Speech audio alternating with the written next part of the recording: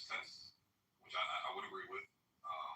I think the reason why I would not be cool with the 19th Amendment or women voting is because too many women don't have experience as far as the infrastructure of the world. A lot of women think surface level. A lot of women are heavily influenced because they vote on emotion, and it was designed that way to get them to vote for that reason. And we have stats and data to prove it. All these leaders and policies we had, a lot of men have those. A lot of men do the same thing. So why is it be in favor of a subset? Yeah, that's negative. That votes against the best interest of the country, but it's not overwhelming. Overwhelmingly, men vote for the best interests and policies of the country. So we have enough men to weed out the retarded men that vote and have no idea what they're voting. In Saudi Arabia, we don't have this problem. Last question. I'll shut it down. What's wrong with restricting the voting to property-owning men? That way, I would be in favor of that. Yeah. So that's not a subset. For veterans, you serve the country. You give it to the country. You show them some level of responsibility to understand how money works, economics work, infrastructure works, protection works, sovereignty works. As long as you display some type of action that demonstrates you've got a thorough understanding, you have a responsibility to gain that understanding. I'm all for it. And even the veteran, you brought up women in that position. I changed my stance a little bit. I said, if I couldn't restrict it to just men, I would be in favor. But you got to show some level of having some type of responsibility economically. Absolutely. So you're in favor of restricting the vote, but you understand that because where we are, it's almost impossible to turn the tide on that, right? Yeah, we got too many sissy beta men. In 1 second, I'm gonna let you jump in. Merry Christmas to you. Welcome to the stage. I know it's never gonna get that way. We got too many fucking beta men, and then we've got a system that benefits off of women's stupidity, naivety, and. I never started the show. I don't want to hear them talk about Chris Brown. No, because he's gonna play. Yeah. Would you be okay with women still being part of the political process in terms of, picketing, rallying, involving themselves in the political process, just not being able to vote? Absolutely not. If you can't protect this country, if you can't go and go on the front lines and die protecting the country, then absolutely not. No, sorry. You don't think they should be able to picket or rally? No, absolutely not. I think women should be in the kitchen doing their domestic duties, what they've done for a million years. No, but what if they don't? No, I'm talking about the women who don't have a family. Women who, for one reason or another, decide not to marry or have children. Why can't they be a part of just shit, not vote, but be a part of the process in terms of that kind of stuff? Because they're not responsible for building and sustaining and protecting the societal infrastructure. And too, man, I'm sorry, I'm not a Christian, but I don't be sorry. With the Bible, with what the Bible says, I think the Bible's written the text for a reason. The Bible clearly states women have one sole place in society. And I think when we stuck by those rules, society was best. Once we started civilized, medically sound, and safe society, it'd be the equivalent of taking a 10-year-old and making him the CEO of Apple. Watch how quick Apple crashes and burns when you got a 10-year-old inexperienced child running it. Explain certain, industries or certain companies within certain industries who are led by women that progress or make, that achieve certain levels of success. Would you just chalk that up to a fluke, or would you say that there are exceptions to every rule? Yeah, there's exceptions to every rule. If a parachute company, 1 out of 10 parachutes successfully deployed, that's not reason enough for me to use that company to go skydiving. Sorry. I'm walking away from that company. So women shouldn't be in the pilot seat. They shouldn't be in the seat. They should just literally be wives and mothers.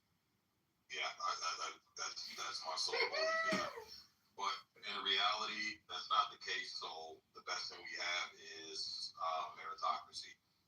So I think we should have one standard across the board for any industry. Either make it or you don't, regardless of whether you have a vagina or a penis. Or both.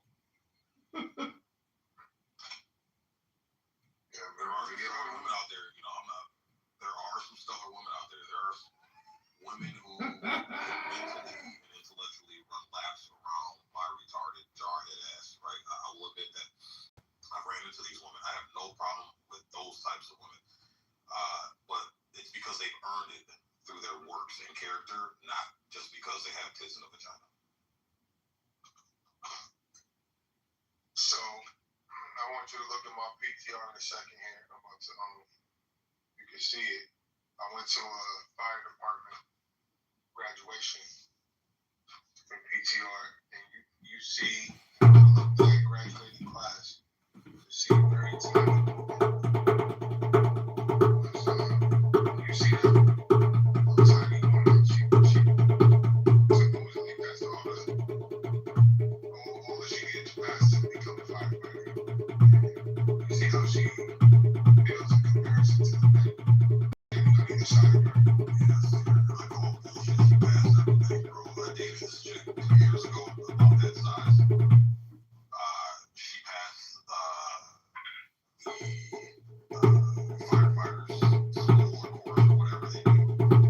And she told me because of her size, she was limited. There were certain things she just physically could not pass or handle, but because they had a golden wing, a DI golden wing, they got me past the road.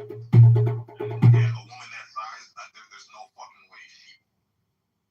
All hail, magnificent Megatron, glorious Megatron of the Bible and Quran, never-ending brain rot mind virus room. All hail, Megatron! All hail, Megatron!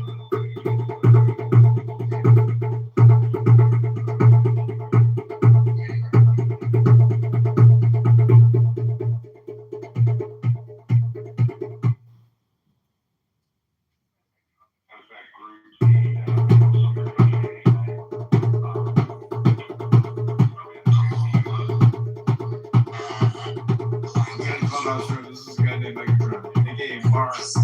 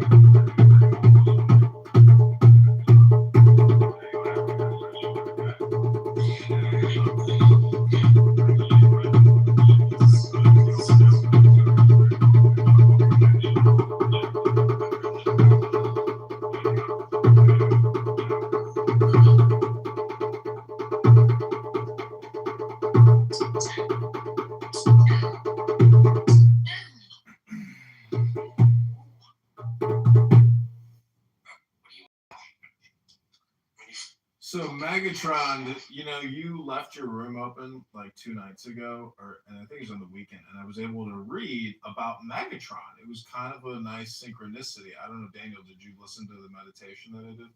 I was sleeping. I was sleeping. I thought it was amazing. I think I only woke up when you started playing music.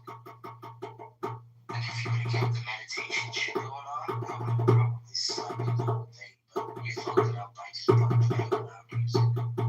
So, Barth, I mean, I know you're like a family man and you're working and you're here, but this room in this house has been crushing it. Like, if you could record this in a studio, it would be gold. But I know you're on the move, so it's like you can't record it. But the number of You're more than welcome to record the rooms. I'll keep doing fucking. Just put a room. Just put a thing in here that records that we record the fucking rooms. Don't give a shit. I don't care that you record the rooms. I don't care if anybody cares to record the room. I just don't record it because we're all family guys and we talk about our personal lives and shit.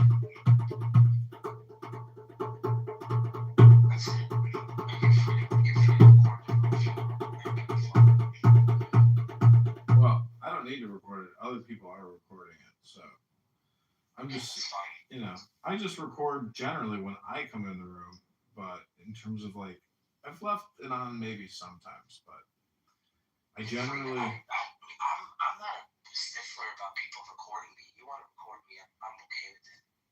yeah, So, other people are kind of like iffy about it. Me, I don't give a fuck. yeah. I mean, obviously, I I don't don't. really share anything personal about myself anyway that much. So you're free to record anytime you want. It doesn't bother me. Daniel, why do you use all these big words like, exegesis, exegetical? Like, you use all these like big technical Christian terms that like Christian organizations utilize in some type of weird debate about nothing. Why do you do that, Daniel? What do you mean? Like, They're what? used within like Islam and Judaism, exegesis, the way that hermeneutics are just like parts of literature, period. So It's not what? just have nothing to do with just it doesn't have something to do with religion per se. Well, I'm saying you bring it up. You use the terminology all the time. You can learn this stuff over this. No, I get it. I understand. It's like going to a Christian Baptist school and a Baptist debate club, going to some Protestant college debate club and arguing about, Exegesis and hermeneutics have nothing to do with religion. It's just the way that So explain to me. when you're reading the book, when you were reading a book and interpreting it, you're engaging the method of hermeneutics and exegesis. Like when you read any book, Okay. no part listen to this shit. They said that stroke overthinking syllogism with these. Anyone who is created by a direct act of God's spirit, without a human father, with a unique design for humanity, and is called a pure son, possesses divine origin and status. Well, Daniel, I don't know if you know this, but my parents hated each. My parents had such a conflicted marriage that, like, I'm technically, my mother's a virgin, and technically I'm like, So what is it called? Autogenesis? Because my mother is a virgin. A Parthogen, and my father is a carpenter. I'm just saying. And then you come out and look at your parents. Look at your kids' PTR and townhouse. And I'm a Scorpio, but look at CM. All I'm trying to say is that, like, if we were to all send a PTR to our parents right now, and CM sent his, what do you think CM's parents would say about CM? Oh, I see. It's like my son. My son is not. Do you believe that CM really went to college, or do you think that these guys are not fucking it out? I just think people think about people that go to college. I don't know if he's doing like so much love. I don't know if he's doing so much love that he just lost his fucking mind. Like, oh my god, because I'm all over you. The alcohol has just got to just create so much. You can start with your going to the company's movies. You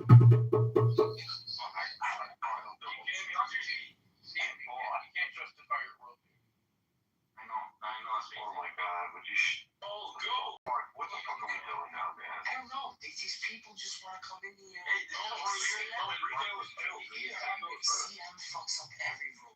He attacked me. No matter what room. No matter what room. Listen to Enrique's proof of God. God exists because of Catholic Church. And then the Catholic Church. No, you asked me. Hold on.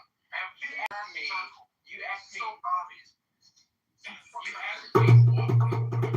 Okay, it's just epistemologically, my God doesn't even know what that word means. I know. Epistemology means what it means.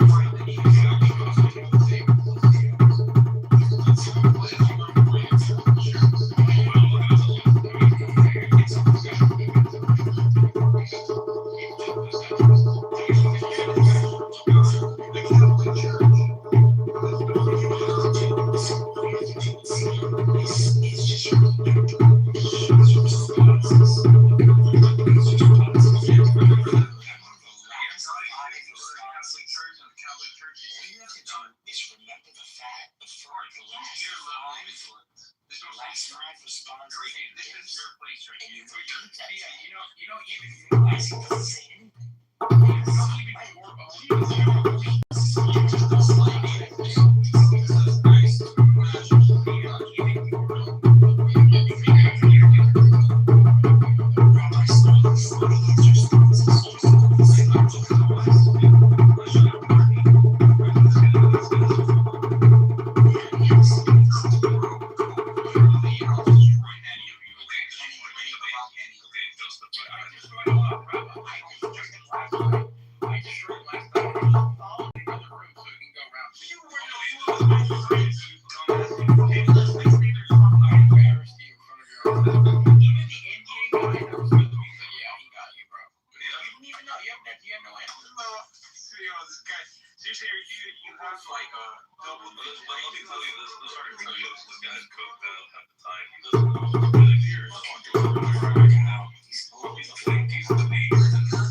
Let's have a conversation, please. Tell me about what you think about epistemology.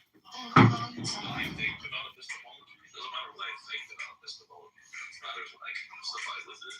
Now, my epistemology. Tell me, go ahead. Now, my epistemology says that, yeah, we operate in a world that has objective morality, that has objective reality. Otherwise, That's a claim. Do you have any proof of that? oh, yeah, because I know what you're discussing. Shame. What you're discussing is Oh my God! This is you're reading. I don't know why you answer this guy seriously. Why do you answer him seriously? Like, Morality is we're here discussing. objective reality. Because if there's no objective reality, how do you know I'm I not? said morality. Perfect. I said two things, right? So we'll address morality later. But You let's said morality. I said both. But you don't You need said to know. morality. I said both. But You said morality. I said both. Fucking And faggot. even if you said reality, Yeah, okay, perfect. So if there's no objective reality, how do you know I'm not just a I believe in no, I'm fine with objective reality. Objective morality is fucking nonsense. Okay, objective morality is nonsense, right? So I can go rape you if I'm right. Yeah, and you know what? The universe wouldn't be mad at you or fucking punish you. Or Okay, fine. it's not on the same Here's the problem. Here's the problem with your don't talk to me, bro. Here's the problem with your line of thinking. Go back. Wait. You were go up to like 30 IQ points. Okay, wait. Hold on. You're missing a chromosome or something, bro. Stop. Dude, you believe that morality. See, let me finish. You believe that morality. You're not capable of thinking. But hold on. You believe that morality is subjective, correct? And you were. I explained it thoroughly yesterday. Hold on. Wait. And this guy's complaining about. You believe that morality is subjective. You're dumb. In your own paradigm, you have no right to say that the Christian God is immoral. Exactly. This guy is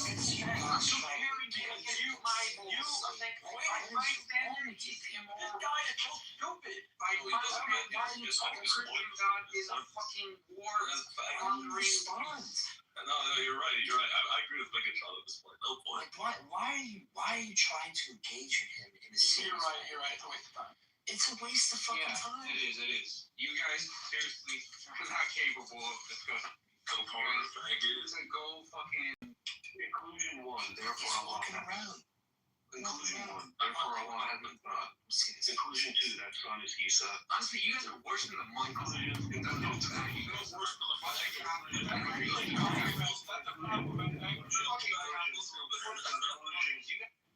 Conclusion. Let me just read out my syllabus. Where's the reasoning in Muslims? Like Jesus remembers Enrique's fucking. Allah has a son. Conclusion 2, that son is Isa. Conclusion 3, therefore Isa is divine and thus God. It's from the Quran itself. Premise 1, whoever originates directly from God's Spirit without a human father, as a unique son and mercy for all mankind, possesses a divine origin. Quran 19:17, Quran 19:19-21, Quran 66:12. Premise 2, Isa is called a pure son and was conceived when God breathed his spirit into Mary. Quran 19:19, Quran 66:12. Premise 3, Isa had no human father, and his conception was a direct act of God. Quran 19:20, Quran 6:101. 4, Isa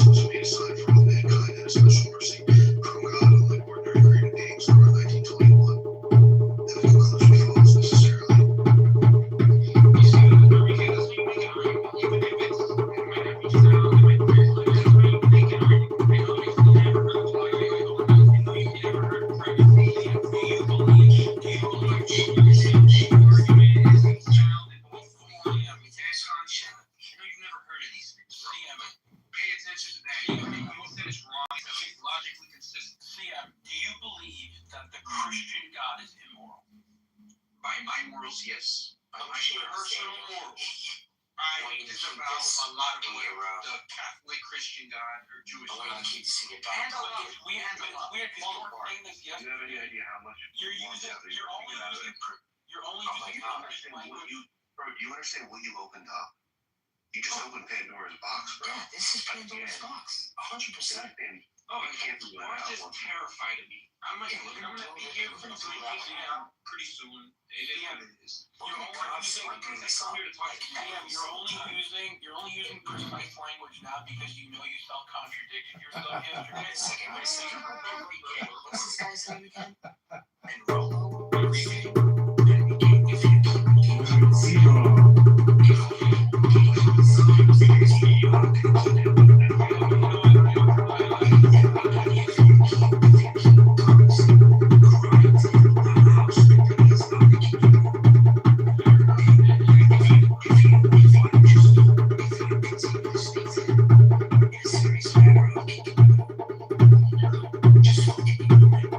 Nobody's here to talk to you, bro. Ribono Shalom. That was like the greatest thing I've ever heard Megatron say to anybody. Goo, how does that make you feel? And Sam, how does that make you feel?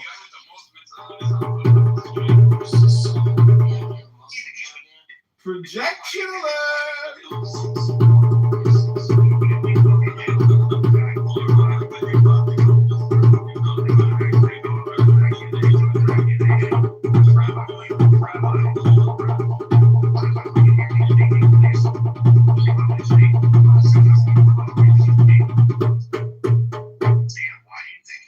Why do you think Chuck Kitover is mental ill? Honestly. Wild guess, bro.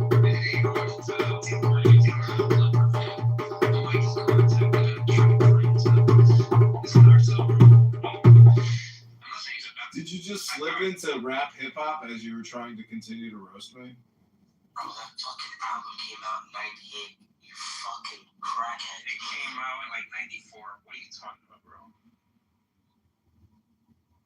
I thought you were older than me, Bart. And you're from New York. You should know this. Anyways. Bro, I had that on the screen that he took, like the I had that on 120 minutes tape. Okay. Bro, I had that on 100 minutes, 120 minutes tape. Black album. That props was right after 50 tape.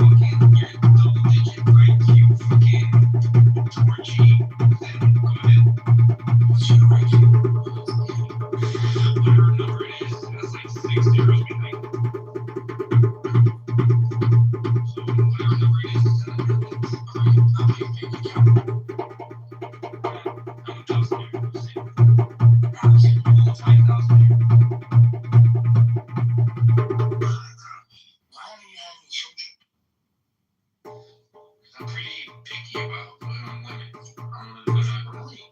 but I mean, yeah, obviously not a woman to like just chill with, but like attach kids with. I'm telling you right now, the next fucking girl you have sex with, you better not fucking pull out. Because that's gonna be your last opportunity. I'm just letting you know right now.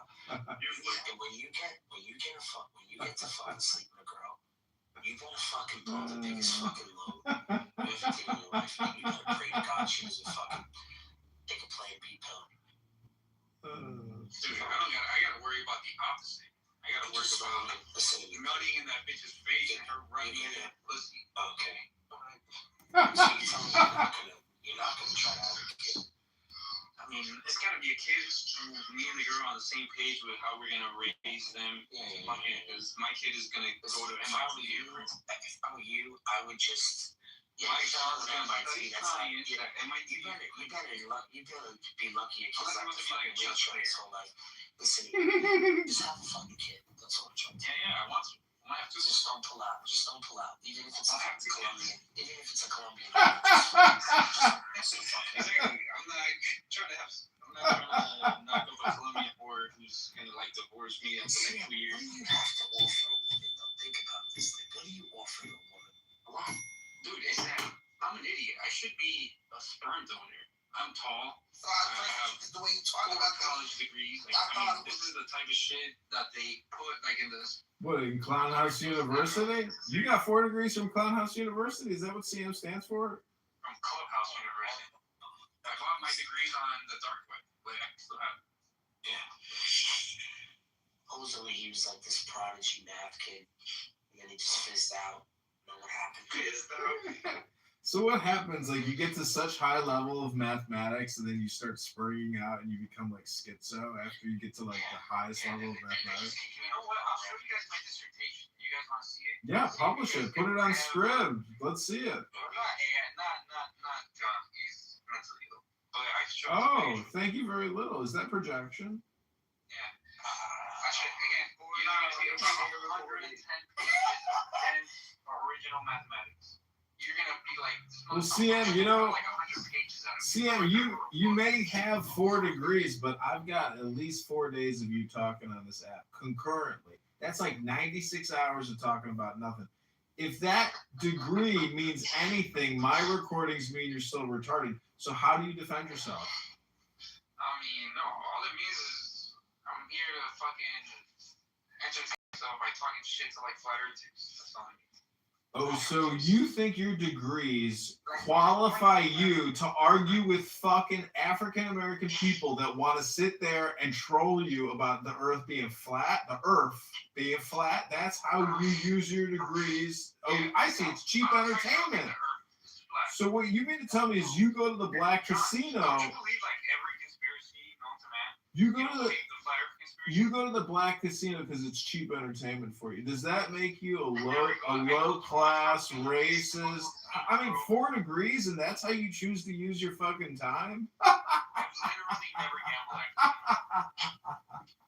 Never mind, Megatron. If I'm talking to him, please kick me from the room, Megatron. Yeah, no. It's Mark, you know that you're being live streamed to YouTube right now. Who do you think? Take a wild guess. It doesn't. You want to know something? These things don't bother me. I know. Because you don't care about live streamed by some rando onto live. Can you maybe update the title, not just the poll? Thank you very little. I personally, like, for me, like, they can live stream me all you want, but see, how many views, let's just think, how many views do you think you can get if they put you on a YouTube channel? How many views do you think they would get?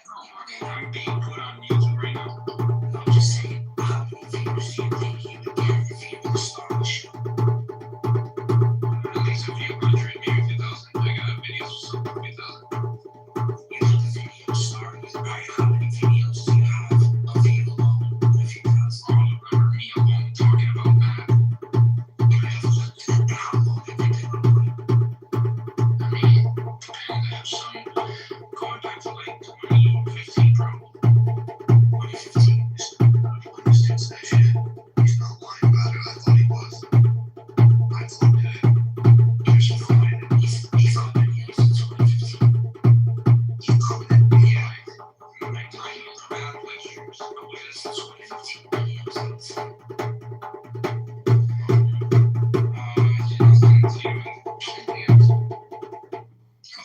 Yeah, send it to me, Megatron, so I can screen record it and put it on YouTube. Thank you very little. Thank you, bro.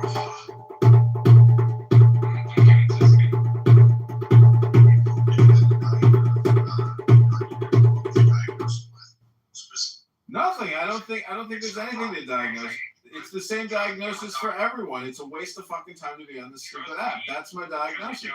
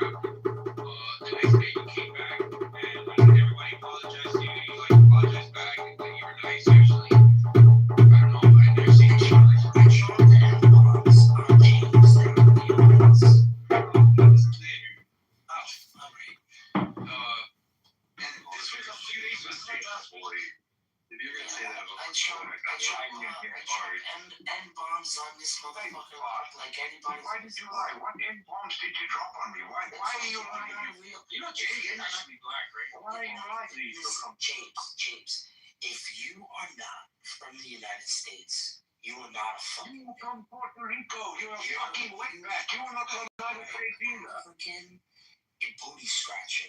You will never. I live in a country where everyone has health insurance. We have no death penalty, right? All children have health insurance. Tell me how wonderful America is. Only pure niggas. Yeah, only. I mean, America's top sport is killing children in school. That's the only thing you're good at, you piece of shit. You on the other hand, you're just a lonely homosexual. Yeah, but I have a Dutch passport, which is welcome anywhere in the world. What kind of passport do you have? Okay, Puerto Rico has a passport, Rob. I have an Israeli Passport that Puerto Rico have. You're a fucking American colony. Israeli? I have an Israeli passport. How do you have an Israeli What an Israeli passport? Why didn't you fighting in the IDF if you got an Israeli passport? You fucking lying cretin. My primary estate is in New York. Remember when I asked you, Bob, are you an engineer? Guess what, Bob?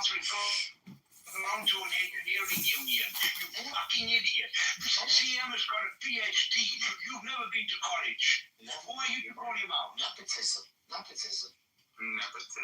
I'm the first thing You fucking stupid dude. And Kitover, you'll never be elected to Congress. Never. Not even I'm looking for the nigga who pulled his pistol on my homie. And I told her, your life is what you owe me. Damn, you're a sinner, bro. The eyes of your motherfucker. I want you to witness your motherfucking murder, nigga. Damn, Charlie Bars. Hey, yo, Bars, did you know how, I just came from a room where Nargis ripped Daniel's head off? Like, she's super mad at him. For what? So apparently Sam was trying to get Nargis to go onto Discord with them, and he recruited Daniel, and they were, like, really bothering Nargis for, like, a long time, and eventually they were trying to get Nargis on there so they could ask her for, like, nudes or something. Somebody said that, I don't know. And then she kept declining. And she was getting mad. She's been mad at them for a while. And then, this is where I told him that I don't know if I can help. Okay. He called Nargis, what was it? Fat and ugly? What was it? He called Nargis fat and ugly. He's like, the reason you won't come on like Discord live with us is because you're fat and ugly. Okay. And now she blocked them and everything. Oh, she blocked him. Okay. All right. Daniel is a dumbass, and he says stupid shit like that. He was apologizing. It was really hard to believe. I'm not nice. Rainbows. I am sunshine and fucking rainbows. Hi there, James. I missed you. I can't recognize your voice. I don't recognize your voice. I know, honey. It's been a while. You don't recognize your voice because you defend the fucking girl all the time, James. It's so funny. I defend people who are worth defending. I defend my friends and people I respect. You know something, James? How could you not remember her voice, James? What Dude, I speak to thousands of women every fucking week on Clubhouse that you realize. Bird down is this fucking guy. Bird down is this guy, Daniel. So refresh my memory. How come? Wait a second. Before you tell me, okay? This guy is always got my shit. He's always up my ass about this shit. And the fucking nerve of this guy to say, I don't even remember this woman's voice. Yeah, but the difference between you and I, Bob, I have never called a woman a cum dump. I've never called a woman a cum dump. I've never done that. Wait a second. Who did I call a cum dump? You called it a cum dump. I heard it. I don't deny it. I just did. It's on. I do not love it. Sorry, dude. I gotta give it up to you, bro. Yo, he doesn't even remember her voice. It's okay. I remember his. He doesn't even remember her voice. He's constantly talking about death people. Yet death is in the room, and he doesn't even know she's in the room. When's the last time I spoke to Death AP? It's been a year. Probably long, AP. Probably longer. I still love you, James. So I got nothing against you, Death AP. I still like you. I've spoken to Death every single day after that. Yeah, but why? What? So you think you can say something to someone, and then the next day you're sorry, you say sorry, that makes it okay. That makes it okay.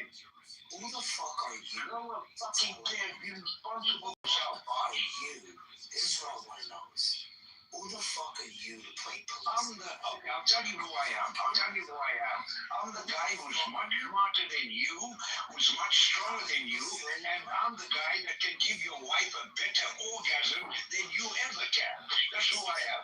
Listen to him. Listen to how upset he is. He doesn't even remember the girl's voice. I'm not upset. Yet he's This is a Yes, I am. You know what else I don't do, boss? I'm like you, I don't tell lies. James. Oh, I don't lie. You know why I don't lie? Because I don't fear anyone. Lying is what thieves and cowards like you do. I don't lie. Kill yourself, James. I've never pretended that I'm academically educated or, I'm not an engineer, but I belong to an engineering union. I've never said that. Have you said that? Yeah. I'm part of You're not a fucking engineer, otherwise I would have said you were an engineer. You idiot. part of Local 14. You're a glorified artisan. That's all you'll ever be. Maybe a boilermaker at best. What are you talking about? I'm one of the best, strongest fucking locals in You're not strong in anything. Fucking let's meet up and let's see how strong you are. You wouldn't last a minute with me. You wouldn't. You don't have to believe You wouldn't.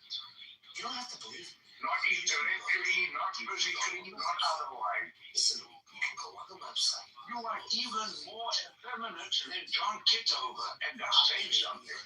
I'm trying to tell you something. You're doing this all the time.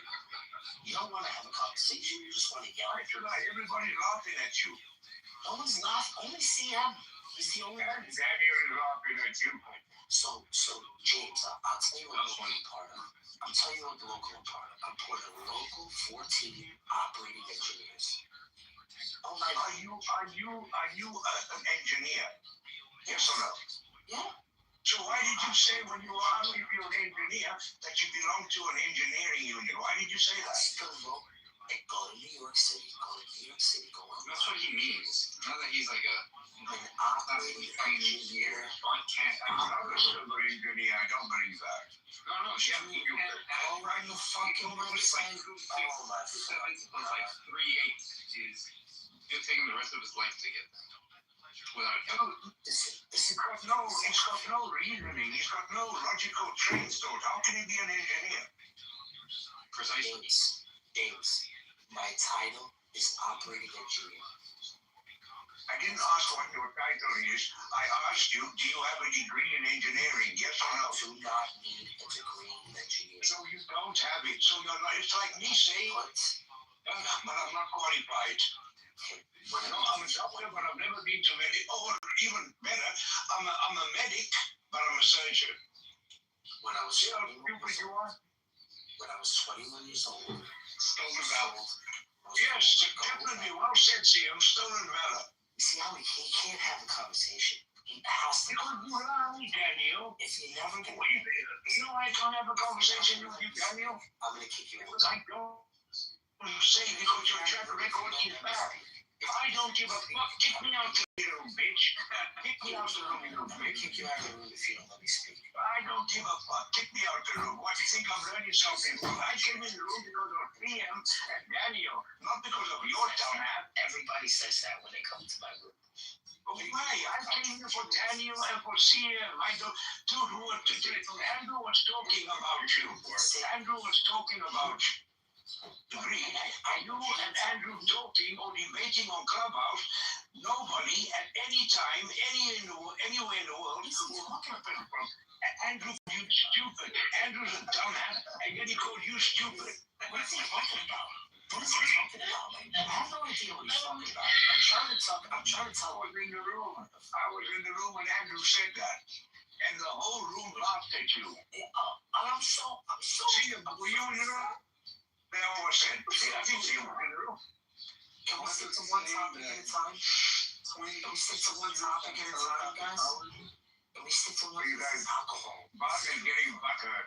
Bob's getting buttered. I'm trying to. There you are. Realize Bart just wants friends. He's not trying to have a Well, that's why he opens Clubhouse. He's very popular because there's only 9 people in the room. giving me a fucking headache. It's giving me a headache. I can't have a conversation with the guy. He just won't shut the fuck up. James, I've missed you. The guy just won't stop. And then look, he's gonna take over the chat now. Yeah, he's just gonna take over the chat. The guy's fucked up in the head. I like This is what, see, this is what you're gonna be like when you get older if you don't get a girl pregnant and give yourself a life. Oh my god. Yeah, this is what you're gonna become. I'm gonna take everybody. You're gonna become. No, this is the thing. You're gonna become a 60-year-old homosexual. James has a bunch of kids. James has 3 kids, bro. I don't give a fuck.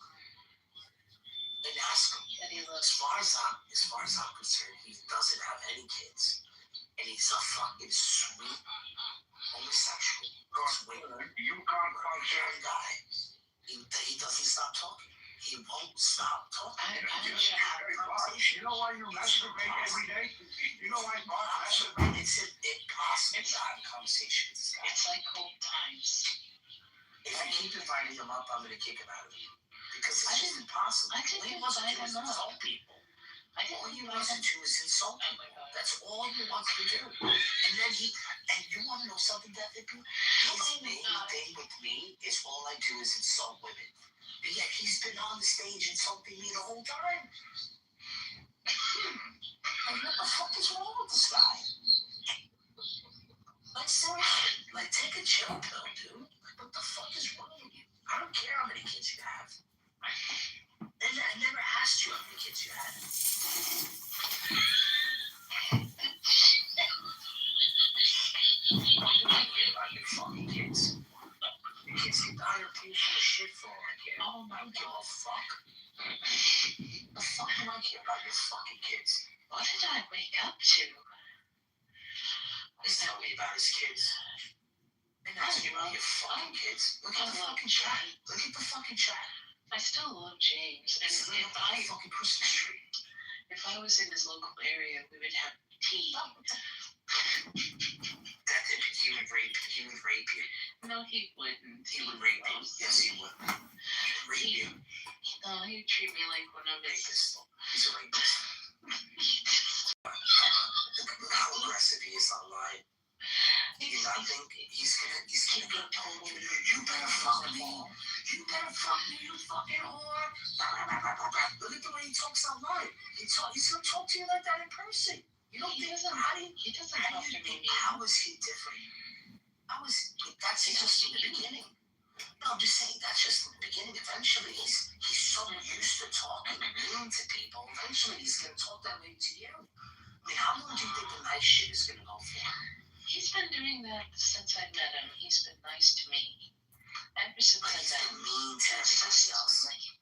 But he's mean to everybody else. Because people are dumbasses. This is the thing. This is why women date psychopaths. Like date murderers. Oh, he loves me.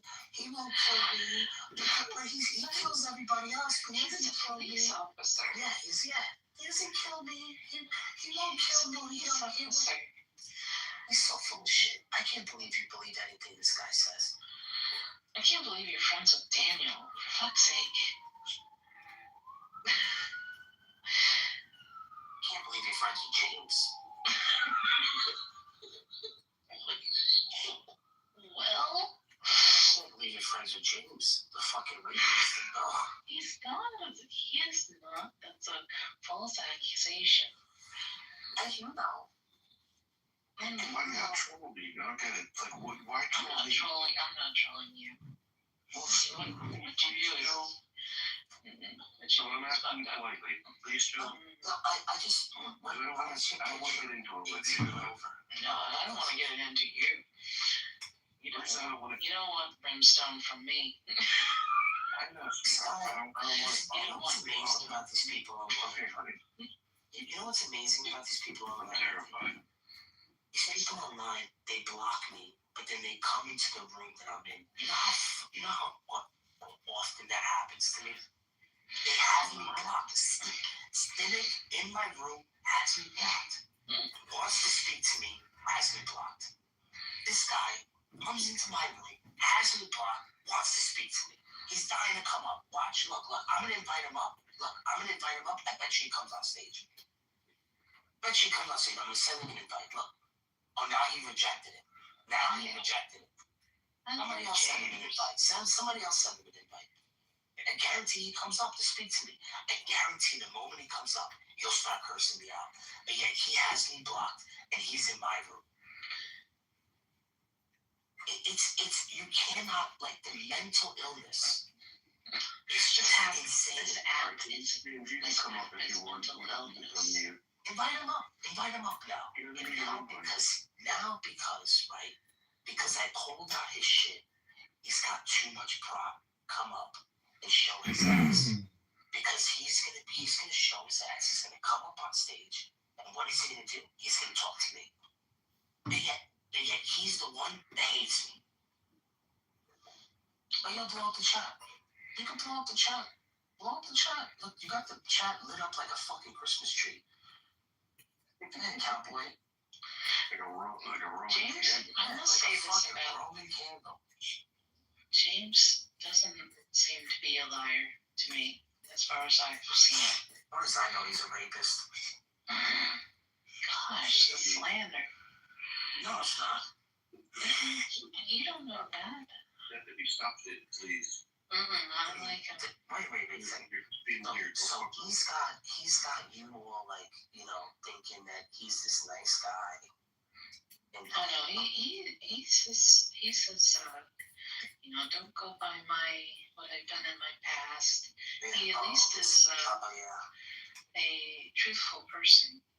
He is. What does he say to you? I only raped 4 women. I'm No, not gonna rape you. he has not done Not gonna rape you, sweetheart. Oh, darling. Just here to have one of my drinks. I don't drink. Have a drink. I don't I'll get drink. you some coffee. I'm I'll get you some coffee, sweetheart. Don't worry about it. I'm so glad that I don't drink too, because the debauchery usually that is like followed by drinking. How fucking bored are you in the back? You'll never He's know. probably You're so fucking vanilla. probably excited. So honestly, you are. You're like All vanilla. that energy she's got. Hey, Mark, can you bring up Dr. Z? Who the fuck? Wait a second. CM, who the fuck are you? I'm just trying to figure out, like, why do you come on? This is. I was in a room with Dr. Oh, Z. CM is What awesome. is wrong with Oh, you? I like I CM want to be in too. a room with Rico, bro. This room doesn't have You're Rico. another one that doesn't want to be in a room with me, but yet you keep coming back in the fucking room. Yeah, You're another It's one. hilarious. I want to talk to Daniel and to Dr. Z. You like Dr. Z, man? Bring her up. I love Dr. Z. I invited that to But you're not going to be respectful towards her. She So said CM is this is, yeah. Well, if you're respectful towards her, I'll bring her up. But if you're going to be an asshole, no, man. yeah, I'll just kick you out. Charles, what do you got, Charles? Let James up too. You're the darkest person in this room. Like, oh yeah, I forgot James is also black. Why'd you have to bring? Oh my God. Yeah, because James thinks I'm racist, so I might as well back. Go ahead, Charles. One mic on Charles. Yeah. I mean, I guess my first question is, who is John Kitover, so that I can figure out how to vote for that question? We have no idea who that guy is. Some people know who he is. I have no idea who the guy is. He's in Chicago. Yo, He's in want to find out who it is? Go in the comments, scroll low to when you see a YouTube link, click on that YouTube link. And you're going to see John Kitover, which is AI, the guy in between us, literally live streaming this very Don't conversation. rob a bank. Charles, don't rob a bank with CM. That's all I'm going to tell you. Hey, James, thank you, brother. I appreciate you. Thank you for the kind words. I appreciate you.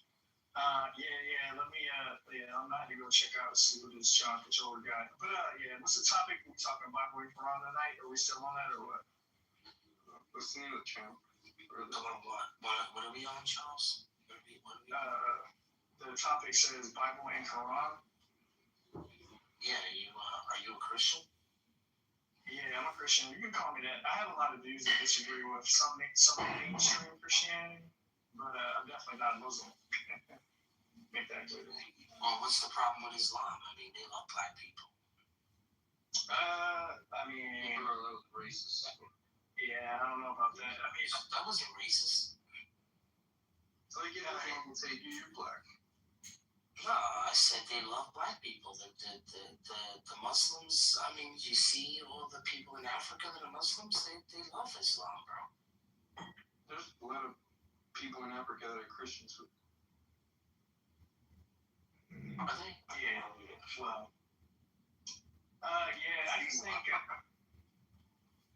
It's being this chat is being live streamed to 0 people. So of course, Zero people. CM is a fucking yeah, he's how would you just live streaming. stream to 0 people? Zero people. That's what I'm saying. Like, why are you guys so afraid of recording? Yeah, who gives a fuck? I agree. Who cares? If it makes him happy, let him go do it. As long as you don't hurt anybody. I don't know. We're watching. That's his thing, bro. Let him He's do hurting it. himself. He's screaming.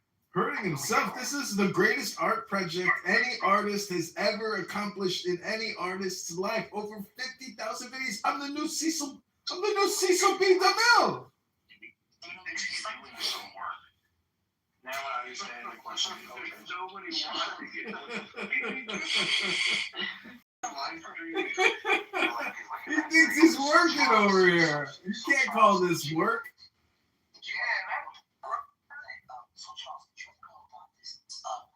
He was a civil rights activist, and she was this black lady, and she did this thing where she was just big on recording TV, live TV, and she recorded. She has thousands upon thousands of videotape, beta and VHS tape, and she recorded live television for about 20 years. He had 4 apartments. She's called me a septic tank douche nozzle. Completely packed with VHS tape. She was recording live television. We're talking about 2, 4, 5, 7, 9, 11, 13, 41, and 47 in New York.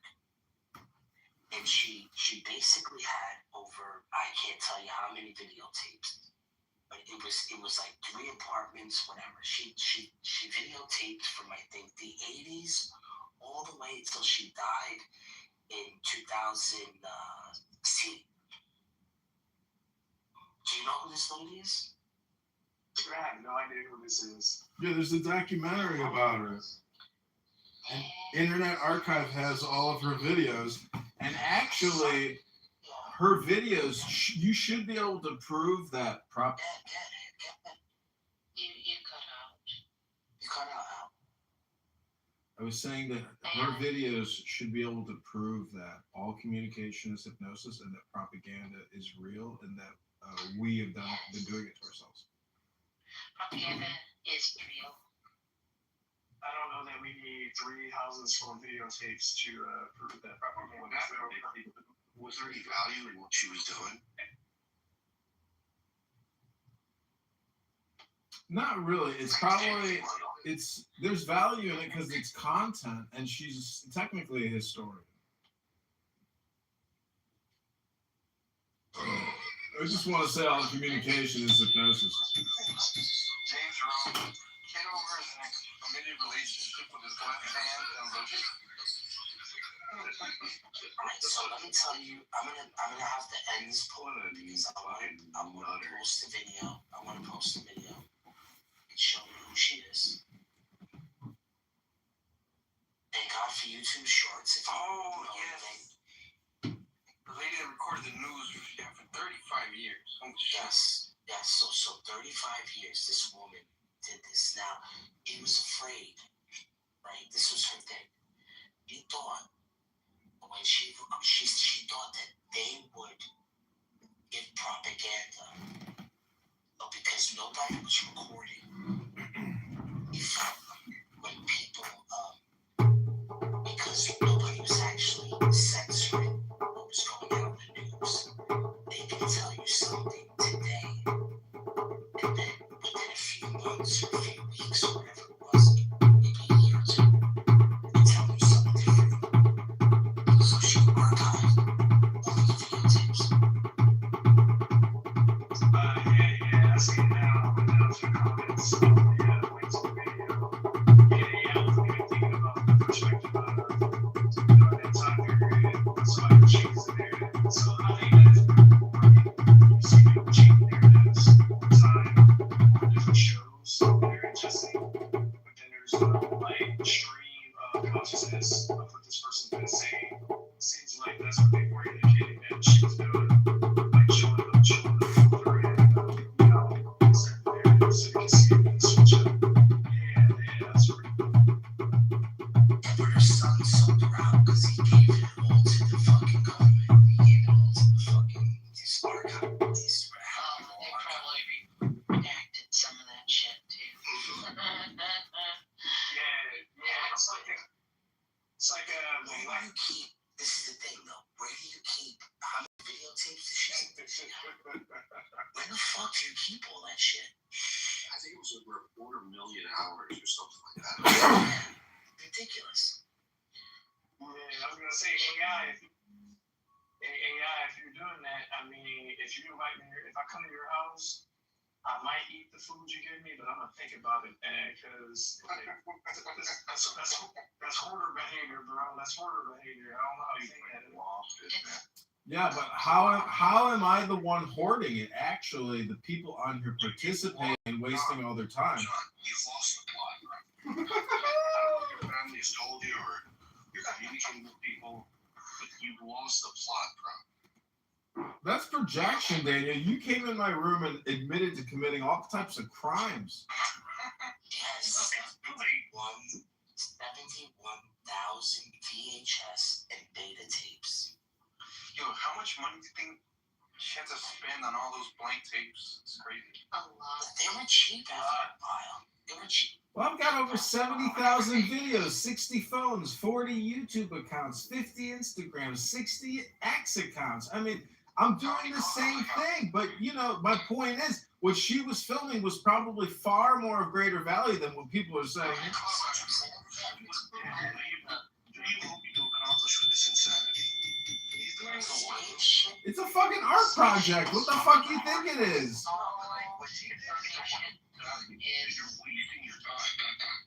How am I wasting my time recording people wasting time? That means I'm producing the show. I'm producing the show called Dinner for Schmucks. You're on it. Congratulations. Hey, I'm not a schmuck. Yeah, I'm about to say, that's a schmuck anyway. I don't even know that. I'm on stage 2, Kitover. You don't know the etymology of a schmuck, you should learn the etymology of a schwartz, and then you'll know the etymology of a schmuck.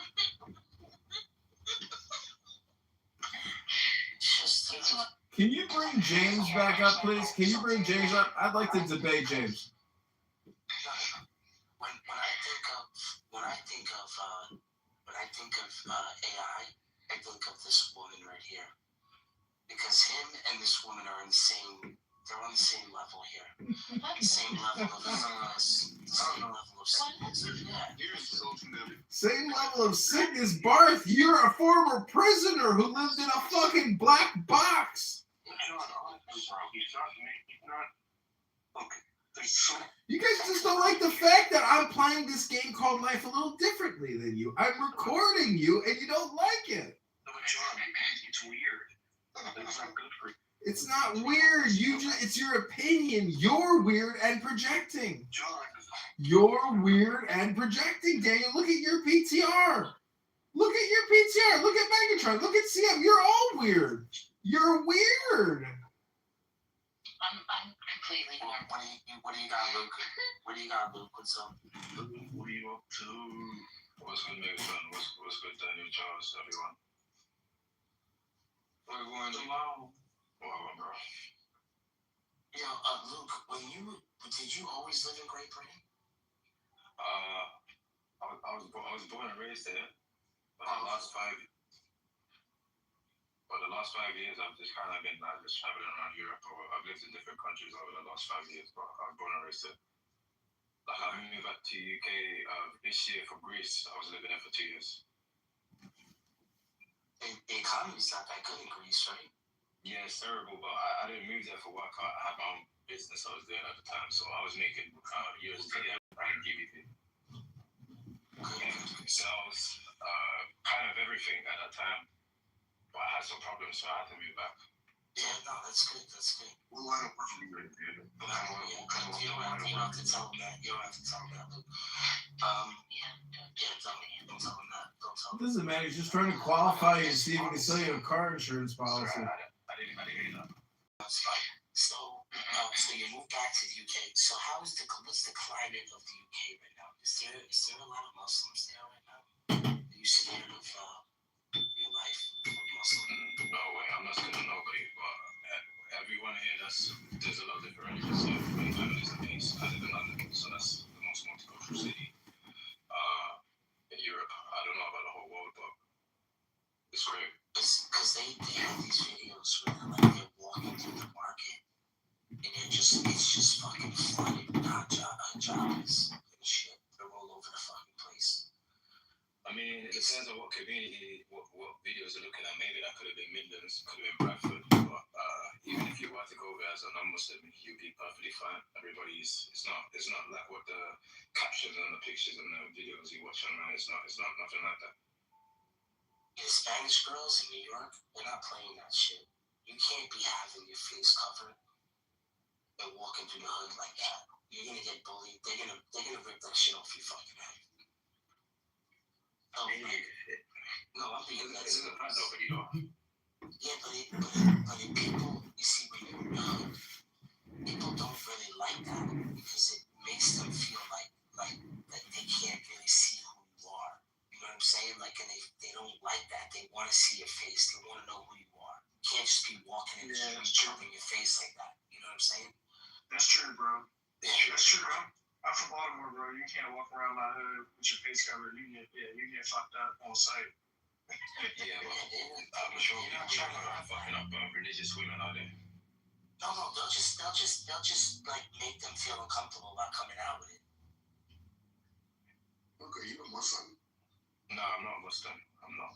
No, I'm just letting you know. I'm not saying anything about them being Muslim. I'm just saying, like, He's a businessman. He probably takes advantage of the low cost of failing areas and helps prop up the economy by going and staying there. Isn't that right, Luke? Somebody said that they lived in Kitover, James, and he lived in London as well. No. Listen, James is a low IQ anti-Semite.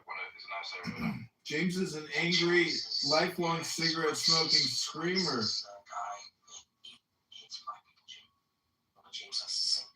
I don't really care if anyone's racist to you. It doesn't really affect me. It doesn't change what he said. He has family in Kitover. Luke, are you a Christian, Luke? And do you like the Book of Luke? I'm not a Christian now, but the book You're not a Christian. You got a book named after you in the New Testament. Haven't you seen Star Wars? Don't you know who Luke is? John, how many domain names do you have? And what are the names of some of them? I don't know anymore. I lost track. You know, he owns like hundreds of domain names. One of them is Chicago Pizza Parlor.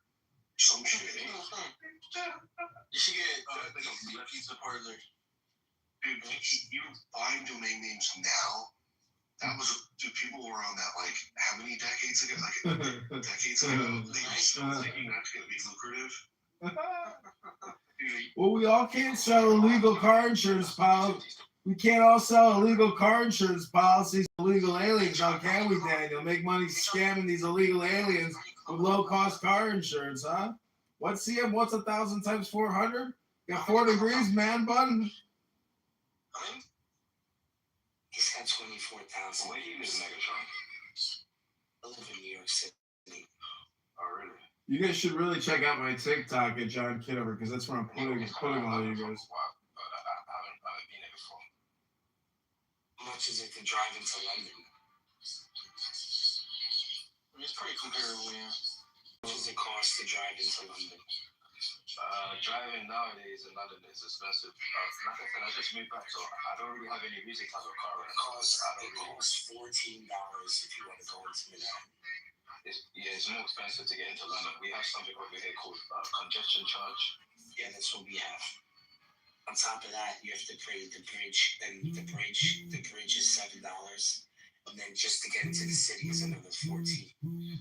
We have congestion charge and we have road tax depending on what type of vehicle you have. So there's different tax brackets, tax emissions, and we also have to pay different bridges as well. Now we got the Dartford Tunnel, we got one other tunnel. You got a tunnel, you got to pay a bridge tax on. Well, we fought a revolution to get your fucking king out our fucking arse and to send you goddamn fucking British twats back where you came from. Back to fucking London, mate. Hey, Luke, you're doing a bad job. You're doing a bad job selling London to me, man. All I'm hearing is I will never be going to London. You think we're trying to sell London to you? It's probably No, I don't want to visit after that. It's just that congested where you need those mitigations. I feel the same way about New York. Like I love New York for New Yorkers. Right? Like I don't want to deal with it, but I love that they have their thing. Yeah. I like London because of London. It's like I can't say that. For example, I wouldn't live here. Like 2026, I'm gonna spend so I'm just gonna spend holidays with my family. Next year, I'm gonna go wherever. I don't know. I haven't got a plan yet. I don't have any plans of living in London, but at the same time, I can't hate it because London made me who I am as well. So I love my city and I love the people here. Like some people here, if I see another Londoner abroad, it's just instant click, instant connection, instant vibe. Do you know what I mean?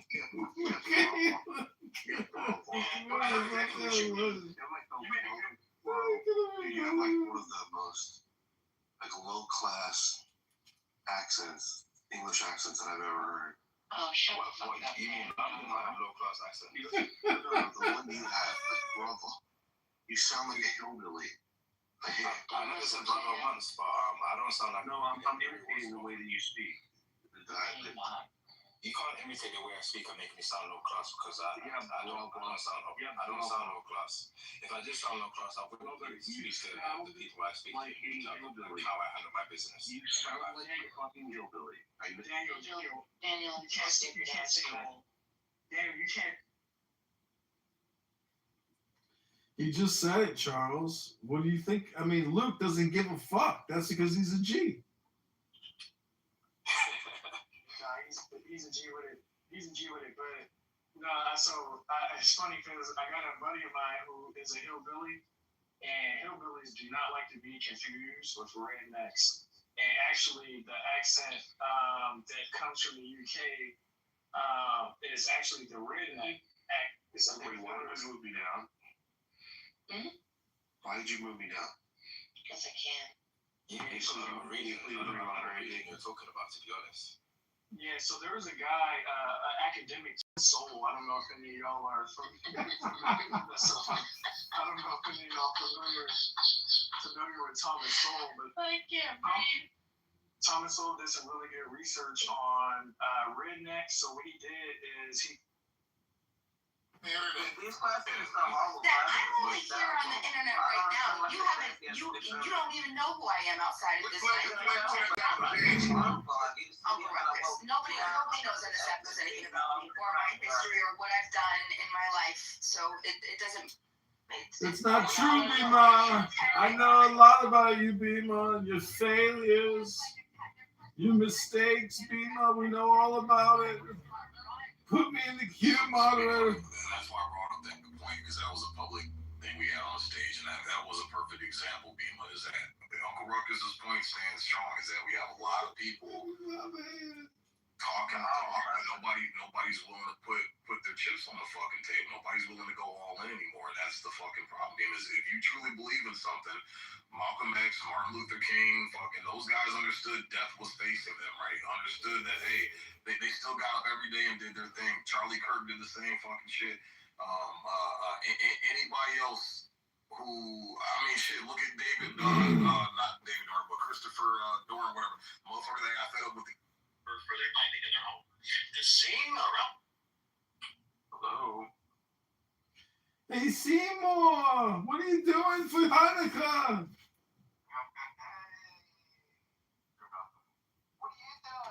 I'm lighting up candles. We're gonna make a party. You saying a prayer? I got my shawl on right now. Gotta get my zit out of the closet. Just got it washed. But the fringes got stuck in the dryer and the fringes went everywhere. And my dryer got so excited it flew out the back door and went to Shemayim.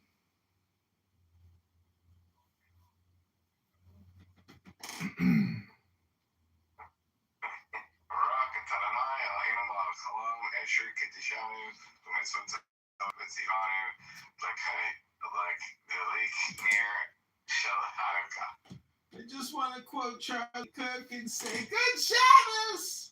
Did you hear what Erica,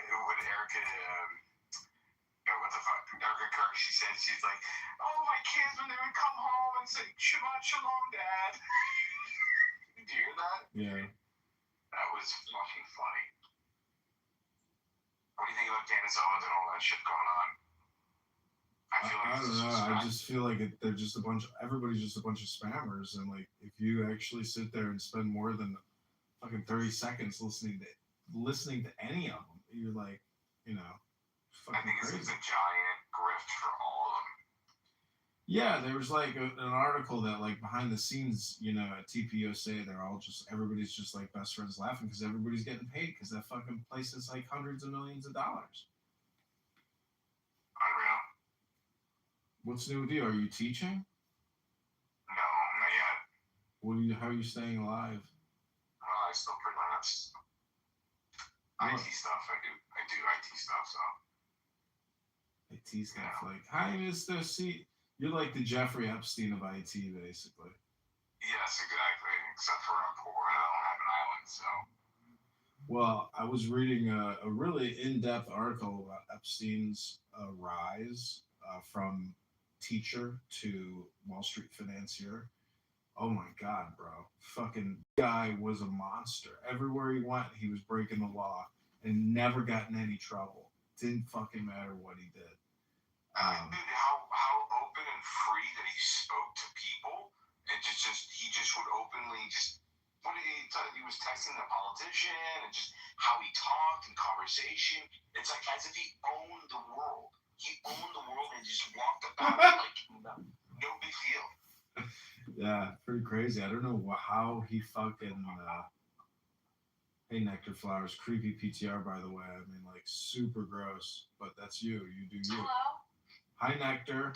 Excuse me? Are you judging my face? Yeah, that PTR you have is disgusting. Seymour's is also pretty disgusting. Yours is, like, repulsively gross. Yeah, it's very gross. It looks like the Joker if, like... Do you want to suck on my nose? Would I like to suck on your nostril? Yes. Is it cute? Mm-hmm. Well, sure, why not? I mean, a nostril's a nostril. And you're talking to a Kabbalist here, so, every good Kabbalist thinks with his nose. What do you smell, Seymour? Shit. Oh!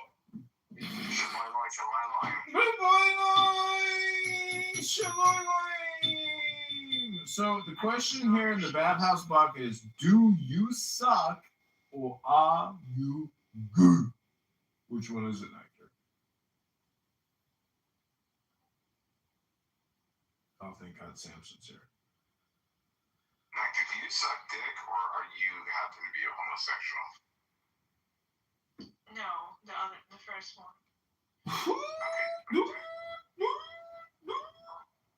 Red alert, red alert. So Seymour, have you ever slept with anybody off of this app other than what's her face? No, and I don't know who you're talking about. The girl, who's on here all the time talking about going to the gym. Girl, that's like, always going to the gym. Ooh, Cindy? How'd you know I was talking about Cindy? I didn't even say it. Holy shit, you got some intuitive powers there. Yeah, let's call it like ADHD. She's fucking retarded, dude. What the fuck, dude? I mean, read a book or something. I don't know. She's something else. So wait, this must just be like a modern day medical device technology company for psychiatrists. I think that's what it's going to become. Yeah, it has to be. Because psychiatry is like already fucking bullshit, but like if you could monitor people in real time and get like a true diagnostic of their like mental health and emotional instability, you could like in real time be like, social credit score of that person. I don't know, China's social credit score shit is like crazy. It's pretty insane. What was it? There was something about a guy that got stopped the other day on a bicycle, and he got a point deducted in like I think 25 yen or whatever the currency is, got deducted from his account, and he wasn't wearing a helmet. That's why. I don't know. It must be crazy to have like a government Facebook where like everything on you is aggregated. But we must have the same shit, like through the We DNI. do, but we take silent tabs and how they parse through databases. They basically buy database. They buy essentially like spreadsheets and spreadsheets of data from like companies that have either closed down or like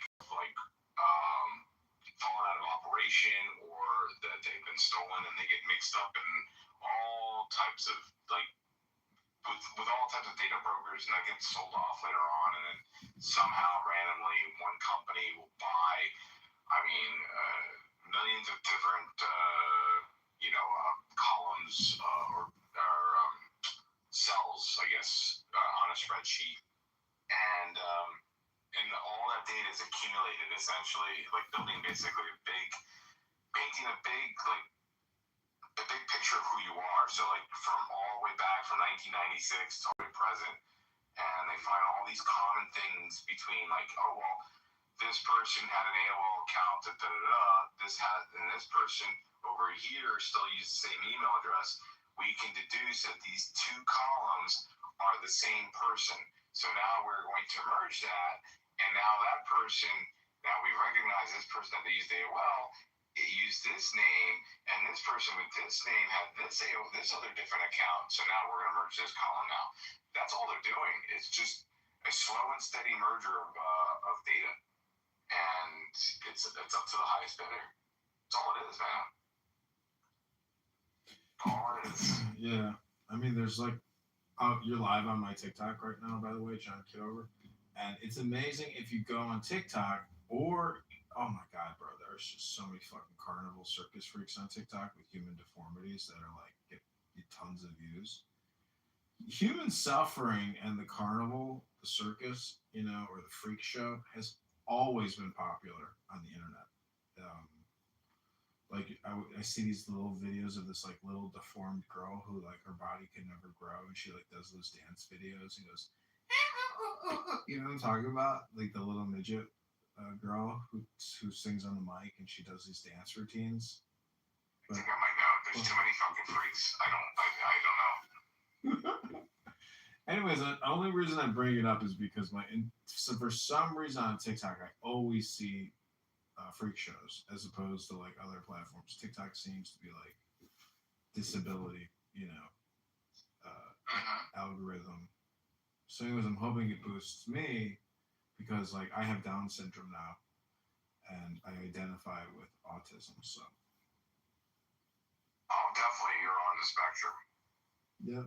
I identify with the spectrum.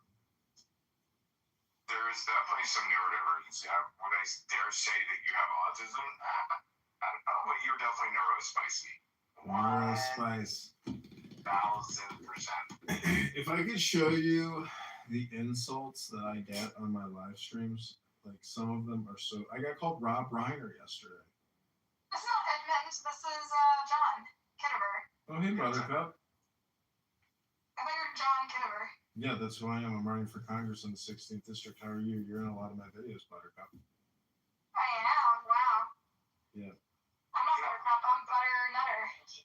I try to talk to Buttercup about Wait, let me confirm your new profile. Butternut or not? Butternut.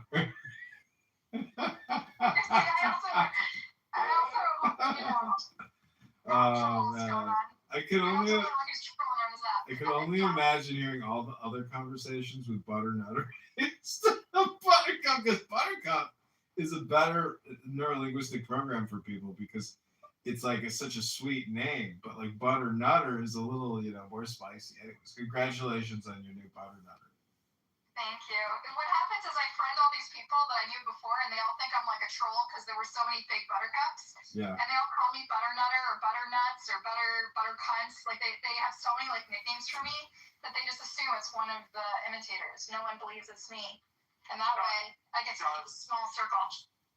John, can you tell her some good stories from back in the day? Like some really good, like some stuff that she's missed. She thinks that this app is amazing. It's like, oh my god, I'm like, if you think this is amazing now, like she completely missed the whole boat. So like it's so bad. Like John doesn't even do anything anymore on this app. John does a lot of stuff. No. John, please tell her. What are you talking about? I got 4 accounts going right now recording this room. But back in the day, like 2 years ago, 3 years ago, like. Wait, are you recording this room right now? Yeah. It's always Okay, fuck. I just gave away that I'm Buttercup. Now everyone's gonna know. Damn it. No, nobody will know. Like nobody wants to ever look at my stuff. Nobody cares about it now. But you know that nobody looks at your stuff and you still do it? Yeah, because what's the difference? Like, who cares? Like, I'm gonna do it anyways. It's a lot of work, no? Clicking a fucking button on a phone? You call that hard work? How many phones do you have? You have like 6 phones? No, Butter, you have no idea. I want to see the operation. I've seen like videos of your operation. Butter, I've seen it when it was John Kitover over here. It's the biggest it's ever gotten. Like my old setup doesn't even. Now I have so many. I just ordered 9 more tripods. Like I'm gonna record everything, and I've got recording studios. I'm gonna like run room to room all day long, literally in my house, and like record everything, all the good. You're manic though. You have like 16 different Twitters, 16 different YouTubes, 16 different. Don't expose him. I love his neurodivergency. Let him flourish. No, but how do you have time to run for Congress when you have? I'm talking about. I got 16 phones running for Congress, as opposed to the one guy who's got 1 phone. That's so smart. You're gonna split the vote though. You're gonna like ruin the. No, they already removed me from the ballot, but I'm running as a writing candidate. Did they remove all of you from the ballot? Well, the thing is, they can't take away my credibility now as being a candidate. And I've created so much content that backs up my candidacy that the next campaign that I'm running in is in March. So I've just got the branding, totally built up. But the thing is, I spam so many people on X, like Cash Patel, Dan Bongino, Pam Bondi. Like I spam real people with my real name, but it's not spam. It's my real political opinion. Say more. Yes. What are you doing? Having conversations here, intellectual conversation. Okay, well, you're gonna have this conversation in my room. Can you guys come there instead? It's up to my other partners in crime here. Can you guys come into the other room? Everyone is there. Yeah, so silly. I don't know the other round. I don't see the other round. Bad, why are you trying to come in here? You didn't even answer the question yet. Do you suck dick or are you gay? Which one is it?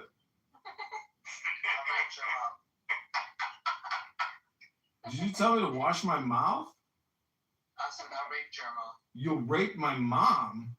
Yeah. All right, I'm reporting you. I'm screenshotting this room, and I'm reporting your account right now. I raped your mom twice. Record that. Okay, twice. That makes it 3, right?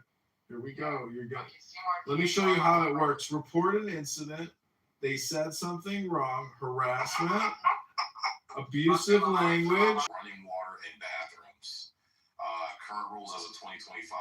So it's like everything stayed in place. So you got to give them 24-hour notice if the event is hosting more than 75 people. Fewer people can be provided within 48 hours. Safety requirements: servers must use hand sanitizer, disposable gloves, food kept at certain temperatures.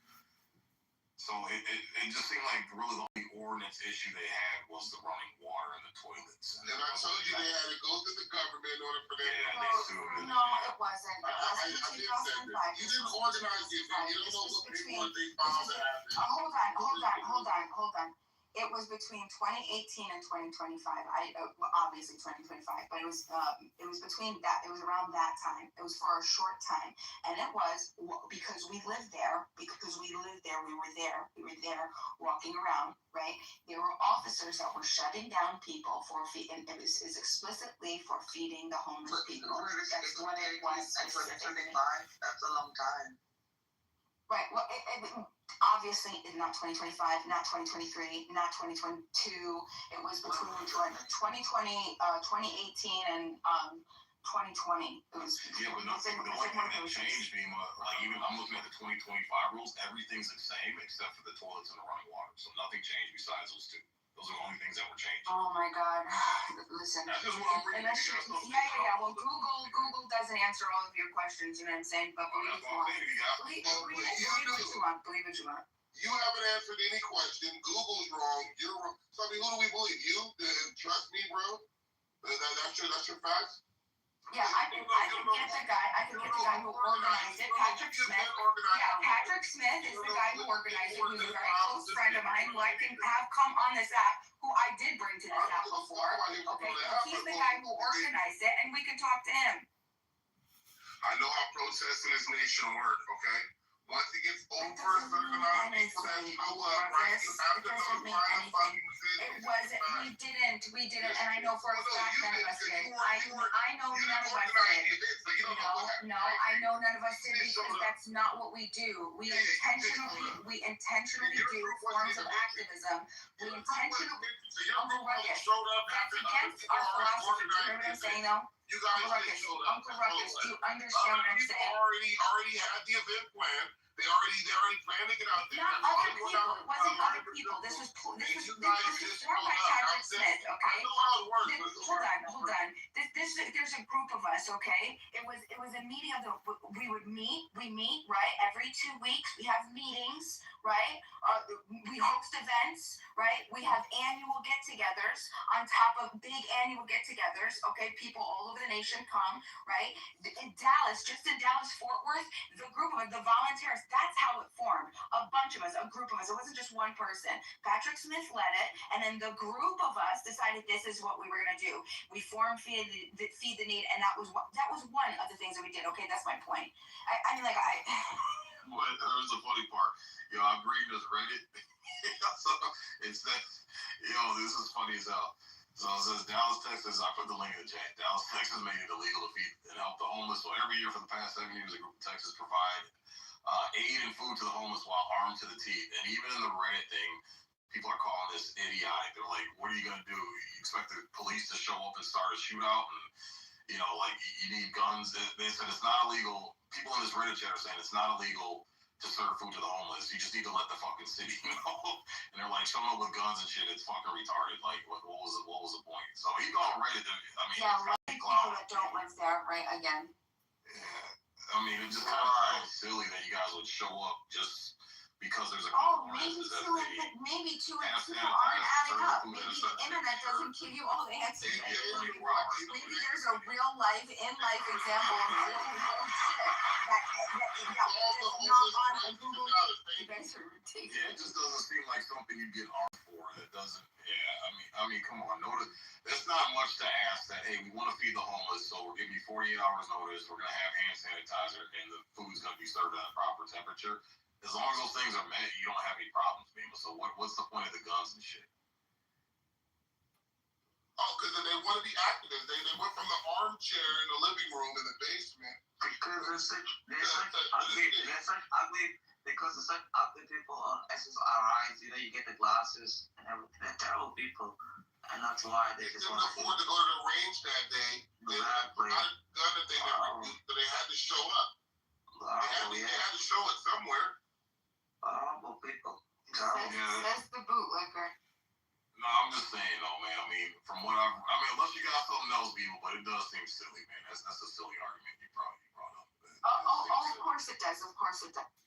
Can I just say So that? with guns, when clearly the city allows you to feed the homeless, they just got a couple provisions in place that are very hard to follow or attain. Can I just say that, Achek, you might want to check yourself for saying horrible and awful or terrible people. You know, I think I've heard you say that like 1,000 times today, and then 1,000 times yesterday, 1,000 times.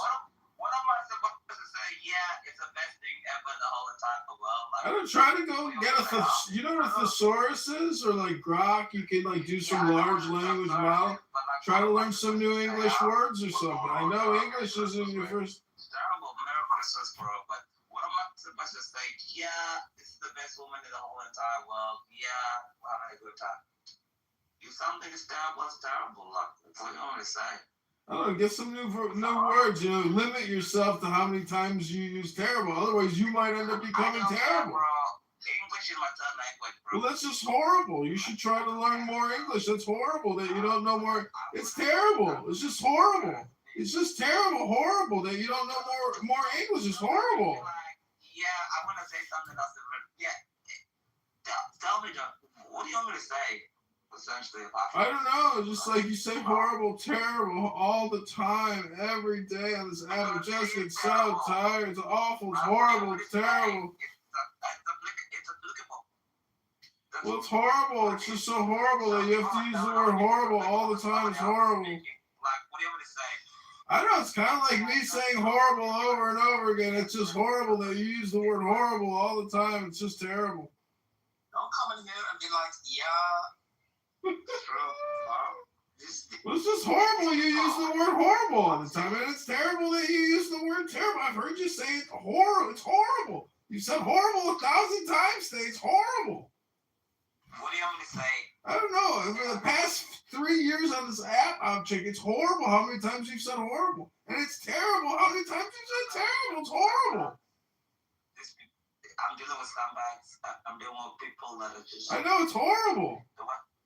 What am I supposed to say to you? I don't know. It's terrible, but it's horrible. I understand. It's horrible and it's terrible. Don't come here and be like, these people are the worst of the worst. What do you want me to say? Oh, they're just the worst. You want? Do you have? Wait a second. Do you have a different definition of what I want to say to him? Like, what am I gonna say? It's the best of the best. When I'm dealing with scumbags. They're horrible. Those people. I was in Detroit. I was in downtown Detroit a couple months ago with my wife, and we had this obese lady pulling one of those like wagons. Why restricted? Oh, Smith she had 3 dogs in a wagon, and then she had 3 kids with her, and her kids were obese and fat. And she came up to me and my wife asking if we could give her some money to get a meal, get some food or whatever, because they didn't have any money to eat. And I'm looking, me and my wife look at each other like, wait a minute, you got fat ass kids, fat ass dogs, and your fat ass is asking for money for a meal, bro. And then I was like, yo, I don't have any cash. She was like, oh, I got Cash App, and pulls out a fucking $1,000 iPhone 5 Pro Max, bro. I was like, you can't make this. Bro, I'm from Los Angeles, dog. Being homeless is a hustle. A lot of the people who are homeless, believe it or not, are anarchists like Bima, right? They just they don't want to live by the rules of society.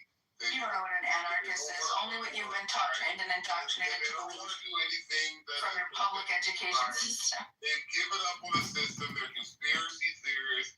You know, they're big weirdos a lot of times, right? They're drug addicts. They're alcoholics. They're lazy. They don't want to work, right? They just given up on everything, right? I've talked to these. I've said them. I mean, my uncle, he was one of those bleeding hearts, right? Okay, so every single weekend we had to pack lunches and go down there to downtown LA, right, and feed at least 30 to 40 homeless people, right? We'll go down there every weekend for years, right? And I'm not gonna lie, he met a lot of good people as far as homeless people goes because he ended up needing a kidney, right? And Blackie, which is one of the homeless guys down there, another fat homeless guy, white guy named California, right? They volunteered their kidney for potentially from Uncle. Now, of course, they weren't matches, donor matches at all, right? So he couldn't get it from him, right? But they did offer up their kidney after all these years of my uncle helping them, right? Okay?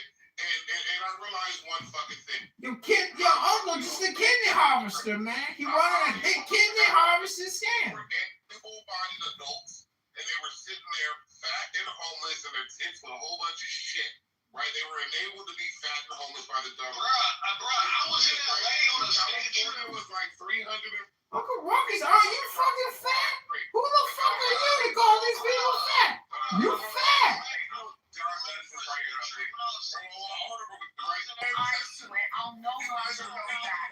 There's no way. You can't go back, Uncle Ruckus. Once you see the truth and you see the light, and we understand that we're not slaves, that we're free agents to live and to abide by our own consenting doctrine of non-aggression and just peaceful coexistence and voluntary exchange. We don't need the slave master to dictate our interactions anymore. So maybe someday you'll come around and you'll see that this and admit that the white supremacist system gotcha. It gotcha, Kanye would say, gotcha. You were born and you put on those white supremacist glasses and now you're upholding the white supremacist system, right? And ironically, you're looking at me and saying that I'm the problem, right? Because I'm saying, hey, look, we've exposed the white supremacist system. We're gonna shut it down. We don't need this slavery anymore. Go ahead, Uncle Ruckus. Continue to lick the white man's boot. Listen. Go ahead and continue to lick the white man's boot. You like it down there. There's nothing I can do about it. You didn't come from greatness. Hold on. Whoever said that I did? I came from nothing. I know that is true. That's true. That two things can be true at once. Uncle Ruckus, two things can be true at once. But you know one thing I'm not? I'm not a white supremacist. And I'm not a man that's gonna participate in the system and uphold white supremacy. Okay, that's another thing I'm not gonna do. I'm gonna actually reject once I saw the light and saw systemic oppression. You can't go back. This is gonna be a long deprogramming. But Bima, this is the dumb shit we're talking about. You're upholding white supremacy by being on your cell phone right now. It was white people that went to those other countries and enslaved those fucking guard the slave labor and the labor for underprivileged people, Bima. So any technology used, any type of rechargeable batteries, you're upholding white supremacy by purchasing those products. Yeah, that's It's black people for stupid. She only likes the niggas that agree with her. Bima's a hypocrite. That's why I hate these shit. Obviously, liberal bitches. I don't know why you keep saying liberal, Uncle Ruckus. I'm not a liberal. Why do you keep saying liberal? I'm gonna say the world, but fuck you niggas that don't agree with me. Tell me one person. Listen, I'm sorry that you have a slave mentality. I'm sorry that you like the slavery. I'm sorry that you like the slavery. You got an Android or iPhone? in these big bodies every single day. It's a horrible They thing. got a dick in her pussy phone. It's like She needs to get a big ear. Bima, you got an Android or an iPhone? Little things like kids like this. If you got an Android, Bima, 9 times out of 10, you're upholding Asian supremacy. And then if you got an iPhone, you're definitely upholding white supremacy. Bro, she's like fucking overweight and something about like black supremacy. Our 2 white guys that went over to China and had horrible working conditions. Pretty much those workers in that factory are enslaved, Bima. They don't have fair working conditions. They're working 14 hours a day, 7 days a week, forced to live on those little shitty apartments that you can barely touch. You barely have room to turn around and breathe in. They're being forced to the tune, Bima, that those factory workers for the iPhone were hurling themselves off of the building to kill themselves because of conditions. I miss the old school white guys. That bitch was like Bima in a brothel somewhere. They would have that bitch pregnant in the kitchen somewhere, right? I like the old school white guys that didn't let this bitch vote. You feel me? Those white dudes were the shit, right? These new school white guys are weak as fuck, right? Confusing the white supremacy system with global, with like Ronald potentially Reagan poor and fucked up labor. You see what I'm saying? Right? It's not me owning an iPhone doesn't automatically mean I'm fucking white supremacy. What it can mean is that I'm participating in a global economy where fucking supply chains, labor conditions, all of this other shit often, you know, are shit. Hold on. All of this shit that's bad, okay? But what I'm saying is participation isn't the same thing as endorsement, okay? I'm literally saying, oh, look, hold on, this is a problem. We shouldn't be doing this. And you guys are saying, no, it's okay. Everything's perfectly fine. Most people can't realistically opt out of modern tech without losing access to whatever the hell that they're doing. Hold on. Yeah, but So that's exactly what structural critique points to.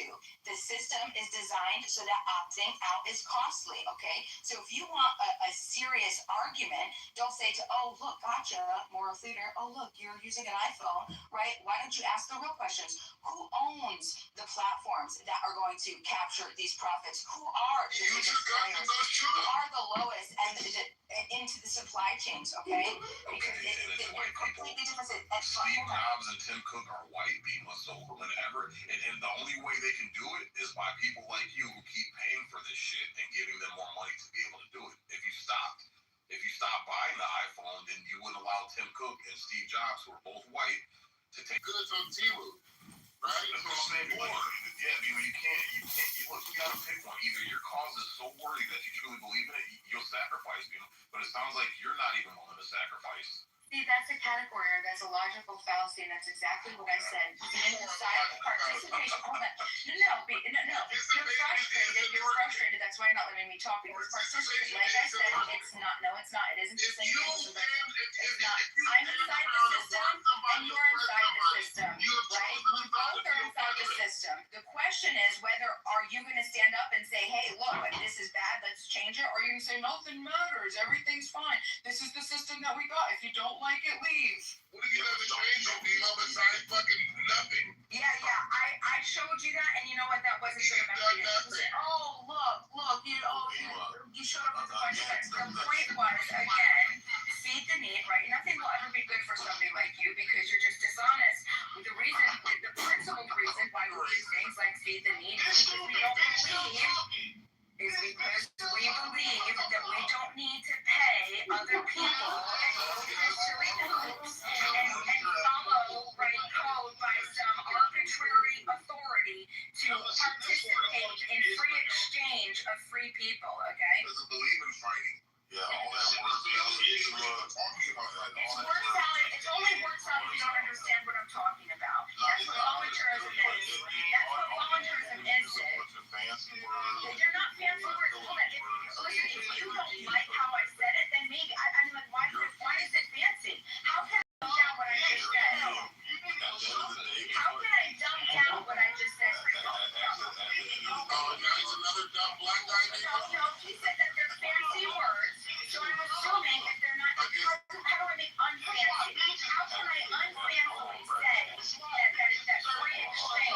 Right, there's free exchange of voluntary consenting individuals. How about it unfancy? Outside of all those fancy words and terminology. That's what I'm saying, fancy words, fancy words. Long drawn out word salad. At the end of the day, you are feeding the monster you claim to hate. That's what it comes down to.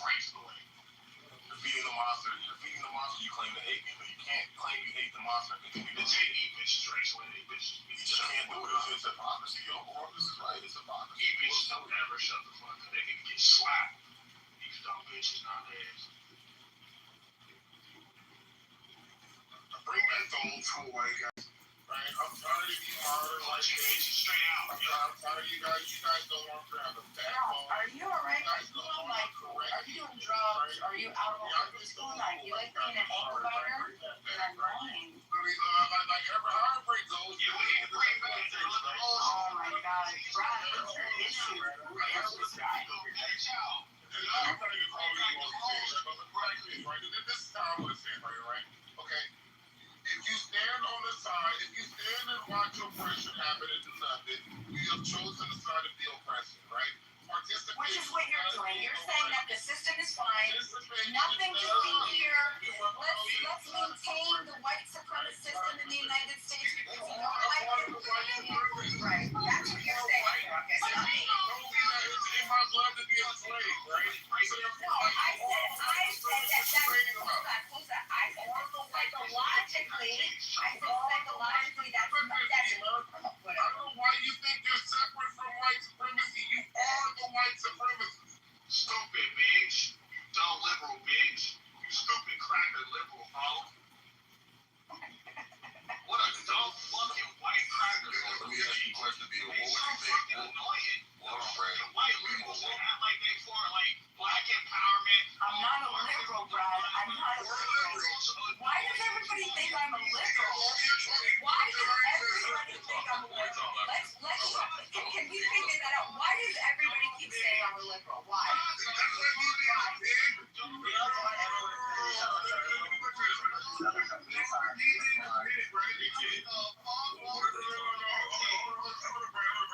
That's like me being a pig, right?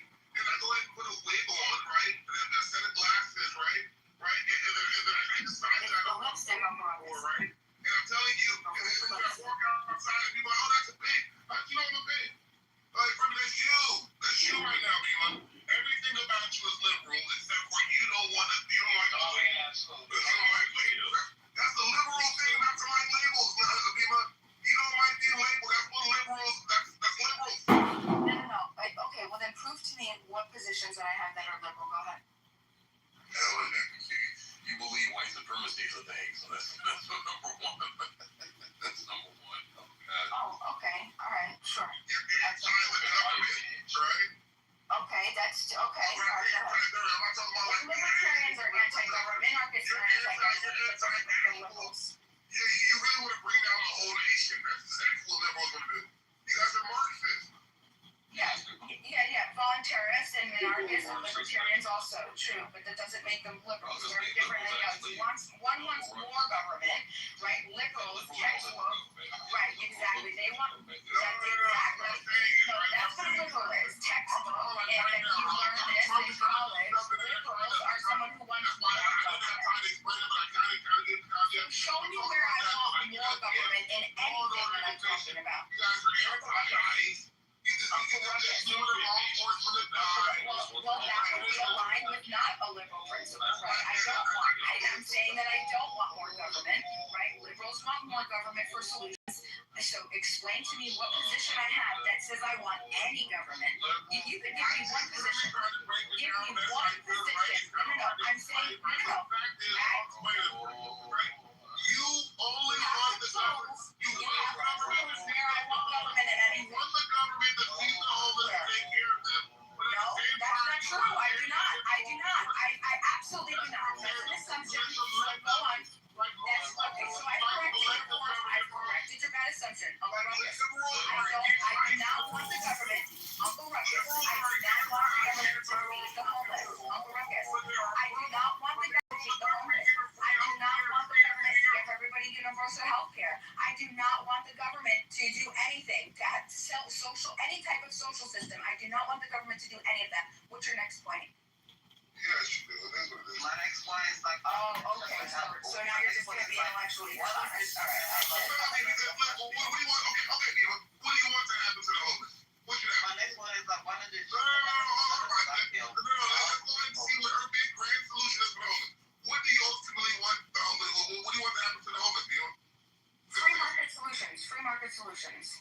All No, free no. market solutions. How do you propose that the homeless know? Well, maybe feed the need. Feed the need can come out. They can feed. They can offer resources. They can assess people who have mental health issues, people who actually want jobs, separate the differences, people who have drug addictions, and then find free market solutions to help them out. Oh, wow. That's what I mean, saying she wants the government. You get what I'm saying? She's not gonna say it though. Guess what? You'll never hear I'm sorry to bust your bubble. No, sorry, honey. I'm sorry that I'm really disappointed. Nobody on this app nobody on this app has ever heard me endorse anything for government. And no, I've been on this app for 2 years. You find one person that's ever heard me say, no, free market does not require it. It's the complete opposite. The complete opposite. Feed the need is free market. Feed the need is free market, okay? Nothing to do with government at all. I have nothing, no realization of wealth. No.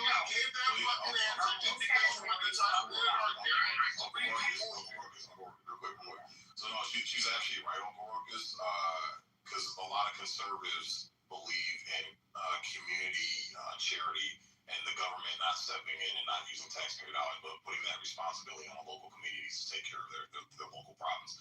So one of the things that's been proposed is the homeless topic, that the government, because look at all the money that's been wasted on all these homeless prevention projects, like especially with Los Angeles.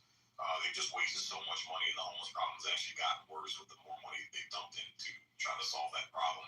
So people are saying, "Fuck using taxpayer money." The people in the local community can handle that problem, and they can fund it themselves by local fundraising and things like that without government intervention. But I got a question for you, Bima.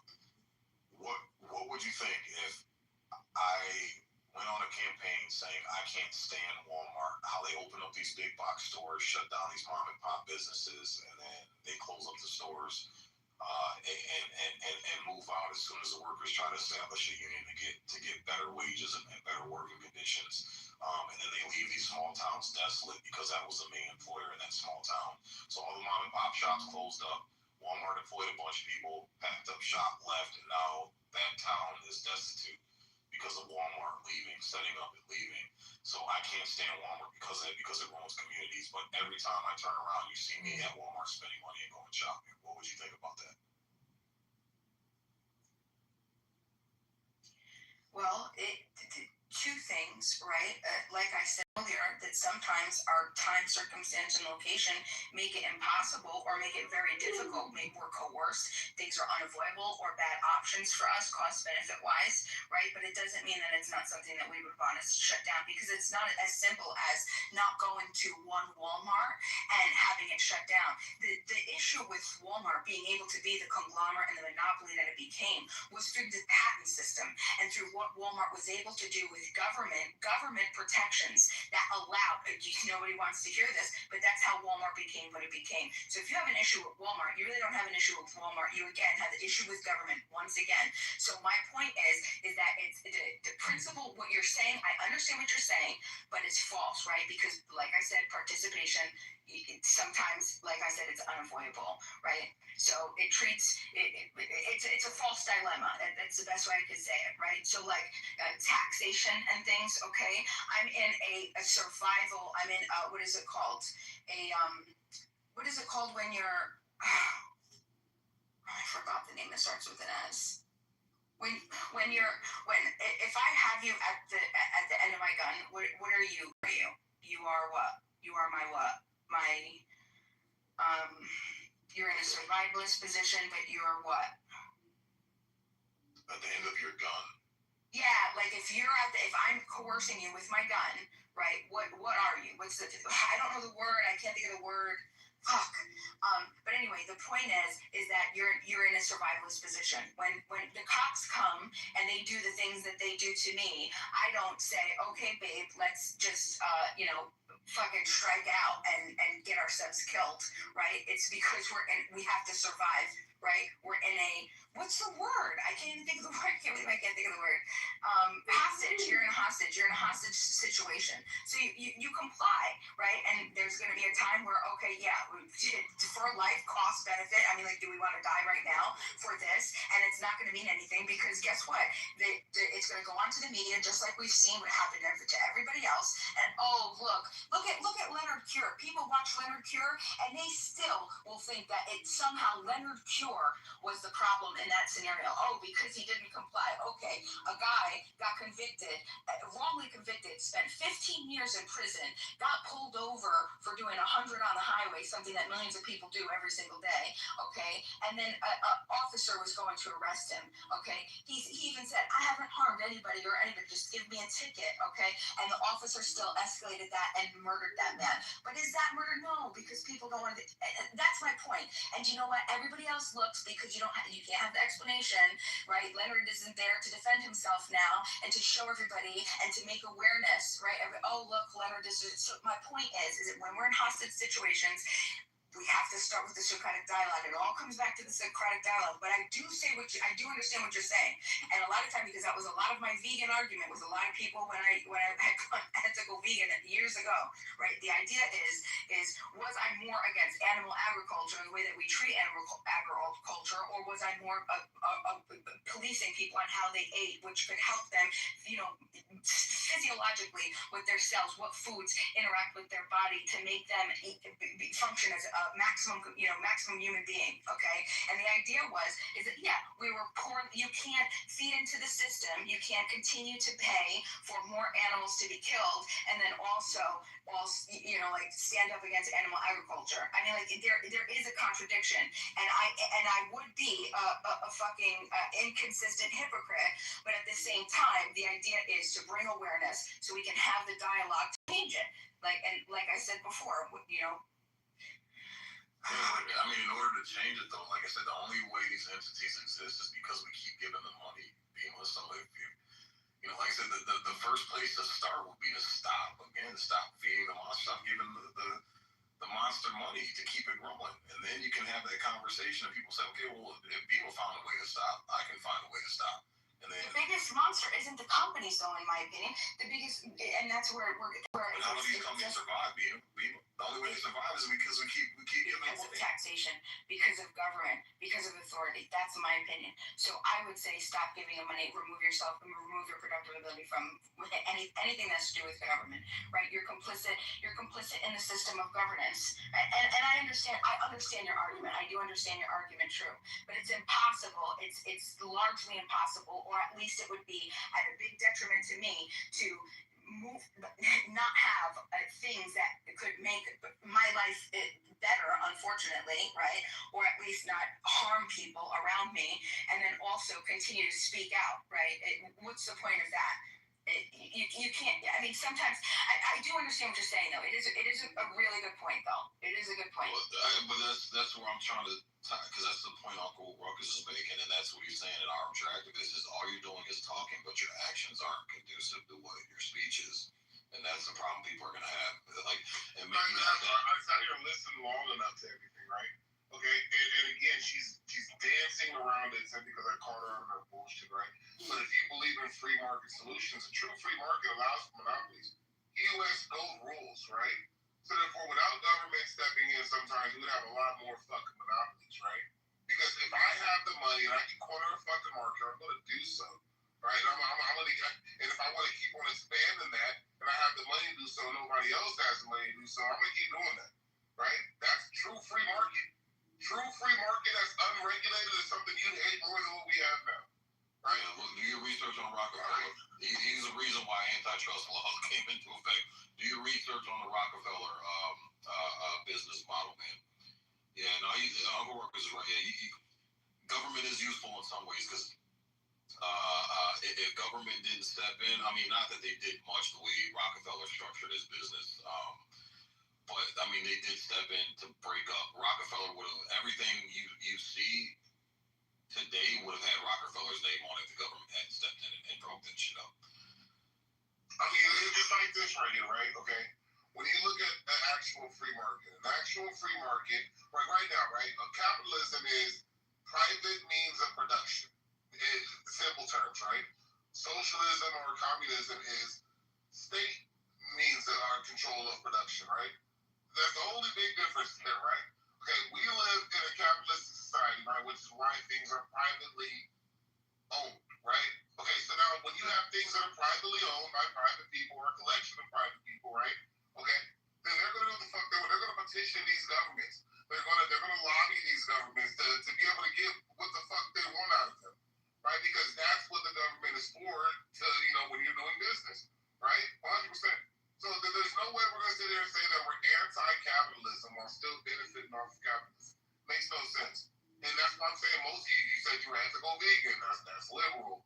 Almost all your points are liberal, but you're gonna sit here and say that you're not, and you're gonna keep on. You even recognize the contradiction in your argument that you're trying to make right now, right? Because you knew that you were dancing around the shit because you knew that I was calling you out of your bullshit rate. That's why I called you out on that. That's why everybody else called you out on that.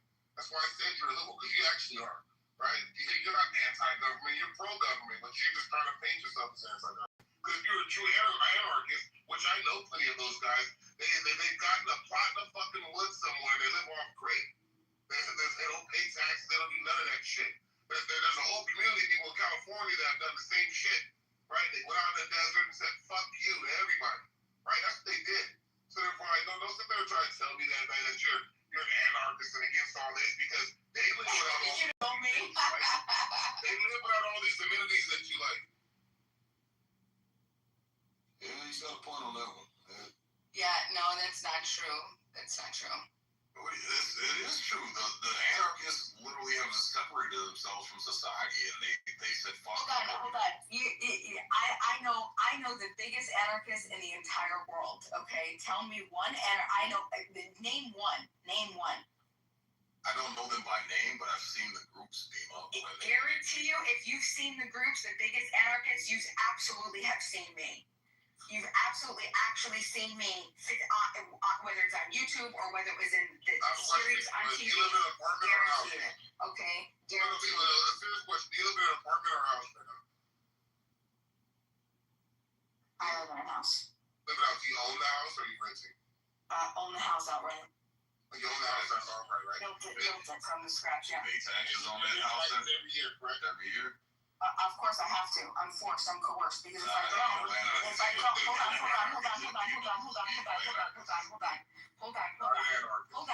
That's not true. There's three very big, large anarchist communities, intentional anarchist communities in this country. All three of them pay the land tax. We have to, okay? We have to, because if we don't, what happens? What happens? Does anybody know? What happens if you don't? No. What happens if you're one, if you don't pay taxes? What happens?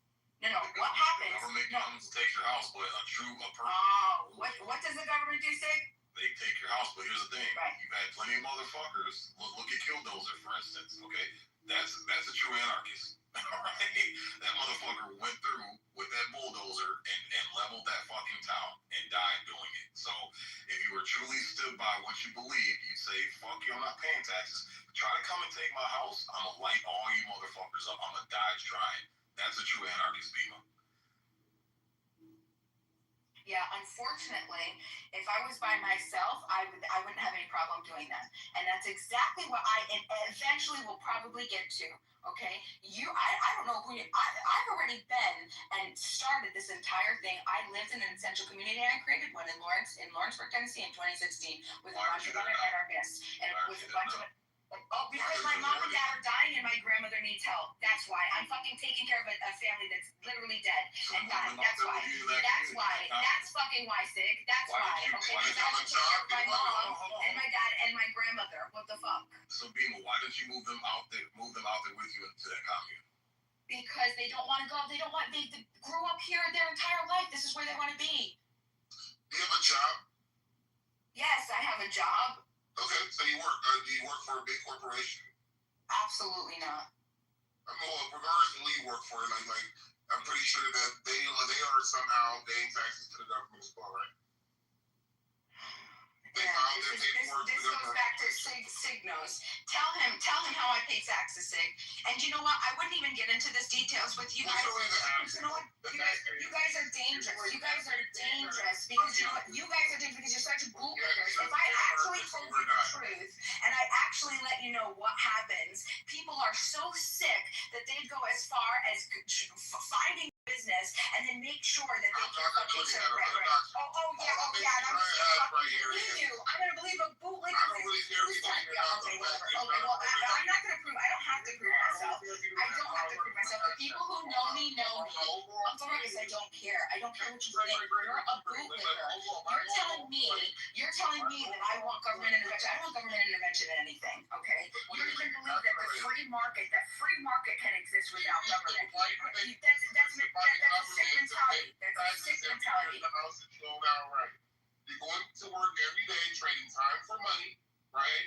You feel me? To get those white faces that you hate so much that the government prints out, right? Okay, you're going to the supermarkets to buy your meats and your cheeses and your milks. Why do you? It's such a bad idea to presume you know. It's such a bad idea to presume you know. Do you know you're just making up a story about my life? Do you understand how that's not rational? Do you understand how that's not rational? Society does, right? Uncle Ruckus, do you understand how that's not rational? Because you don't know anything about how it is. You don't know anything about what you don't know nothing. You're just filling in the gaps. I'm thinking the same thing about you. It's not a rational position. You need to come back down. You need to come back down to the real world. You need to come back down to the real world.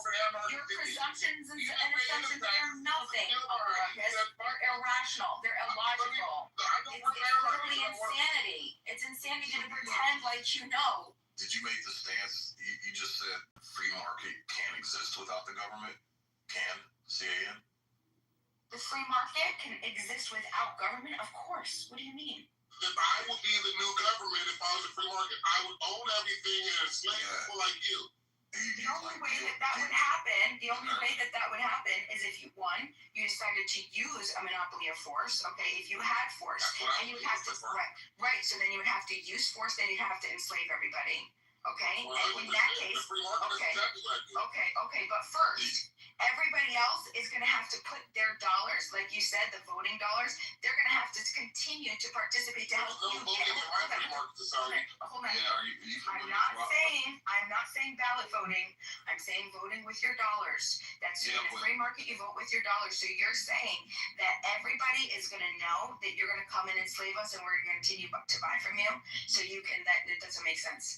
It's a principle violation. Are you familiar with Rockefeller's empire and that whole ordeal?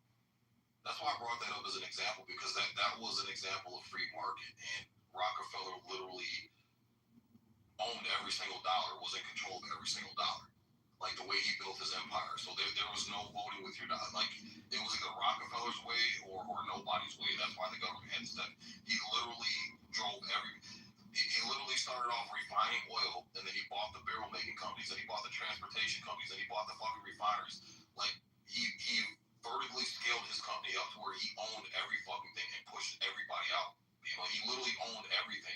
He owned every single fucking dollar, and that's why the government had to come in and bust him up, because he would have ended up owning everything. He would have been more powerful than the government, Bima. So they had to come in and fucking and cut that shit out, cut that shit down. That's a true free market without government.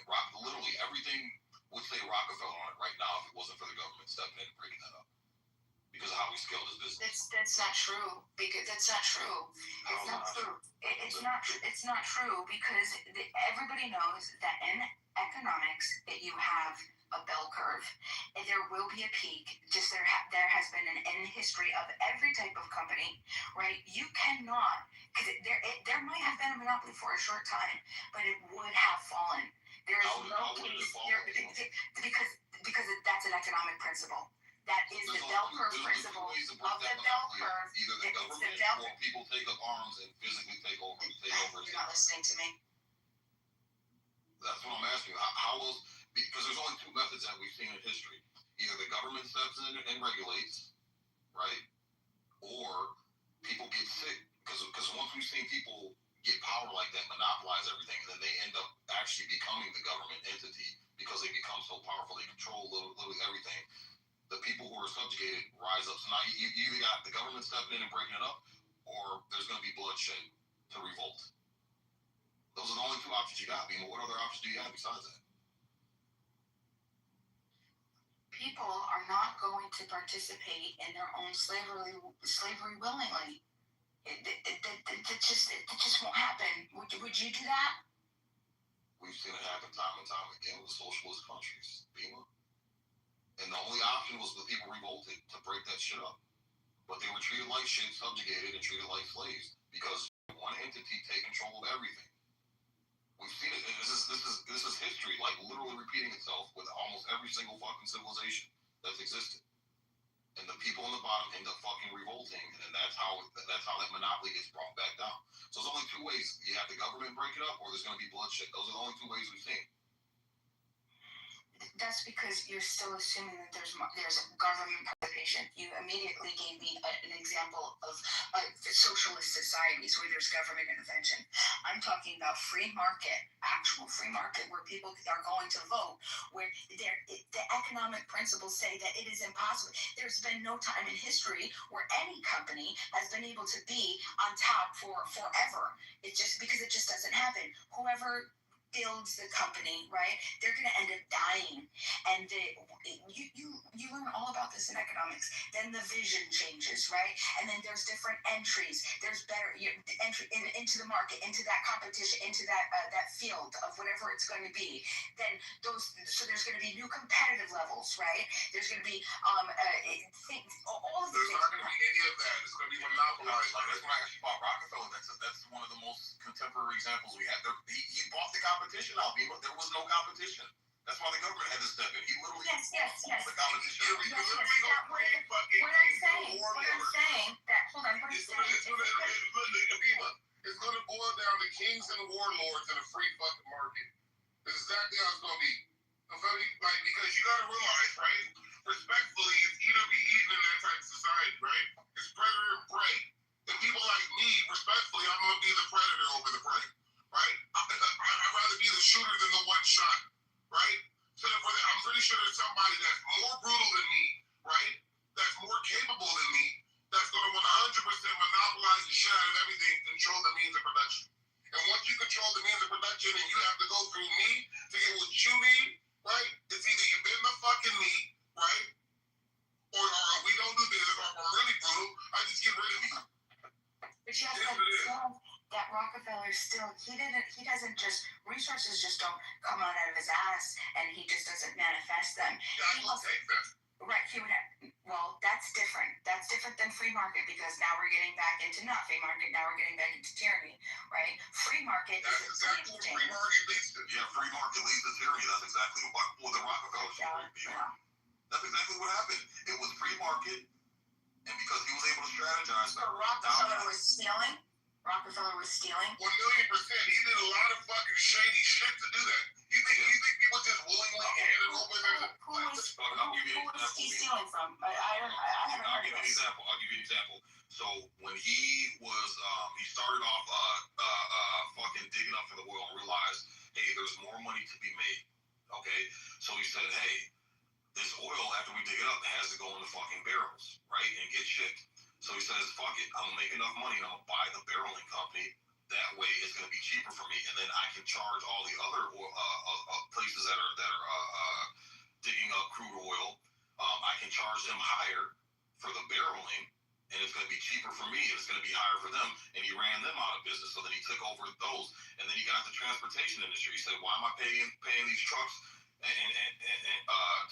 to run this shit back and forth when I can just buy up all the trucking and logistics supplies?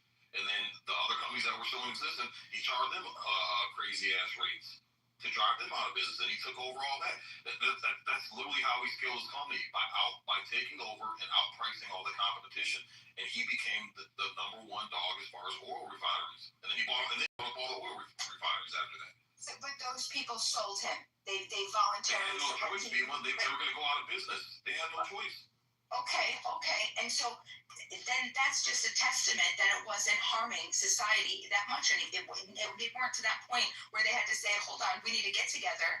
You think that the world or even a nation came together and said, "Hey, look, this guy is starting to buy stuff up. We have to make don't sell to him, otherwise he's gonna, put us all out of business." That doesn't even make sense for them to say, "No, we're gonna continue to sell to him." They had no choice. It was either that or pay the crazy ass rates to barrel and transport the shit, which they couldn't afford. That would eat up all their profits. So they're pretty much turning oil for nothing. Yeah, I'm not saying that in their poor business models or whatever that they were doing didn't work at the time. Yeah, sure, probably. But I'm saying that overall cost benefit was still in their favor. If they were able to sell out, then it was still in their favor. You're not going to sell out if it's not in your favor. You have no choice. If you and I are in competition, right? Let's say we're in the same thing. Both of us are digging up crude oil, right? And I'm paying another company to barrel it, and Bima Oil Inc. says, "Fuck it, I'm buying up the barreling company." So the only way you can barrel your oil that you dig up, Sig Oil Incorporated, is to go through me now, go through Bima, because Bima owns it. Bima, you're gonna, instead of me paying what I was paying, maybe 20 cents a barrel, you're gonna start charging me $2 a barrel. There goes all my profit. I'm not in business, so I got two options. Either run my business into the ground, not making a profit, and I lose everything, or I go ahead and just sell it outright to you and at least have a little bit of profit. Right, and that's what I'm saying. It was a poor business model. These were people that couldn't figure out how to partner with other people that come together with a bunch of other little guys like that, and then and make sure that you cut out Rockefeller and you don't do business with him. It was in their favor to do it until they reached that point that it was not in their favor because they were individually and poor business models, and then that was it. But if it came to a societal level, of course, no, you're not going to pay into something that's destroying your society. But that's the thing. It happened because people didn't realize that business model. Nobody had ever seen that business model before. He created it, and by the time they realized what had happened, it was too late. He bought up everything. Right, yeah, and that's true because we didn't have technology, we didn't have the ability to network and to connect and show and have the possibilities that we have today. And that's what's also very important to consider. We have an ability now that we didn't have during Rockefeller's time to connect, to be able to explore and make sure that people aren't getting too much and becoming too big, and we all as individuals would be, okay, look, we're not going to make sure we have a government. You understand? Yeah, but the problem with the government, Uncle Ruckus. We have a governmental body that does that. Right, Uncle Ruckus, that's the problem though, because the government they're an arbitrary power. The people that are in government are just our normal, fucking average dumb neighbors. Okay, they're so like the people you're talking about. So we have people that would ensure that this doesn't happen, and those normal, regular people that you think would ensure that it doesn't happen now work in government. Hold on, no. But the difference is that those normal people get to create the thresholds and the boundaries by which they want to operate, right? And then they would be able to do those exchanges there.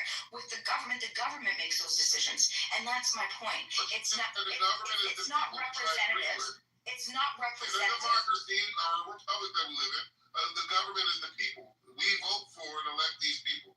Right. It starts at the local level. Right, if people are interested in that, the local level, and then from there, people work their way up, and then eventually we vote on a national election, right?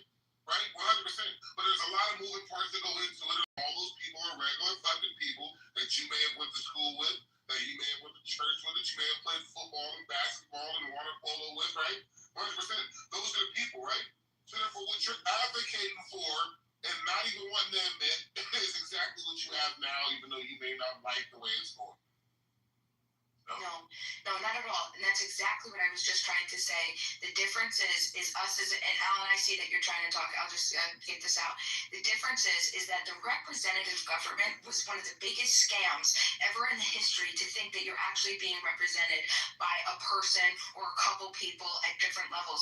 These are individuals. The best that you could do is, even if you were to explicitly say, I want this person, and to say that they win, okay, the person that you choose, to say, I want them to to represent me because I generally like their principles. So their principles are probably going to align with everything that's going to happen across their any type of legislation, any type of positions that they're going to take. They're generally probably we're going to be in alignment, right? That's like best case scenario.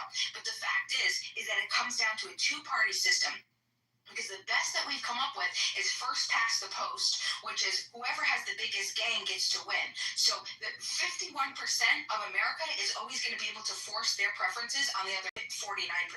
That's how, so 49% is always going to be unrepresented at any given time. Sometimes where if you're in a situation or a location where there's a Democratic stronghold or a Republican stronghold, depending on what you believe, right? You're effed for there are some cities and states that have voted like that forever, locally, whatever else. And even if you can get somebody that you personally want to get into office, there's no guarantee that they're going to make all the decisions that you want them to decide to make. Bill, why do you just like start and black Bill? Why do you do that? I think it's a horrible thing. Hold on. Alan was going to go, A-Check, I'm sorry. I feel bad because I went a little, wait, hold on. Alan was waiting. Please. A-Check, I apologize. Go ahead, Alan. You gotta be kidding me. You just did that. He was waiting, A-Check, and I felt bad because I went longer than I should have, and Alan has been clicking his mic. Please. Go ahead, Alan. Sadly, somebody gave Trust me, me I don't want to hear what this status ass has to so say. I'm going to try and inhabit my good mod habits. So I'll just say this. I heard the tail end of it. Point, forgive me. I don't think there's anybody here who can go to the track and predict who the winner and losers are going to be every time. When it comes to business, businesses can turn on a dime. Suddenly they're up. The next thing you know, they're filing for bankruptcy. The government should not be involved in picking winners and losers. Period. Because the moment you allow the government to do that, guess what? You open up the doors of corruption. Well, gee, Bobby here donated $10 million to my campaign, and Bobby owns a car company. So we're going to put in legislation that favors him, and we're going to say that all the other car companies can't compete. That's the problem with it. As far as what you said about the government, I agree politicians are crappy people. The way you know a politician is lying is if his mouth is moving. Having said that, that's why we have the separation of powers. Because the founding fathers, who are also historians, looked back at history and said, yeah, people have a tendency to be corrupt. So therefore, we are going to have the separation of powers. Yeah, maybe democracy sucks. Maybe representative government sucks. It's still better than other forms of government. Do you want to go to communism, where you have no rights but what the state tells you can have? I don't think so. Considering I know people who've lived under Soviet rule, it sucks. Either that or we go under a monarchy.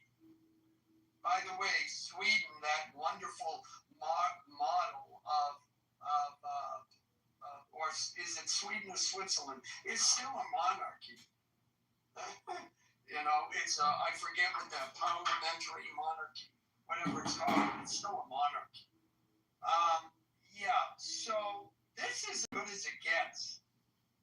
I mean, unless we're going to have 350 million converge on Washington, D.C. and decide everything that has to be decided. No. And then as far as, you mentioned Rockefeller. He got rich because he provided a superior product that everybody wanted and everybody bought. Now, I'm not saying he was perfect, but he got really rich really quick. Because guess what? He was smarter than everybody else. Anyways, I've gone on a rant. I'm done. And now I've said my piece. Anybody who can speak next, preferably Manfinity, because I like him. I was gonna say real quick, Beaver, too. You're talking about now we've got the technology and all that stuff. You understand Jeff Bezos is a modern day Rockefeller, and if you look up how many antitrust lawsuits they've been slapped with and lost because they tried pulling that sneaky bullshit, and the government had to step in, bro, and slap Jeff Bezos around quite a few times to keep him out of that position. So I mean, it's no way you cut it. You know, we got so many examples, modern examples that show government intervention did help. Not saying the government's an end all be all, but you understand where we would be at if the antitrust laws of the FTC did not slap Jeff Bezos around when he needed to be slapped. We'd be fucked right now, Beamer. Yeah, and I agree with that too. I'm not saying business is perfect either. Business will sell out your grandmother if they think they can get an extra buck out of it. But, you know, the other opposite end is no good either. Yeah, so just it's a healthy balance of government intervention and free market. But again, the people are the government. You know, the way the system was set up, we control the government. It's just we've gotten so lazy, so preoccupied with dumb shit that doesn't matter. We forgot that it's our job to keep the government in line and keep the government in check. And this is why shit's falling apart. It's on us for feeding these corporations and not cutting off the money flow when it needs to be cut off, right? And then it's our fault for not keeping tabs on the government the way our forefathers designed the system to allow us to. So at the end of the day, it all comes back down to the citizens. It comes down to our laziness and complacency and prioritizing convenience over moral and principle and sustainment. That's just what it comes down to. But you need a healthy mix of both. Hey, they say, don't blame me. I blame you. Personally. Can't blame the black man, Alan. No, it has nothing to do with can't blame black people. well, no, it has nothing to do with that. I blame you personally. But I'm still blaming. And everyone else will blame you. Now, as far as the black man, I don't want to go there, but yeah. Well, I'm blaming white supremacy. It's everything. I think people agree with me on that one. Yes. I mean, Are you white man Alan? It's your fault. It is my fault. You know, and the fact that all that secret free white man money that the government gives us that we don't tell you about, that we don't share it nicely. So yeah, I'm sorry. Forgive me. Let me throw myself upon the sword. That's okay, Alan. Don't feel left out. No. Believe that me and my ancestors should go back to slavery. It's part of my bloodline. You're already in slavery, Uncle Ruckus. I'm trying to get you out of it. I could be wrong here, right? Sig, did she not say that me being a slave was in my blood? Right? Did she not say that, Phil? Right? So she is a white supremacist. Yes, I said that. Why, hold on, wait, Uncle Ruckus, why did I say that? Hold on, I'm gonna give you context. You remember why I said it? She denied being a liberal, but all of her talking points are still liberal. Now she's gonna try to walk that one back because she got caught on it. See, Dima, you're excellent at trying to talk yourself out of shit, right? You probably try to talk yourself out of a few tickets. Maybe it wasn't successful for you. Then you started hating the police when they really rode you to the parade. I get it. I know your personality type, right? So therefore, it's like you try to talk yourself out of shit and you talk yourself into a lot of shit, right? No issue. And I don't care, though, no problem. But you could be a white supremacist. You and Alan, Alan's not a white supremacist. But anyway, however it goes, right? You and all the white supremacists that you believe are white supremacists, you guys are all in cahoots. You're the same boat. So don't try to sit there and give me some philosophical bullshit about how we're all slaves when you don't even understand how the system works clearly because we sat here and listened to you speak. So I mean, it's all good. It was a joke anyways, even though you were being a serious racist. So let's go ahead and leave it alone. No, I was dead serious. I was dead serious. But impress me, Uncle Ruckus, listen, wait, I let you finish. I don't want to hear your explanation of your racism. I'm not trying. Trust me. I don't want to give you an explanation. I want you to impress me. I want you to impress me. I want you to impress me and prove to me that you remember why I said it. Impress me and prove to me why. Impress me and tell us why I said it. Uncle Ruckus, do you remember why I said it? I guarantee you don't, because you want to be intellectually dishonest. You want to be intellectually dishonest and you want to run with the victim card. Guess what? It ain't me, baby. I'm not going to give it to you. I'm not going to give it to you, and I'm not going to let you escape either. I'm not going to let you escape. Go ahead. Go. Bima, how do you feel about these allegations of racism? She's a horrible person. The allegations of racism, I've been called a racist before. That's the first thing I'll say. Oh, yeah, of course I've been called a racist before. Yes. You have like a psychological problem. It's normal It's to like me. I like darker than you. Or what do you call it? Well, if you understand like the different types of racism, structural racism, interpersonal racism, there's all these different races. If you're born white into a system of white supremacy, you are by definition an agent of racism, right? Okay. But anyway, that's not my point. I'm not going to deflect. Beaver, to answer your question, I would love for Uncle Ruckus to be an intellectually honest person and tell us why I said that. Why did I say that to you, Uncle Ruckus? Because I pissed you off and you wanted to No. Be specific. Be specific. Be specific. Oh, yeah. Be specific, Uncle Ruckus. Let's be honest. Be Pacific. That was Pacific. Did I say Pacific? I'm telling you, you need to say Pacific. I pissed you off because I'm black or I'm ignorant, right? So however it goes, right? I do hold black men accountable that want to participate in the white supremacy. I'm going to be honest with you. I do have a trigger for black men that can. Hold on. I'm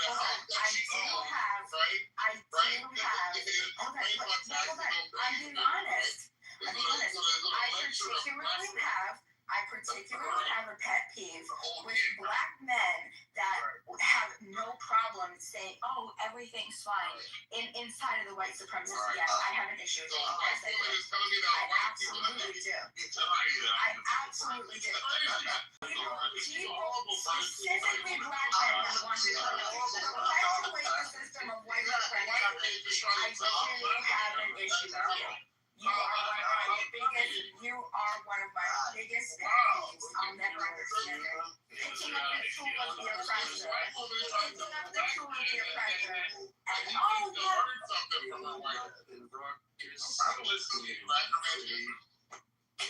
Ruckus, can I send you a book? Okay. I can't read. Does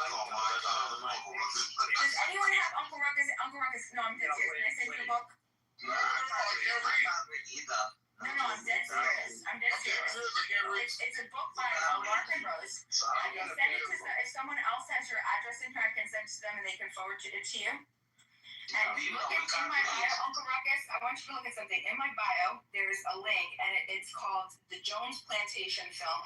These are, this is my network of my people. This is the Jones Plantation Film.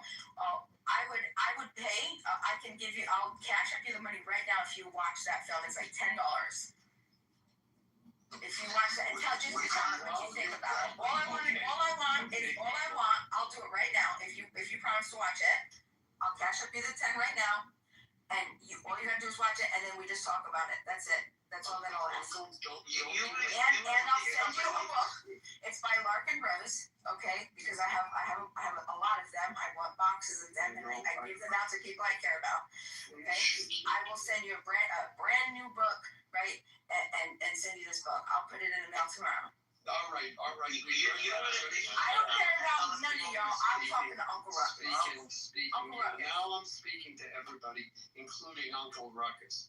I'm going to embody my 1990s, early 2000s left-wing hippie, new age self right now. And Uncle Ruckus, I'm sorry, but if slavery is in your DNA, you need to embrace your authentic self, which is a real thing. Because as you know, being authentic is the most truthful thing you can be. So if December 18th at 2:30 in the fucking morning, I never thought I'd see the day when white people are trying to lecture me about black racism and slavery. That's right. This is fucking racist. Yes. This is absolutely nuts. Absolutely nuts. You know what I mean? Absolutely nuts. I'll even be the same shit.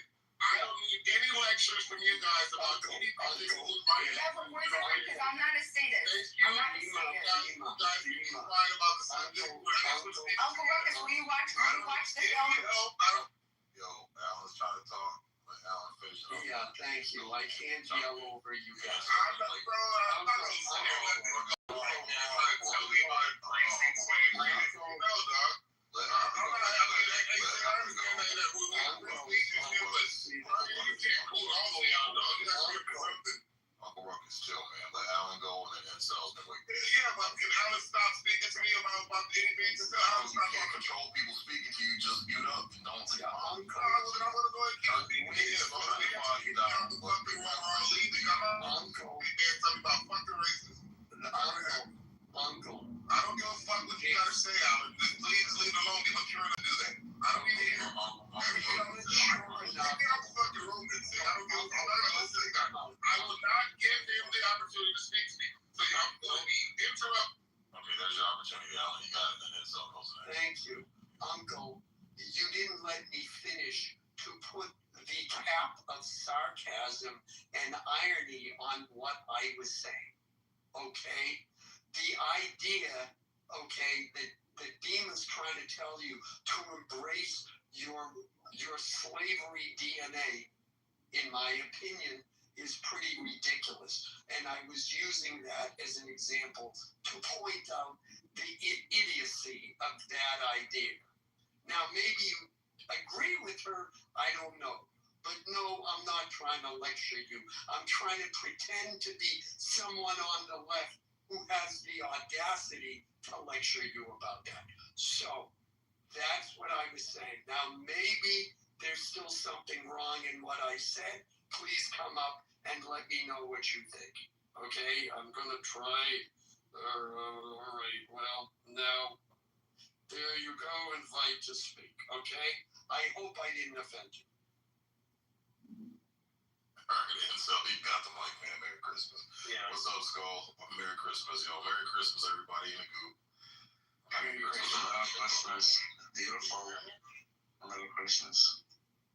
Yeah, I think government intervention is better. And actually, I'm a big proponent with UBI. I think it's way better than believing in the free market, because we're never going to really have a free market. And if we do, it's going to get dominated by a few players. So it's like, why play this game of like trying to always push for a free market? Just let's get our $3,000 of UBI, and if you want to work more and you earn less than 80K, then yeah, go for it. But once you make above 80K, I don't feel like it's just government help.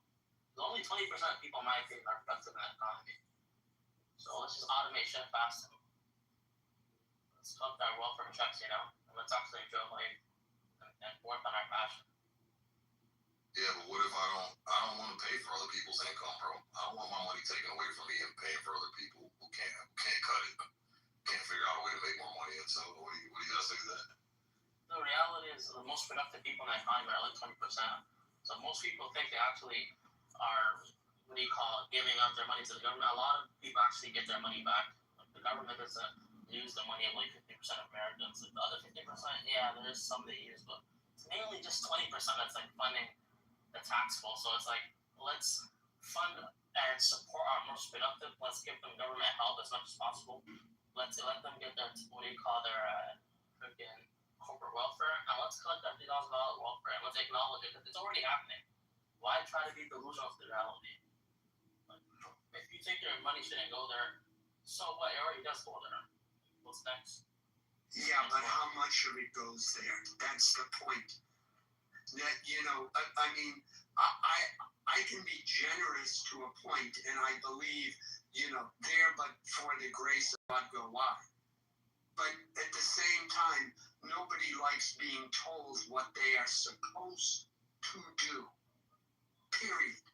And maybe there are some who justify it that, oh yes, I want to give to charity and I want the government to do it. Great. You can do that. But most of us don't. And most people, if they earn $1, they want to keep $1. And they don't like being told, well, you have to give up 85% of it because Bobby and Billy over there don't want to work, as one example. So yeah, we're already doing it, but to what degree? That's the degree is the argument that we are having in the debate that is going on in government right now. Yeah, the thing is, we're gonna have oligarchs, and moving forward, we're gonna have even bigger oligarchs. So let's actually fund them, put money into them, let them get corporate welfare. And most normies are just useless. They already work like useless military jobs. When a lot of jobs got automated, you might as well just pay people. Like there's a lot of people in the economy right now that get gifts. It's not just baristas. There's guys in the military that get gifts. A lot of guys in the military don't deserve the paychecks they get, but they get gifts, through like a paycheck that weren't their dad helped hook them up. Like a lot of people get gifts in different places of the economy. So let's acknowledge that, dude. Like, why are we LARPing? Like, what do you mean my tax money? You're not that important. Most of the money you put into the government, they give it back to your state. Like, yeah, but I'm important enough for you to take money that I've worked hard for to earn, so I must be important enough. And so, to where you want to use my money, you know what I'm saying? Like, yeah, it's not you can't take my money and then call me not important. No, now we're getting cut. We're like, we're basically, like, we're not getting the good end of the straw. Like, we're already going to have corporate welfare. We are going to bail out major corporations. There's nothing we can do about it. It's a reality. But itself, people have a problem with that, though. That's one of the. But what's your solution that you think is better? Let's just have an honest system where the weak sink and the strong survive. And if you want to come up, you have to work your ass off and figure a way to do it. That's how it used to be in this country before government got involved and all this debt, the system built on debt and all this bullshit. Man, it used to be straight dollar for dollar. What year is this? Shit, before the 1930s. Do you know what type of America, like, dude, like, you're talking about a time where people were getting exploited. Like, we're talking about freaking robber barons. And even like, the biggest free market proponents are putting regulations on these dudes. Like, it doesn't work. You have to acknowledge the reality. We're going to have these big technical oligarchs, and they have to exist for us to live a first world quality of life. We're not going to have a dog-eat-dog world. We don't need that. How is it to have a dog-eat-dog world? We don't have the same IQ. That's not my problem. You having a low IQ, you not being able to figure out how to put food on your table is not my problem. It's just not. The reality it is, bro. Okay, then cash at me $100 right now. Cash at me $100 right now so I can get groceries for me and my wife. And actually $150. I got the baby now. Dude, I'm making like $2,000. I don't have a lot of money. No, I don't care. No. Based on what you said, cash at me $150 right now. If it's not that, that's not what you're taking. That's not what I said. Okay, then what are you trying to advocate? I'm saying all you're advocating is robbing one person, taking money out of their paycheck that they worked hard for, and helping somebody else out. Yeah, but alright. I think you misunderstood what I said. No, well, restate it so I can understand, because I want y'all to understand the point. I don't think it's gonna happen right now, but in like 20 to 25 years, I think most jobs are going to be automated, and most people are going to be already on UBI, or the government has to create jobs for these people to work in. And I feel like instead of trying to just push people to work jobs that they don't like and aren't that productive, I think people getting $3,000 a month is better, and then the rest of the money investing that into major corporations that can push us forward and our country forward. Let's give corporate welfare to our major corporations. They need it. That's the only way you can compete in the global economy. China does it for their companies. We already do it for our companies. Let's just give them a little bit more and let us get our welfare. And for the dudes that want to work, go work. Look at you understand China's economy is a house of cards, bro.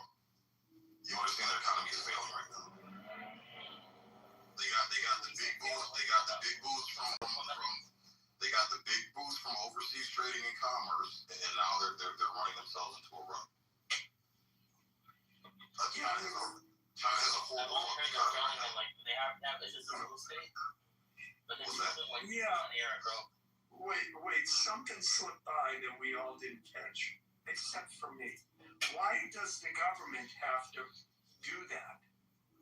Can't businesses, it seems to me that, this may be a simplistic example, but when the automobile came along, there were a crap load of people working in stables who lost jobs, but then other jobs were created. Now we're sitting on the beginning of this AI revolution. We don't know what jobs are going to be created, but let's not, just have this knee-jerk reaction. The government has to save us. The government has to save us. No, maybe we can save ourselves, and maybe in the process of that changing economy and changing technology, corporations, individuals using their creative abilities and incentivized by the promise of profit will discover other avenues of income for all of those useless people you're talking about. And the problem will be solved not by some government dictating from the top down, but by individuals and dare I say it, diversity that individuals bring to the United States or any other country for that matter. Oh God, I can't believe I just said that. I feel like I need to take a shower. Feel so unclean. But I think this is the problem with the left. It always wants the government to solve all our social and financial ills. And the government sometimes is equipped to do that, but often is the worst entity in which to solve those problems, especially when it comes to social ills. It has helped some. But remember, I grew up, and I'm sorry, I'll land on this. I grew up in the 60s. The wave of liberalism was supposed to solve it. It gave the promise of solving all of our social problems. And yet here we are 60 years later, and the same people, this narrative, are now saying that life is horrible, that 77 million people who voted for Trump are racist, and you have people like, is she even here? You have people saying that black people are still slaves in this day and age. Well, if that is true, if we accept that, then I think it's time to stop using government solutions and the solutions that liberalism proposed in the 1960s, because by their own admission, they failed. It's time for government to get out of all of it. No, actually, that's true. Like when you say it and stuff, like, well, you're like, these people are horrible what they're doing. Like, I think a lot of people don't understand. I think that maybe this will come up in the next 20, 30 years or something like that. Have you ever seen women and men with those SSRI eyes? They look demonic. They look terrible. You look Rob Reiner's son.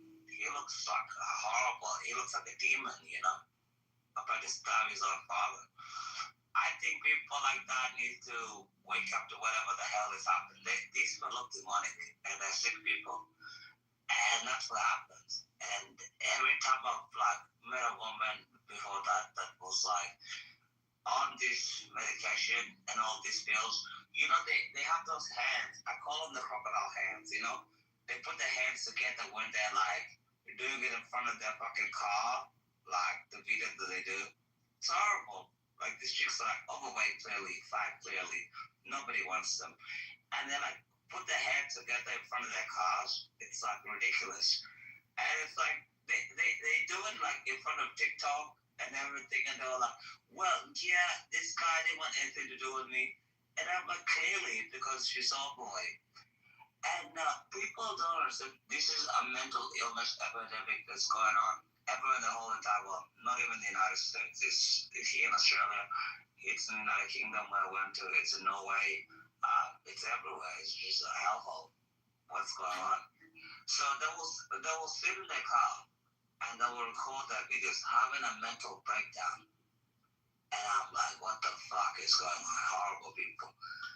But it happens, you know. And I wish it's gonna change, but it's terrible. And no government can introduce this and everything else like that. I just think it's the first step. I think Rush Limbaugh said it the best way. He said it true, like I want to say it again. Feminism was the best way to getting fat, ugly women to become into the mainstream. And he was correct, and it's absolutely true, especially with TikTok. 100% true. It's true. And these people, they come into the mainstream so ugly, so overweight, and now they can have people watching their videos and everything else like that. It's true. Because before that, nobody gave it attention. Because you cannot be like 400 pounds as a woman. It's horrible. Terrible people. True. And it's true, yeah. 100%. It's a correlation on like fat women and more talking about. And now they just go on TikTok and they're like, well, yeah, I'm in my car and everything else. I'm like, yeah, that's not how it works. So these are horrible people. 200 pounds, 300 pounds. You guys hate fat girls more than like Peter Thiel. Like, I don't get bro, fat chicks are such horrible people. I mean, how are you fat? You know, like why? How tall are you, by the way? 6'4". 6'4". You're probably ugly too. I don't believe you're 100%. I'm 100% ugly and 6'4". Look, you can get body change yourself. Like, why are you gonna body change fat people? We're talking about. Bro, fat people are disgusting. Bro. People body shame themselves. Stop eating, bro. Like, it's not a big deal. Like, I hate this. You know what I hate the most? Like, you know what I hate the most? Because these people are like, well, yeah, if you're fat, stop eating. It's a simple solution. Stop eating. What have they done? Fat chicks are pretty nice. They're not even the blue chicks. Stop eating, bro. Stop eating, bro. We're sick of these people. These people are disgusting. They're horrible people. They're disgusting. They're just bad. And like, stop eating. Like, they're demonic. My generation is bro. You remember our generation? They're not horrible. He doesn't know what he's talking about. Have you ever sat No, I'm just on an airplane? But do you remember our generation? These women used to claim like, yeah, I'm 224 pounds and I'm beautiful and everything else like that before Ozempic and everything else like. And I'm like, fuck off. Nobody likes you because you're fat. You just think like that because of like body positivity and all that bullshit. Nobody likes fat chicks. Nobody likes fat men. It's a whole lie that was gave to them since they were kids. It's horrible. I don't understand why people do this to different people. Horrible thing you guys do. What does that have to do with what we're talking about? I'm telling you because like you people fell for it, and your generation should have been like, if a girl is weighing more than 300 pounds, you should have been like, you're fat, you're overweight, one of the things. But your generation of men were like, well, you know, it's not the worst thing at all whatsoever. Like, Liberalism is buying a house. Wait a second. No, your generation of men Liberalism is buying a house. What are you talking about? Your generation of men failed us because your generation of men gave these fat chicks confidence. If a woman is more than 200 pounds, Do you have a wife or a you girlfriend? failed us. You men were like, well, yeah, you're okay. Have a girlfriend? Now, wait a second. Now you have women that are like 200 pounds and then like fucking like Queen Bee and everything else like that. You failed us. You should have told us she was fat from the get-go, but you This were is a like, guy that doesn't have a woman. you were copped by the woke generation of women that you have. So I don't respect, you know, horrible people. You should have just told them straight away. You have women that like -10. They think they're like 10. Horrible. Just tell them the truth. Should have done the truth. Now we have to tell the truth, and now they start crying. You know. He sounds real single. He is. I'm not because this is because of such big child he goes to. And you're like, well, this child, bro, your generation of men fucked up so much. You're like, yeah, you got single up. Yeah, the reason why we're not single because we're not gonna settle. Wait a second. The reason why we're the fucking social worker.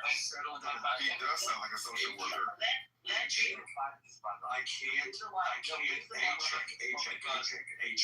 I can't let this heresy continue. You're not going to get. I cannot let it continue. You are not going to get the G, H, I, and J cup titties on a woman that only weighs 110 pounds. You just can't. We need those big women for those big titties. So stop your heresy. This is an abomination. I just cannot take it. We gotta have them big titties. Okay? All right? That's just the way it is. Thank you, A-Chick. Liberalism didn't fail, by the way, Alan. You have a Democratic Party saying that if you voted for Trump, you're a racist. Did it solve? In this day and age, that's the message. How many times did Hillary Clinton say that conservative voters, not the politicians, the voters themselves, were terrible, deplorable? How many times did Joe Biden attack MAGA? You're switching from the person at 1600 Pennsylvania to the voters? No, they did. They're the ones. Wait, I don't know. It's not like MAGA. They're the ones who called MAGA people, the MAGA voters, terrible people. But dude, they're not racist though. Like, yeah, you want to talk about the Catalyst. No. I was on the left in 2016. I remember distinctly the call was anybody who voted for Trump had to be a racist. That was the message going out throughout the Democratic Party. Well, Alan, if you look at what's taken place since January, we have the assault on the 1964 Civil Rights Act, the assault on the 1965 Voting Rights Act, Don't come here like the 1968 Fair Housing Act. You have right now Roberts toying with kicking off the last stand of Section 2 of the Voting Rights Act. Bro, that's such fake news, bro. Don't you stop lying for me, bro. I don't lie.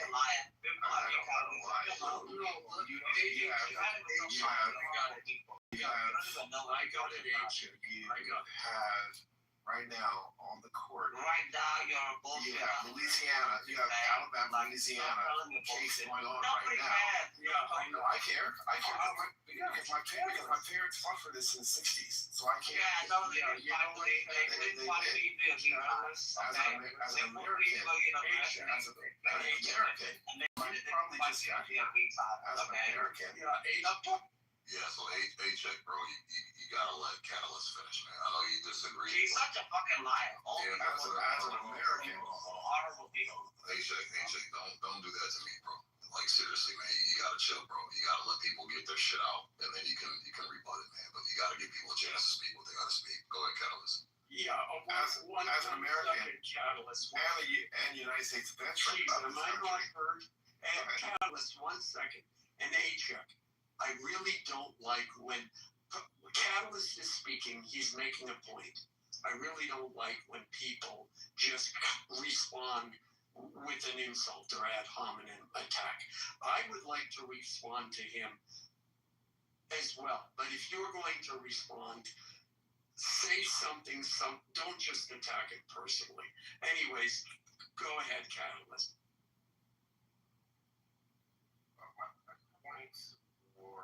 Military veteran who's laid on the line for this country. My parents, who was born in the 60s, I think killed in the 80s, fought under Reagan, and then since afterwards, when I hear right, left, center, the lines of what a political party is using its propaganda to vote is actually not what it is.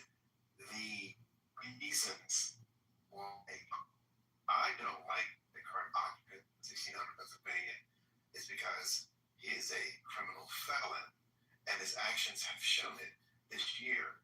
Before, I looked at his actions when he was a private citizen, what he's done all my lifetime.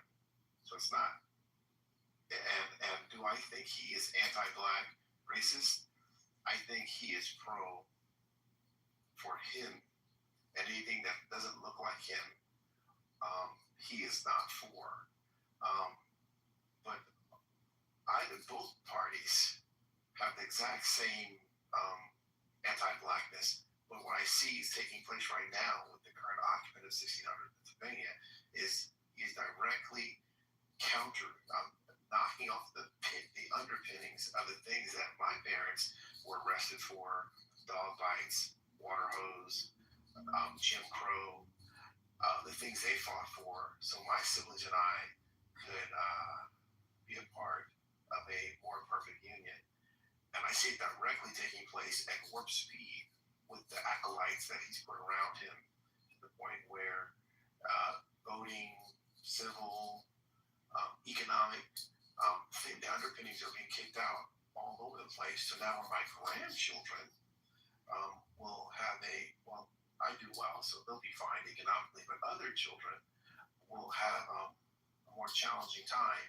And there seems to be a massive silence from the other side of the aisle that seems to be just simply okay with this as an American and who is a vet. Yeah, I think Alan's like he's kind of older. I don't think he's on Twitter. Like it's we're not talking about regular it's not even 2017 9. We're talking about people that want to repeal the Hart-Still Act and deport 100 million people. That's a really big idea, that are popular. Yeah, I am older, which means I've seen a lot more than anybody else on this stage. So, Catalyst, first, let me say, if I say anything, I am not discounting your perception and your viewpoint. I also recognize I doubt anything I could say is going to change your mind. So, first of all, I don't want to get into a heated debate. Though, if Sig, you want us to, because it'll bring in more people, I'm glad to do it as long as Catalyst is going on. But I think I've had enough of that lately. So, joking aside, yes, your parents fought for all of those things. And what happened to your parents was wrong. But other people fought for it too. Now, maybe they didn't experience the same thing you did, or your parents did. But it was the rest of the country who said, yes, those things are wrong. So we are also going to work to try and stop those injustices. Now, I'm not putting any extra virtue on myself, but I think we can acknowledge that with Black people and being a minority in this country, that it took the rest of the country or a majority of the country to co-sign into what the civil rights was fighting for. Yeah, that wasn't, that's bullshit. Okay. Slaves fought for their own freedom. No white man fought, the North and the South, they fought over economics and over whether the South was going to see that the civil rights. Okay, well, I just wanted to make sure that it was clear that what happened, slaves fought for their own freedom. No. North and South were a bunch of white supremacists. You're saying white supremacist system, and they fought for their own freedom. The South and the North were bullshit. Freedom. They never had freedom and justice in life. White man. Is that what you're saying? Oh, sure, there might be one. There might be one or two sprinkled in, but it wasn't largely. Yeah, it wasn't. That wasn't largely what the civil rights war, the Civil War was about, and it's not what happened. It was over economics. It was over whether the South was going to cede. It was over whether the Union was going to be dismantled because the South wanted slavery and the North wanted to maintain it. That's the truth. Okay, well that's it. That's all I wanted to say. Good. Everything that our family, our black family fought for, they fought for the damn selves. I'm sorry. What was the percentage of Black Americans in the United States in 1965? What was the percentage of Black Americans in the United States in 1965? 10%, 11%, 13, 14%. If every Black American voted for civil rights in 1965 and every white person was against it, it never would have passed. So let's deal with reality. Say thank you to the white man for giving you, for supporting you, and recognizing, because the majority of white people for seeing you as a human being. Thank you for seeing me as a human being. Alan, what the fuck? Say thank you. Luckily, every white man didn't get their head fucking blown off. I would have fucking Malcolm X that motherfucker all day. In any event. Hey, Alan. In any event. Yes. You want to go back to, so if you recall, from 1619 to 1776, when this place formed, it was very different. From 1776 to 1865 was the Holocaust of African enslavement in this country.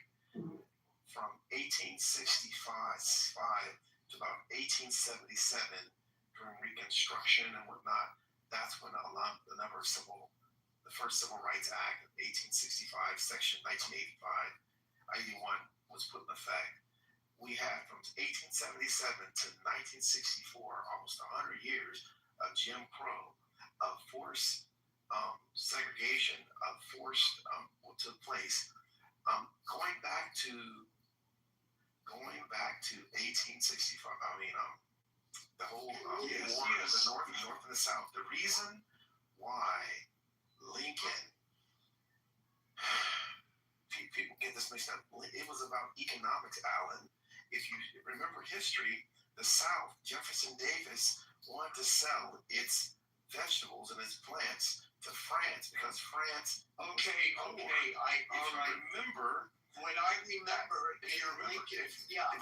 Lincoln said to the Jefferson Davis, "No, you can't do that. We want to sell our cattle and our beef." And Jefferson Davis said no, and Lincoln said, "If you do that, we're going to take away your workers that are enslaved." It was about economics, Alan, never about altruism of white people. It was 100% about economics in 1865. Yeah, are you guys gone to college? He's right. He's right. It was about economics. It was about economics. Do some research on why Great Britain ended slavery, and the United States was following that same model. If you get to 1964, that's a totally different time. But remember, it's 100 years of Jim Crow, 1877 to 1964. That's right. It is a different time. And so we had roads and you had folks. So all of those things. And you talk about how many white people were in 1965. Yeah, I think my mic is low. But yes, we had all of those things. So civil rights and other laws were created to right the wrongs and injustices that happened to Black people.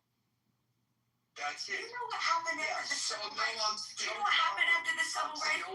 Again, all white economic, it was all propaganda. Do you know how many thousands of Black Americans lost their jobs? I am still talking.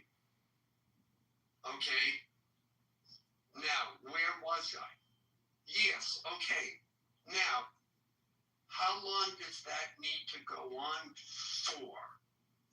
Because I remember affirmative action. I remember college professors of mine who said, yes, I am a product of affirmative action. And you know what? That was a good thing. I think that was a good thing. What I also think is a good thing is that it not go on forever. That's what I think.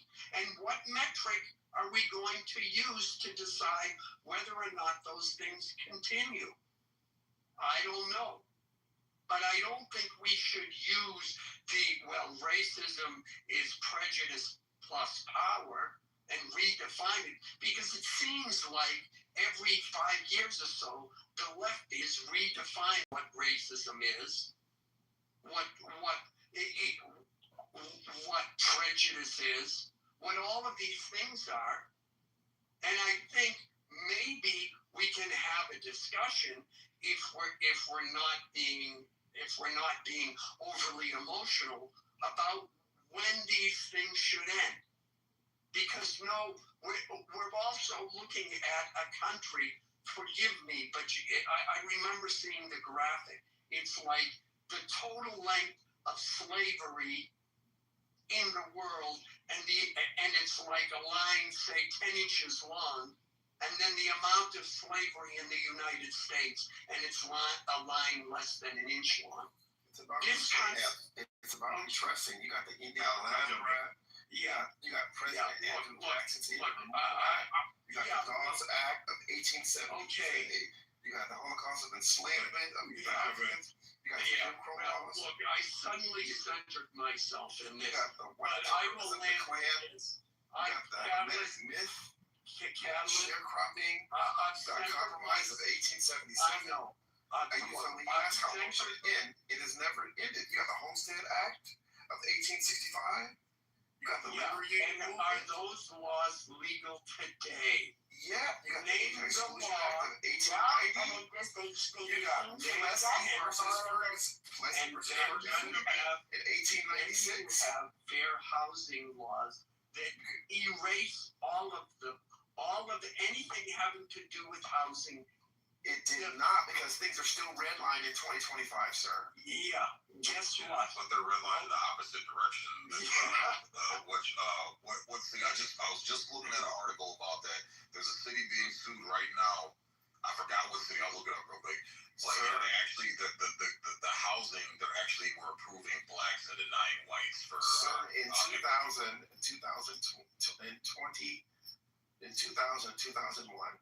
I worked as a software developer for a company that actually dictates what the rules of lending are going to be based on ethnicity.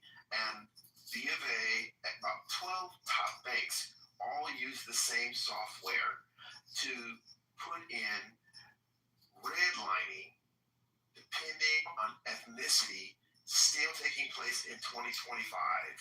And I'm what are we talking about? More slavery, like in the code, it's actually written on the line that. Can you all hear me? Oh yeah, but I was talking. Hold on a second. Can you say the code in the software was? Yes, I hear you. Are you saying the code in the software was literally doing an if condition of the ethnicity to then approve the loan? Is that what you're saying? That's exactly what I'm saying. And it never was broadcast in all the major media markets? Never broadcasted. Still not broadcasted.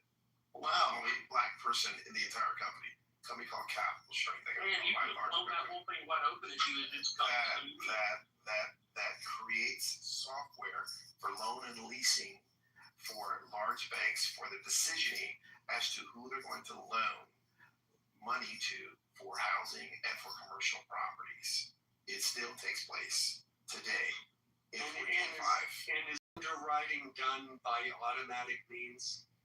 No. So you still have a person there who makes the decision. There are human beings that are making decisions to economically bankrupt a whole class of individuals. And you mentioned something, Alan.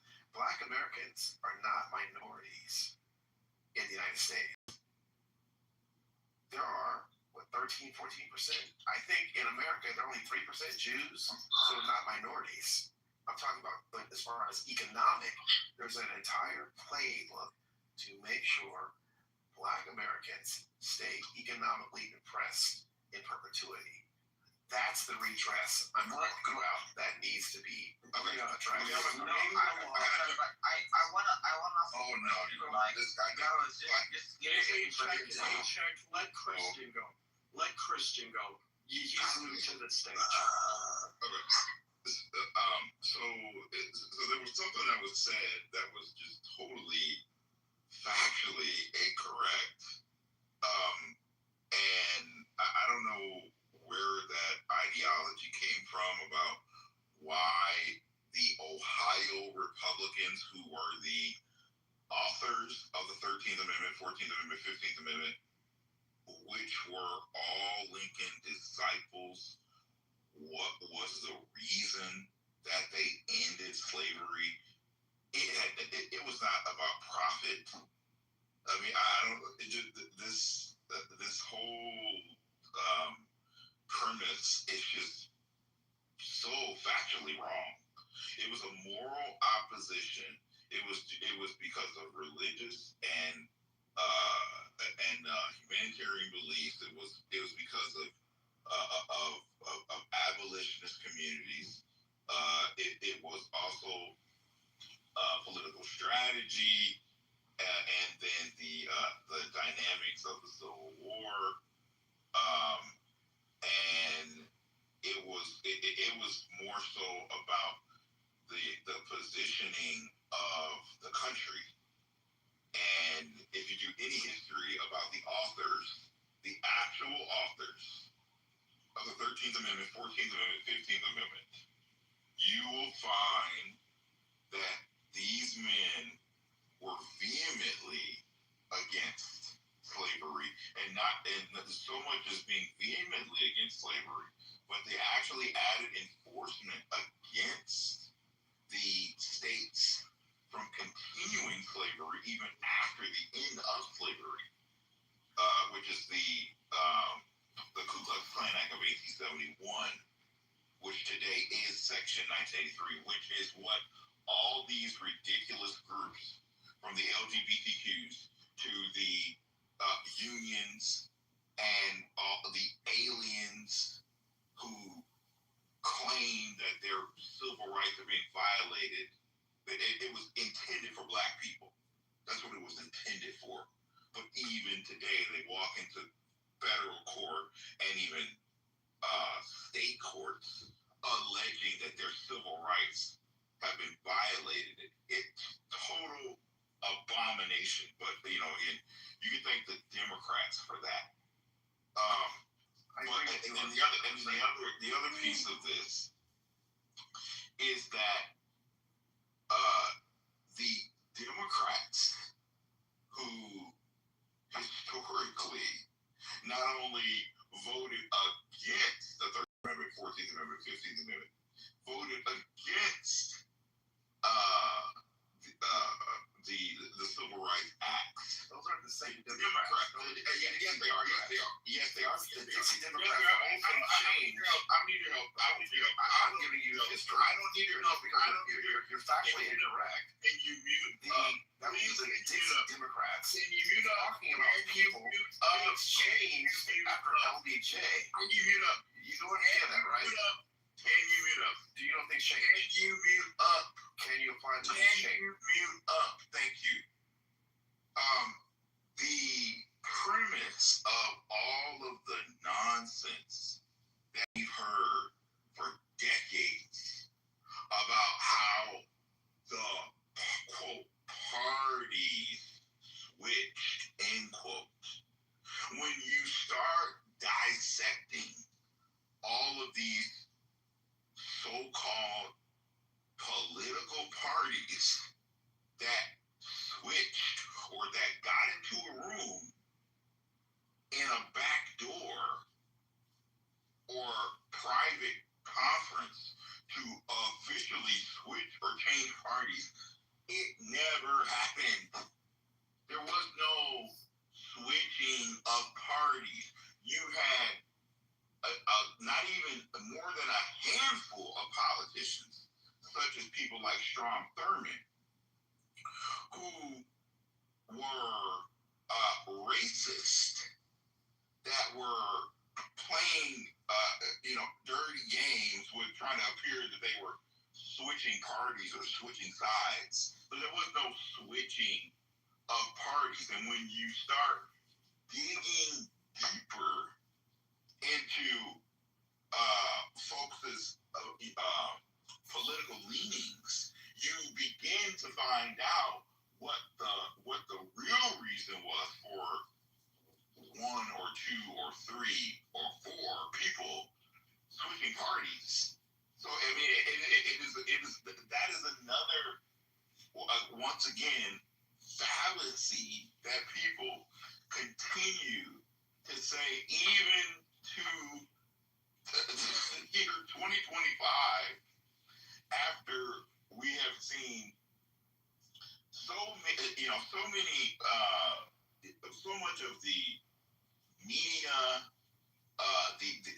the perpetuation of I mean, which the Democrats even admit that their media blitzes from the 1960s was propaganda and illusion and fantasy. I mean, so it's just it's getting to a point where when you continue to hear these lies over and over and over, it starts to become like it's like a conundrum because you're like it's like you know that historically that people who listen to these lies, which they've actually come out and admitted that they were sorry for putting out these lies in things like the Cosmopolitan and the abortion movement, the Roe from Roe v. Wade. I mean, it really, to me, it's just ironic that in 2025 we have to listen to the same exact lies about what happened in history, knowing the fact that the same people who were lying about abortion, who were lying about the benefits of immigration, who were lying about the criminal justice system, lying about the Violence Against Women Act, all these people lying about the LGBTQ, lying about the base of marriage, lying about and then go further back, lying about the Second Amendment, the Second Amendment. The same people lying to the public. Enough of the filibustering. It's not filibustering. It's totally filibustering. Let's get some facts here. Outright lying. The Dixiecrat movement was very huge. If you recall, Strom Thurmond in 1948, a Dixiecrat presidential candidate, switched his party to the Republican Party in '64 as a direct opposition to the Civil Rights Act. So I have no idea what you're talking about. The passage of the Civil Rights Act in '64, signed into law by Democrat President Lyndon Baines Johnson, was the primary catalyst, while many Southern Democrats felt betrayed by the National Party's embrace of civil rights. The Southern strategy, Republican strategist, notably Richard Nixon in '68 and '72 campaigns, implemented a Southern strategy that used coded language, dog whistling, and policies to appeal to white Southern voters disaffected by racial integration and the Democratic Party's leftward swing on social issues.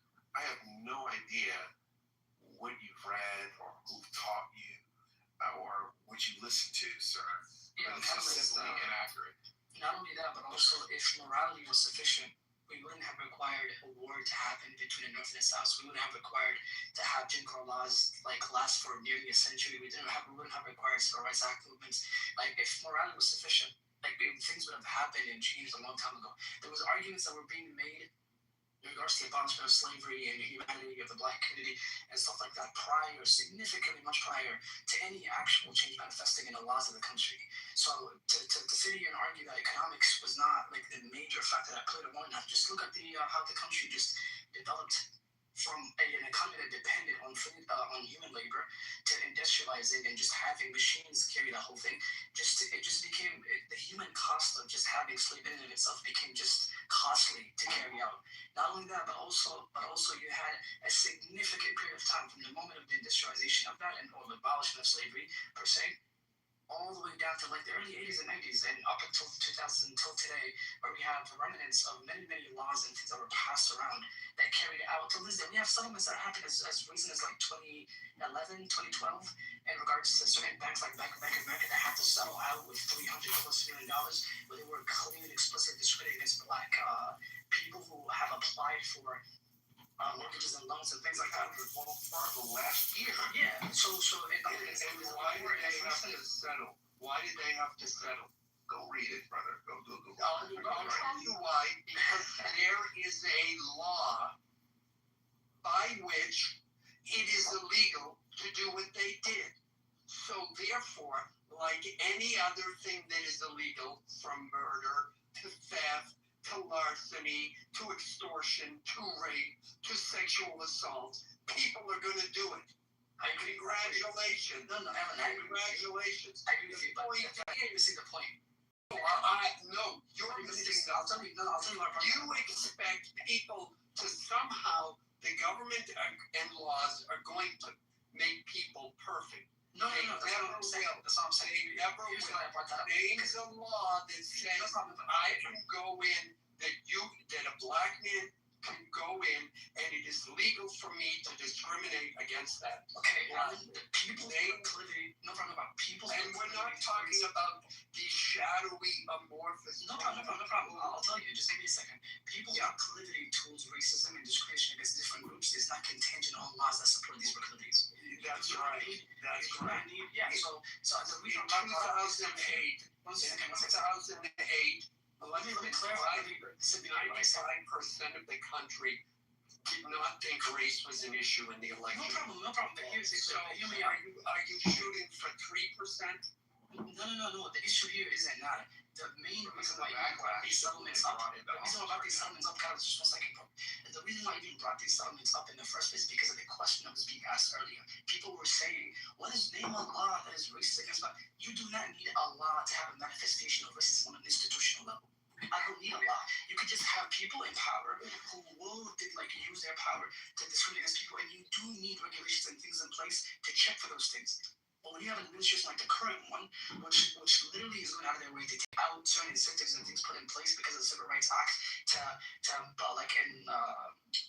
numerically put things into number in regards to disparities and things like that. They say, well, these things are not really that important, and they pass these laws already. They patch laws that have existed to look out for disparities in regards to how things manifest. You cannot say there's I need a racist law for racism to exist. That's the two are not mutually exclusive. You can have racism and have racist laws. You can have individual companies who break the law. Yes, I'm old. I come from a time where we didn't bother trying to change how people thought. We worried about how they acted and their behaviors and their actions. If a company is breaking the law and discriminating against a person because of their ethnic or racial background, then they will be prosecuted against the law. Yeah, we talk about incentives. I got 2 points. I'll talk about incentives and then link it. Because when you talk about incentives, again, how long are those incentives going to be in place? And at what point I know nobody likes to stand on pull you up by the bootstraps, but how long are we going to leave the training wheels on the bike? That's the question I ask. The second thing is, I'm sorry, but for the man who took a fucking bullet in his head, who gave numerous speeches about abolition and the horrors of slavery, yet One time he says, well, if I could end this country, are you all housewives who no matter what your husband does, all you remember is that one time he didn't buy you flowers for your birthday?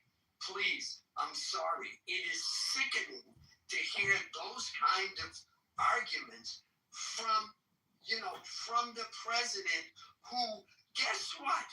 He's the president of the entire country. He worry about a lot of things, not just that black people are enslaved. He has to worry about keeping the country together. He has to be a politician. He has to try and appease everyone. So yeah, he's going to say a lot of crap that you don't like, just like every other president. Yet, being the tactician he did, he waited until the opportune moment to bring slavery as an issue into the Civil War in order to ensure that when the North wanted, that slavery would be abolished. So I'm sorry if it hurts your feelings that he was concerned about economic factors as President of the United States. But that's it. And number one, Catalyst, call him President Trump or I will move you to the audience. He is not the current occupant of the White House. He is not 45 and 47. He is President Trump. All right, Louie, as a vet, he is not. He's not.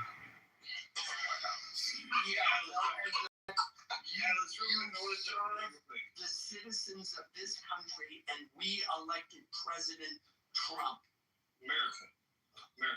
So to rebut what you said, what specifically has taken place over the past 11-ish months is the civil rights and non-discrimination protections, the rollback of disparate impact rules that this president has done. It's weakening enforcement. It's revocation of fair housing rules as far as affirmative action, banning those programs and training that LBJ put in effect to actually form a union. Ending affirmative action in federal contracting, a decades-old executive order from Johnson that required federal contractors to take active steps to prevent discrimination. It was revoked. Challenging private sector equity programs, education and economics, proposed cuts to HBCU funding, redistricting pathways to federal jobs, criminal justice and law enforcement, increased federal law enforcement presence, the deployment of federal law enforcement units to primarily black cities, and establishing the policies of ending cash bail. Racial profiling concerns, Supreme Court decisions influence administration's actions in some immigration contracts.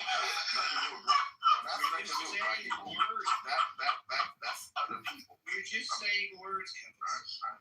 Okay, well, Catalyst question. Hold on, Alan, can I jump in, Alan? I gave you a list of rights, affirmative action, economic education, and criminal justice and law enforcement. I'm not just but affirmative action is not too racist. Yeah, to echo the Me Too movement, time's up. Okay, at some point, you as a black man have to compete like every other man on this planet. Period. And the color of your skin is not a pathway to Easy Street. I'm sorry. And especially, I'm sorry, I don't have all the statistics, but it seems to me that during Jim Crow, you had, and let someone else, Kristen, you can talk about the marriage rate, the black-owned housing, he's gonna go, et cetera, et cetera. Oh my gosh. Yeah. Alan, can I jump in, buddy? I need to stop talking because you're delusional. Please. Yeah. Go ahead. Thank you. Alan, you're going about it wrong. What Alan's basically saying is, like he said, enough's enough, right? Affirmative action was needed at the time, but now it's gone so far to where, okay, well, now it's equal now, right? If it's 30, it is not equal. Man, it's not equal. Affirmative action benefited white bitches. Christ almighty, you guys. Be realistic. That's what I'm saying. So now affirmative action, Alan's basically saying now to keep implementing affirmative action stuff, it's now going the other way. It's now actually discriminatory against the people that were being discriminated, that were doing discriminating in the first place. So now it's turning out that people are not, like, it's going the other way now. So now technically affirmative action would be a racist action because it's discriminating against another group of people. So that's what Alan's kind of basically saying. Enough's kind of thing. But hold on, Catalyst, real quick. We got off topic because Link kind of got us somewhere else. I want to go back to this whole great switch thing. And I'm going to say it like this, Catalyst, and I hope you hear me out, and I'm going to explain it if you want to hear it. The whole great switch is not about politicians switching sides. That's not what it's about. The great switch is about when the South went red. That's all it's about. Because the South was all blue. The South was blue. Every single state that you see in the South that's all red, the whole South, they were all blue. All of them, up until like the 60s. All of them, every single one of them. And when the South went red was when the South stopped being racist. And you have to understand that. You mentioned the Civil Rights Act. Water for that, Mike Allen. You mentioned the Civil Rights Act. Go look at the Civil Rights Act. Yeah, Lyndon Johnson was Democratic president. Yes, the Democrats had the Senate when that happened. But you know how many senators were in the Democratic Party in that time? There was like 70 something of them. And only like 30 of them voted for it. The only way the Civil Rights Act got passed is because every single Republican senator voted for it. Democrats, like, I think it was like, I forget what it was like 40 of them only voted for it, and like 26 of them voted against it. But the Republicans, every single senator voted for it. Once that happened, the South started to go red. So now you start seeing politicians like Christian mentioned, Thurman. Thurman was that one who famously did the filibuster against the Civil Rights Act. And then the Civil Rights Act passed. He's like, oh, I'm going to be a Republican now. And that's when he went off into obscurity. The switch is about when the South went non-racist, when they became red. Sir, you're inaccurate. My father's from Birmingham, Alabama. My uncle was killed by white cops.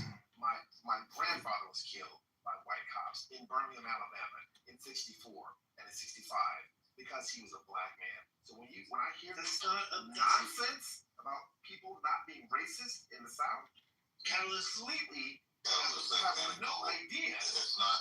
We're not listening. I know. I've heard countless stories of uncles. I've seen racism in the South, in Alabama, in Kentucky, in Mississippi. Goddamn Mississippi. I'm from Arkansas, Catalyst. Can you so I've seen and been taught this by parents. And you've been taught it. I've seen it. Now, here's how I experienced racism. When I was little, there was a baseball tournament for All-Stars baseball for like the Little League World Series, right? You do your sectionals, then you do the regionals, then you go to like the Little League World Series. The regionals were held in a place called Harrison, Arkansas. If anybody knows about Harrison, Arkansas, like even to today, there's like the KKK thing there at Harrison, Arkansas. It's considered one of the most racist places in the country, right?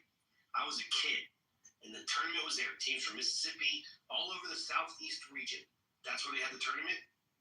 Now, the deal with the Bambino, the Bambino League or whatever they called it back then, the people from the community would house 3 players from each team. That's how it worked, right? That's how all of them worked. There was an all-black team from New Orleans. Nobody in the community wanted to have the kids in their house. Not a single person. Nobody. They didn't want them in their house. They were going to be the only team that had to get a hotel, right? So my father, who was one of the assistant coaches, was Coach Butler, was the head coach. So they went to the main people, or whatever. And they were asking what the whole thing's all about. What's going on here? This isn't right, or whatever. Our team ended up staying in the Holiday Inn with that team. Actually, it was one of the best times of our lives because we had a pool. We were playing baseball in the parking lot and shit, bro. It was fucking fun as fuck, right? But looking back, so I experienced this. And now looking back on it, you know what pisses me off the most, Catalyst? Is the fact that when Coach Butler and my father went to them, they were just like, you can go stay in the hotel too then. I'm talking about it's 2025. The modern Jim Crow. There's racist people doesn't change the fact that the Democrats are the most destructive party to the black Americans in the history of any political party on the planet, it's not even close. Project 2025 completely. Black Americans, like, let's not play one side of the hero, one side is the fucking. It's about even Jim Clyburn said it's completely reversing decades of civil rights progress. Civil rights, the elimination of affirmative action and black rights across federal agencies, using the Department of Justice, the anti-white discrimination claims, effectively subverting the original purpose of civil rights laws. You have voter suppression going on right now. Wait, why does an anti-white discrimination claim hold merit?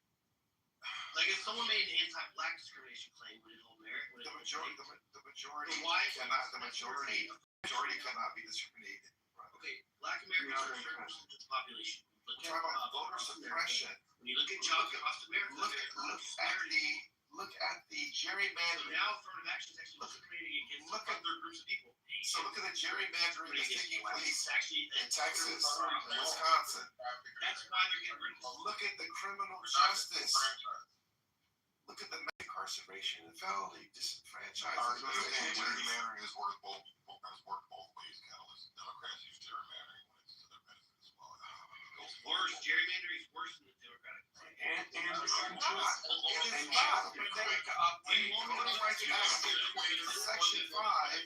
Section 4 that was dismantled under the Republicans when Obama was in office. Roberts has specifically been going after this when he was a Reagan lawyer in the 80s. And now he's in Section 2. Just a quick update. It might be changed now, but I think when you look at the entire Congress and you look at the number of black people, I think it's like 12% or 12.5% of the Congress is made up of black people, and there's about 13% of the country. So maybe if we elect one or two black people, we will have representation. So you're claiming that all of these things are happening and that it's negatively affecting the representation, what ultimately is the representation of black people in the government, so that they are adequately represented. The result is that they are within 1%, they're being adequately represented. So whatever you're worried about, it would appear that it's not affecting what you're saying. And directly is Project 2025, the civil rights and DI rollbacks directly eliminate. And let somebody else see. Project 2025 is not a law. So They're using it as a roadmap. the other part of this is that the majority of elected black members of United States Congress are Democrats. So the Democrats are choosing their own path when they get elected by their constituents in their states in their respective districts. And then this, I keep hearing all this crap about black people getting homes and FHA and redlining was started by a racist Democrat from Mississippi. I mean, Jim Crow was a Democrat. And then when you look at the current status of FHA loans, which give loans to people who otherwise cannot afford them, the program itself is really failing because the cost of housing is sky high because you have all these homes that end up in default and the homes can't go back to the market. So the program is having the reverse effect. Same thing with HUD sections. You have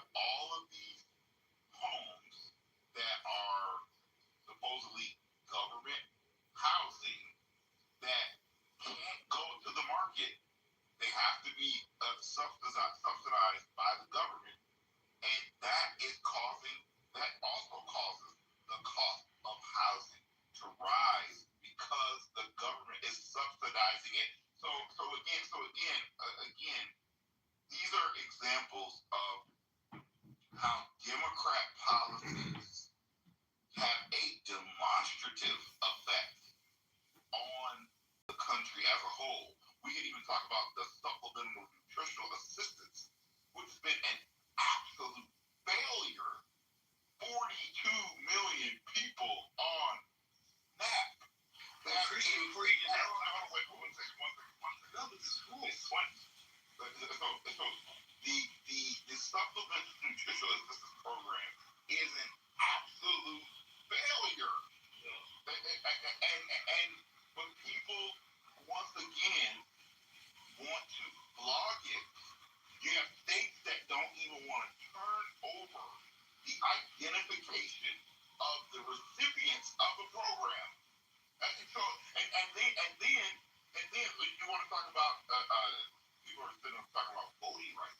You have states that refuse to cooperate to ensure that people who are not supposed to vote in elections, they refuse to turn over that information when there's an investigation to be had.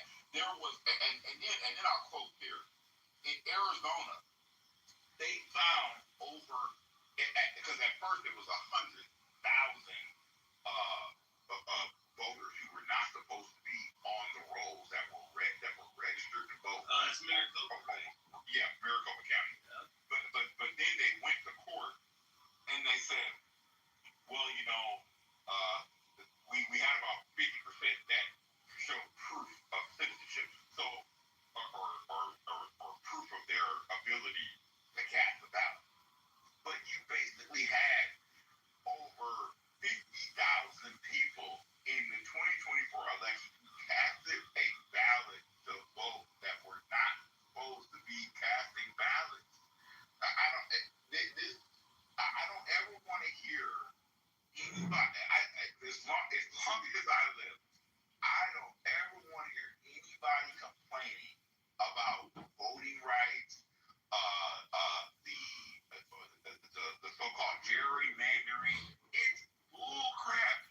Because at the end of the day, many people like to pick and choose what they think is voter suppression or gerrymandering or some so-called injustice in voting. You all don't even want to look at signatures from mail-in ballots fairly. So it's bull crap. I'll be honest. Well, then, real quick, even you mentioned the government housing. Property taxes pay for schools. So if you allow the Democrats to build a bunch of fucking low-income government fucking bullshit housing, then you want to bitch about your schools are no good. Well, hello, quit allowing the government to put this bullshit housing. It's fucking nonsense. It's just a big racket. It's all a racket. But going back to gerrymandering, it was very kind of serendipitous of you. I wanted to get back to that. And I hate that Catalyst left. Catalyst is actually a good dude. I like this. But if you click on my PTR now, if my PTR hasn't changed, and you just refresh, look at this shit, bro. Just look at this. Now, we're talking about the Republican gerrymander. Now, the top 1, 2, 3, 4, 5, 6, 7, 8, 9 states. 9 states, right? When you look at those percentages, some are 46%, 48%, 42%. There's 0 seats. Republicans have 0 seats. You're conflating things, Mike. You're conflating things with that image. That image is extremely misleading. You're conflating outcome with intent. Not every single discussion. It's not gerrymandering. Link, please listen to me. This is not misleading. This is a picture. Hold on, Link. Sounds good. Yeah, go to it. This is a picture of the facts. People say that Texas is gerrymandered. Yeah, but it's omitting a lot of information. But go ahead. Link, it's omitting literally nothing. I'll explain why. But go ahead. That'd be great. So Texas, which everybody's like, well, Texas was 44% Democrat and only 56% Republican, but Congress, Democrats have like 30-something% in the seats. So technically, the Texas is gerrymandered because in a 40%, 45% Democratic state, they should have 45% of the seats, right? Blah, blah, blah. They have 30%. Now look, dude, these are just numbers, bro. You can look these numbers up. This is not misleading. These are the numbers. So again, where I got interrupted here, those top states, which again, this is how they voted in the presidential election. New Hampshire voted 48% Republican in the presidential election. They got 0 seats. 0 seats. Okay, now listen. The top 9 states, they're really, I mean, some of those states have like 2 seats, right? 3 seats, 5 seats. Of those top 9 states, you're talking like maybe 15, 16, 20 seats, right? That's not a big deal. But it still stands to reason. 0 fucking seats. In a state that's 47% Republican. But look at the bottom, bro. Look at California. California is 38% Republican. They only had 9 fucking seats out of 52. 9 out of 50 fucking 2. And California just did it worse. Look at Illinois. Illinois is 44%. The Republicans only have 3 out of 17, bro. No, look at New York. 43% Republican state. The Republicans only have 7 out of 26 seats. And you're talking about weak gerrymander? That's fucking nuts. Now go ahead and tell me how this is misleading. No, you can look at every one of those. No problem. I don't disagree with the numbers, by the way. I believe your numbers are factual. I don't disagree with them. But there's 2 different things we need to clarify. Gerrymandering is one thing.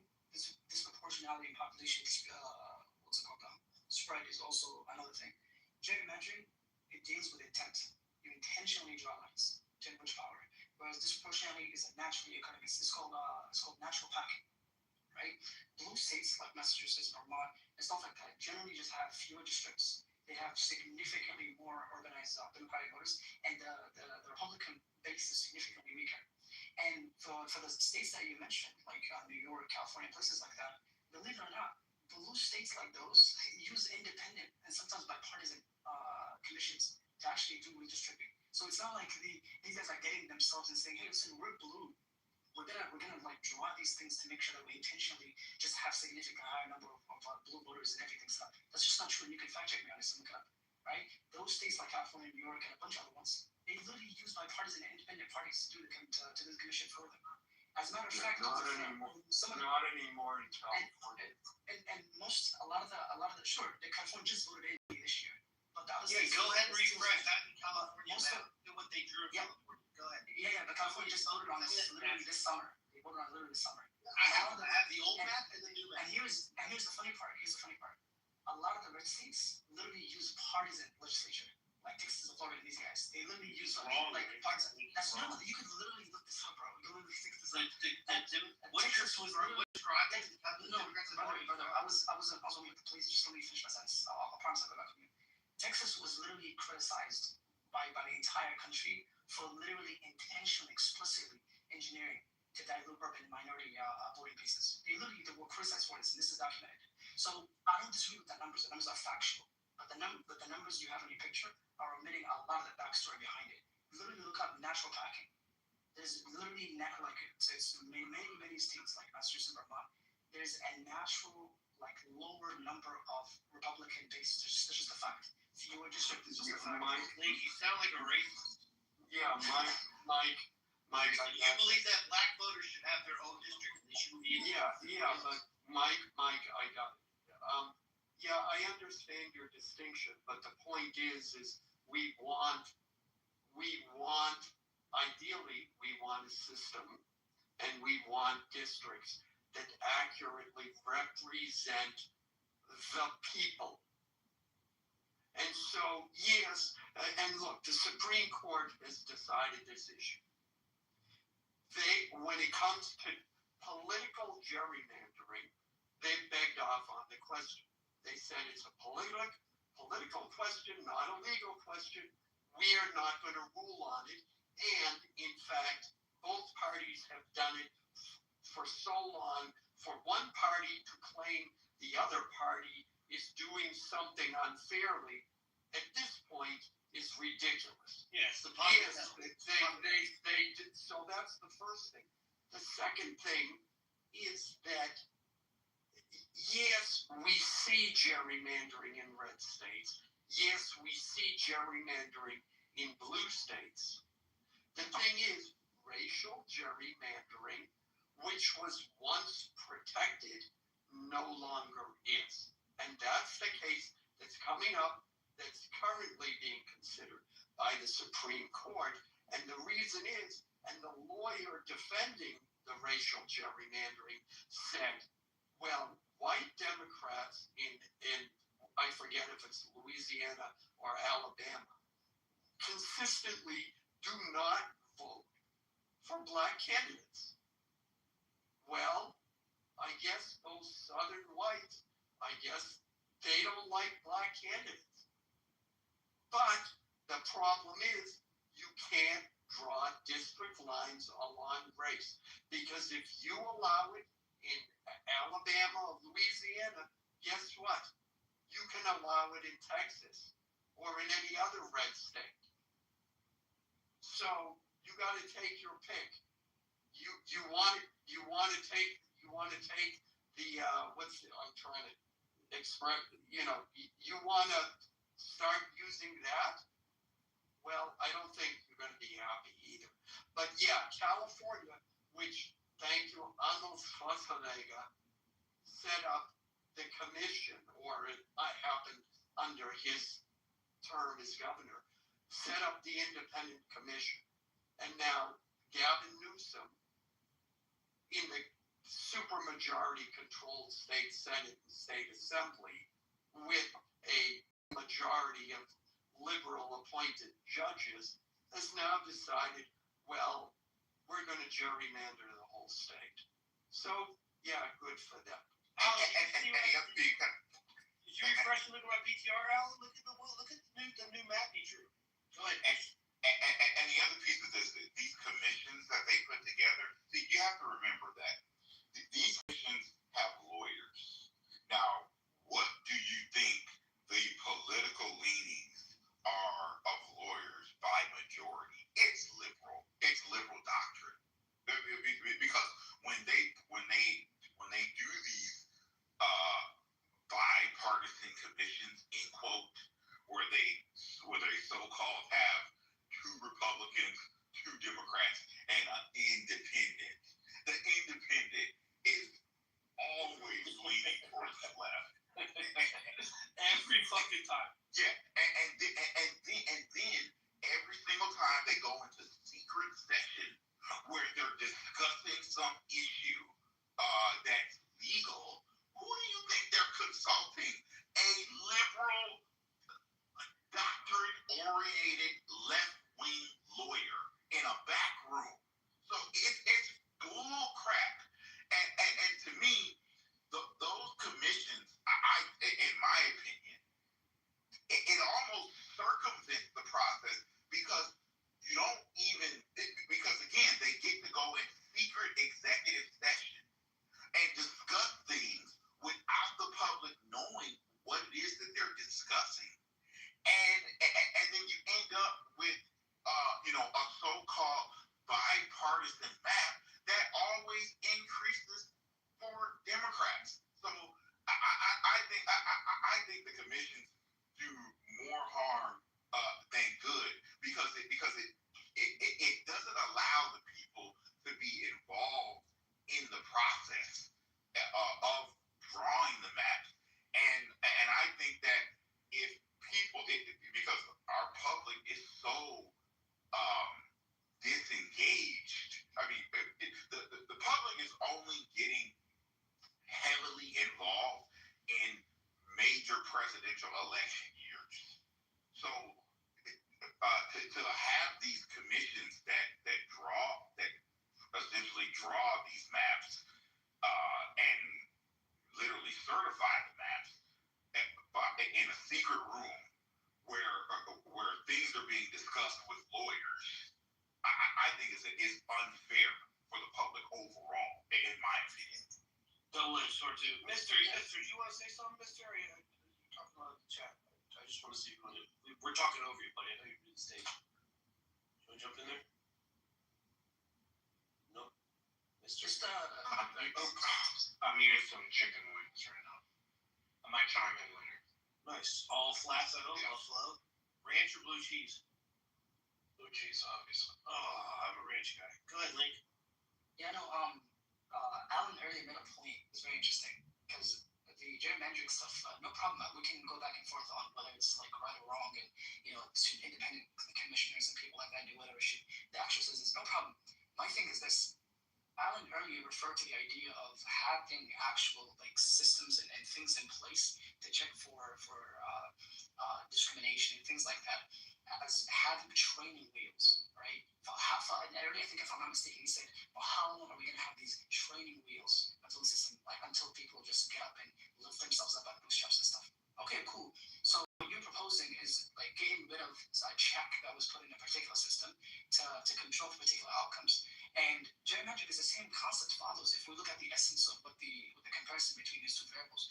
When you look at the gerrymandering laws and stuff like that, and how whether it's independent commissioners or partisan commissions are doing it, your issue is not with the result. Your issue is with the system itself and how it's being run. You're saying the way it's currently being drawn is flawed and wrong and all that kind of stuff. And I can see going back and forth with you all day on whether it's right or wrong, and no problem on that. But you're proposing a change to that particular system, but then you were against a change to the system that resulted in scrutiny against black people earlier. And so I'm confused now. You want to have your cake and eat it too? Because on one hand, you're saying we shouldn't have these checks in a particular system that results in scrutiny against black people when it comes to hiring, like requirements and education, all that kind of stuff, because those are training wheels.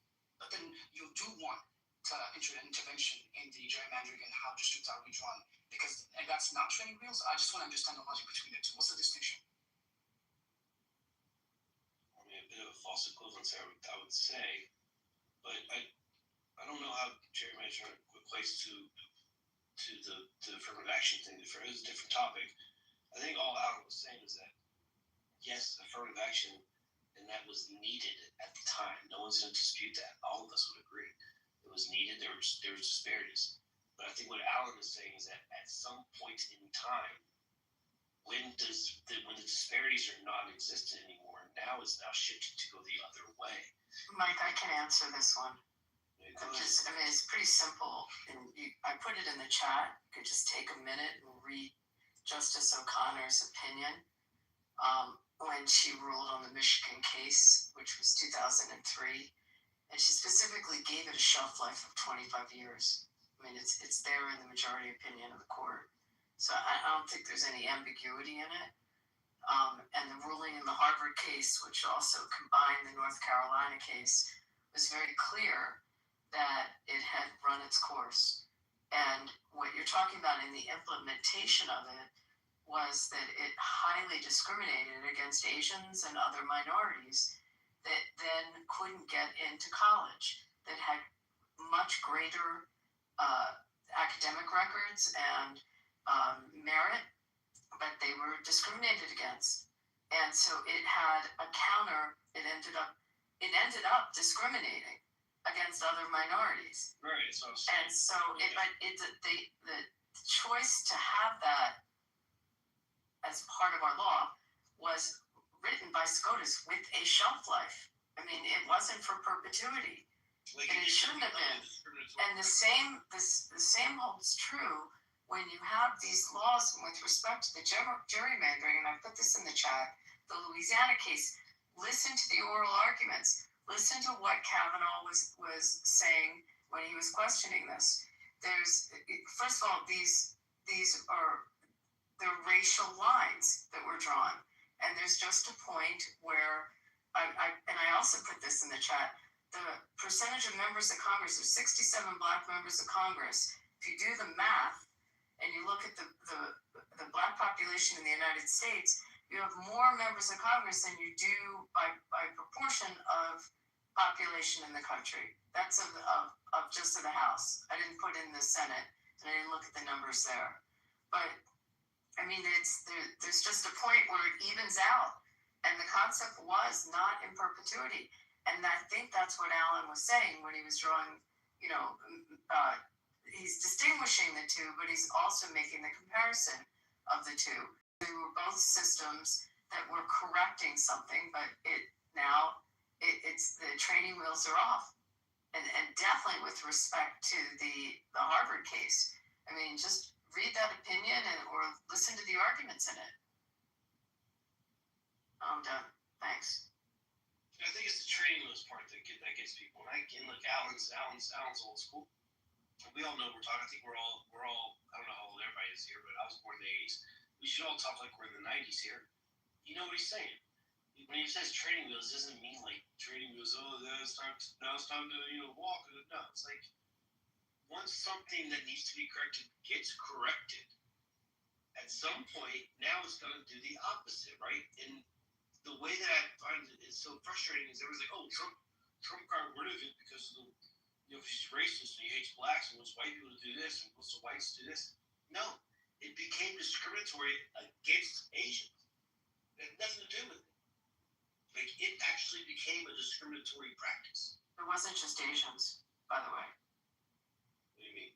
The Asians filed the lawsuit, but they were not the only group that discriminated against. I mean, you're saying it was part of the region.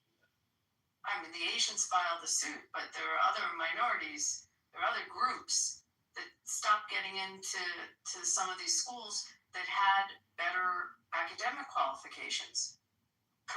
Much more qualified academic resumes and CVs. But the Asians took the lead on filing the suit. They're the one that filed the suit, right? Yeah. Well, you know what's funny, Link, is quite honestly, to me, it actually made it worse. To be quite honest with you, I believe, like now at this point in time, because again, we're talking like this thing was in place for like 50-something years. It's almost 60. I guess maybe 6 years.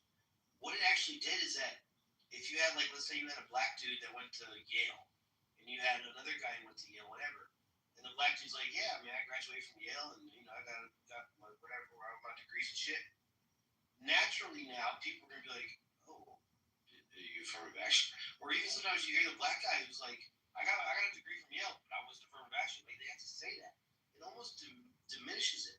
If the dude went to Yale and got his degree, he fucking earned it.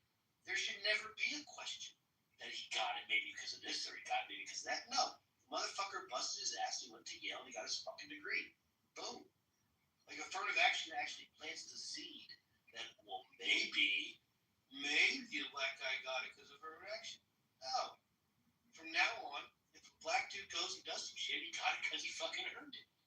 See what I'm saying? Like, it actually was harmful. Yeah, no, I agree. I'm not advocating, by the way, just to be clear, I'm not advocating for things like that to be in place in perpetuity. That's what I'm saying. The whole point to even bring the juxtaposition between the two things was just on how we conceptualized the implementation of particular systems or adjustments to certain systems that resulted in unfavorable consequences or results. Because the idea here, because the subject was really about affirmative action, right? I think we spoke about that prior, but it was on gerrymandering and stuff like that. But even with that, like I said before, there's a lot of natural hacking that is difficult to control for. Like, what kind of system are we going to have in place that's going to result in always making sure that everything is represented evenly for that controlling population? Some of these prepositions just don't hold up in reality. So something like the voter ID issue that everyone argues is a discriminatory practice.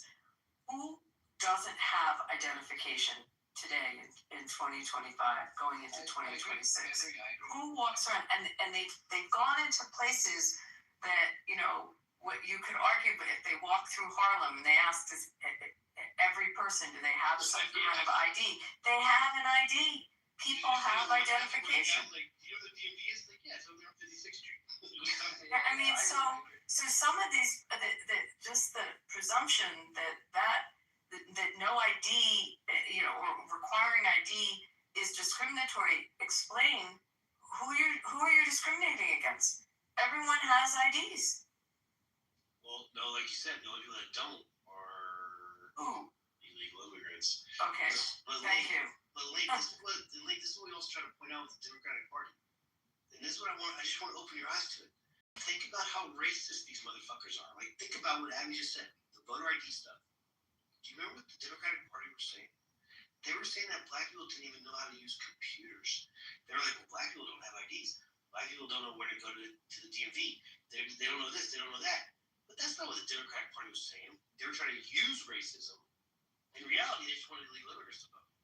They're trying to make it seem like if the Republicans went against voter ID, all of a sudden they were racist because black people came to ideas. Hey, lady, name a black American who doesn't have a fucking ID. Like, what are we talking about, bro? Yeah, the Democrats are so racist. They think black people don't even have ID. I believe both parties are ridiculously racist. That's why I've never really gone on here. I didn't get on it. No problem. You can see really one. I didn't come on here to defend the Democrats. My issue when we came here, we were talking about like particular systems being in place and people amending those systems or introducing particular laws or amendment to laws and stuff like that. My issue is with systems. If we can have particular systems that doesn't result in intentional, unintentional discrimination against any group, I'm content. I don't really care about. I'm not gonna sit here and pretend like I'm an advocate for the Democrat Party and I'm wholeheartedly like an avid supporter of it and everything that they do is divine law. That's not my position. I'll be honest. I want to provide one correction though, because there is a difference between a registered Republican voter versus a Republican politician or elected politician, because there is a clear distinction. The problem of all of this is that as long as people, somebody has a hot mic, as long as people allow or they sit back in their chair and think that the government is going to take control of everything, or I don't have to worry about it, I'm too busy, I got a job, or I got kids, or whatever excuse that a lot of times we come up with, it's an excuse to allow the politicians to have their way with whatever they want. So, I mean, and then someone's asking about the question about the distinction. A registered voter is not the same thing as a elected politician or previously elected politician. Those are two different things.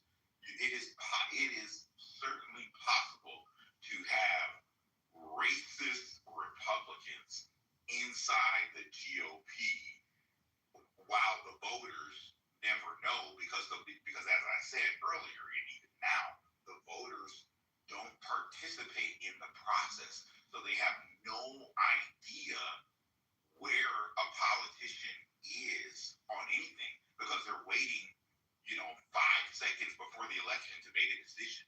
When you're supposed to be watching the government and politicians on a regular basis, on a consistent basis. But that's the reason why you have all this dysfunction and bad judges that end up on a bench ruling in a case or making incorrect rulings, and only for it to be constantly reversed or overruled by a higher court, because of the fact that voters just, they just think that, well, I don't have to worry about it. And then 5 seconds before the election, oh, here's my ballot. Democrat, Democrat, Democrat, Democrat, Democrat, Democrat. I'm done. Here you go. Same thing on the other side. Oh, here's my ballot. Republican, Republican, Republican, Republican, Republican. Oh, here you go. Here's my ballot. That's the issue. And I don't think that will ever. I don't think that will ever change, because again, just because historically a lot of our older adults that that raised a lot of the younger adults, that's been the voting pattern or the voting behavior, just to vote down ballot and then just throw your ballot. That's basically where we're at. Okay, Tim Scott, let's calm down a little bit. What I was going to say is that, did you not see what happened when when the government shutdown started to happen and food stamps started to get threatened? Do you not see all the TikToks and the Instagram videos about the black women saying, I'm going to go to Walmart, I'm going to steal, I don't care, I'm going to steal, I'm going to be belligerent. I'm gonna take all this stuff. I'm getting $500 off food stamps. Oh, you're talking about those women in Baltimore, right after Obama got elected, those ladies?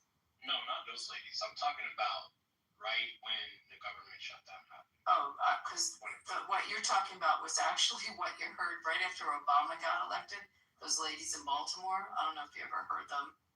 What I'm talking about is a famous. It's probably the same stuff. This famous video of these women bragging about all the stuff they're going to get free and take from the government once he got elected. I'll find the video. They were saying, we are going to not get anything from the government, so we're going to go to Walmart and we're going to fill up our baskets and we're just going to walk out. Everybody heard about that. Yeah. So, okay, so we understand that, right? So, I do agree with your point, right? Black people only vote based off the fact they're going to get $1, right? You're going to get more food stamps, you're going to get more child care credits, whatever.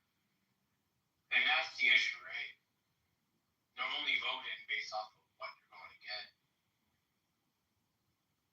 In the meanwhile, the entire community is getting gentrified, the entire community is getting absolutely raped by drugs. It's okay, as long as the black women are getting the food stamps, their baby daddy is in jail, okay, whatever. But as long as they're getting their money, 5 kids, no job, but they're getting $500 off of each kid every tax season, right? So how do you get black people to get off of that? That's like telling a calf to get off the mom's milk. It's impossible. And it's not only nearly impossible, but it creates a permanent dependency as LBJ and FDR intended. They intended for a permanent dependency on their vote. And and the other thing that I am now saying to other groups that are not in necessarily political spaces is I say, look, okay,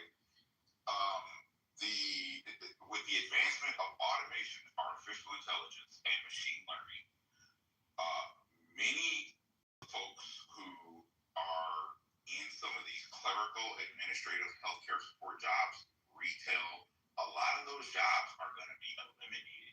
And so what you're going to have, because it's mostly women that are in those positions, you are going to have a lot of homeless women.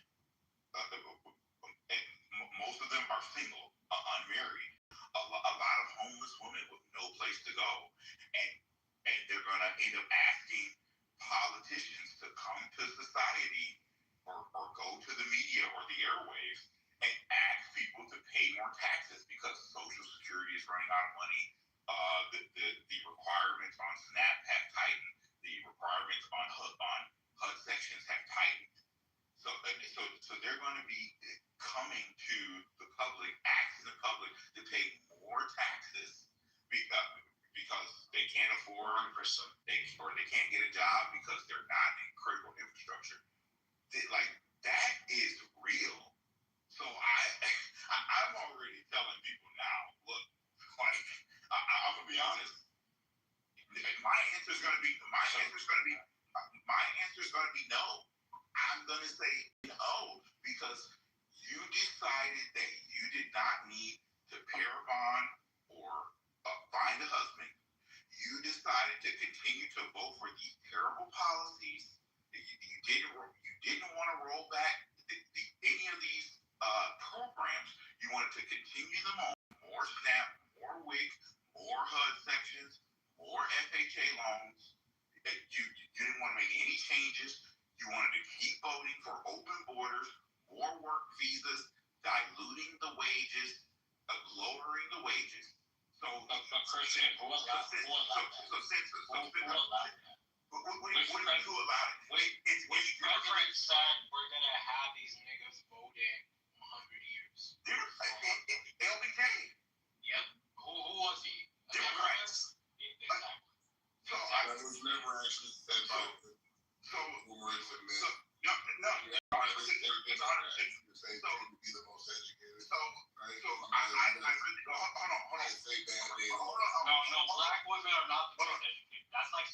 These crackers are always quoting shit that never was said or never fucking happened. And the other, one second, now, Peter. The other issue that I have is a lot of these folks who vote for Democrats, and they're mostly women. Okay, they want to have their cake and eat it too. They want all the government programs, all of the benefits, while then saying, "Oh, I want a man that makes $300,000 to $500,000 a year." You're even hearing some women in states like New York and California asking for a man to make $1 million a year.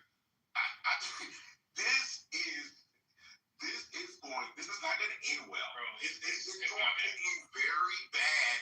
And I'm sorry for coming over into some of that dating relationship talk, but these two things, the politics programs, along with that dating relationship talk, they're on a constant collision course, because all you hear all the time is the talk about the economic viability of a man, and you can't talk about the economic viability of a man without talking about politics. I'll be up now. Thank you.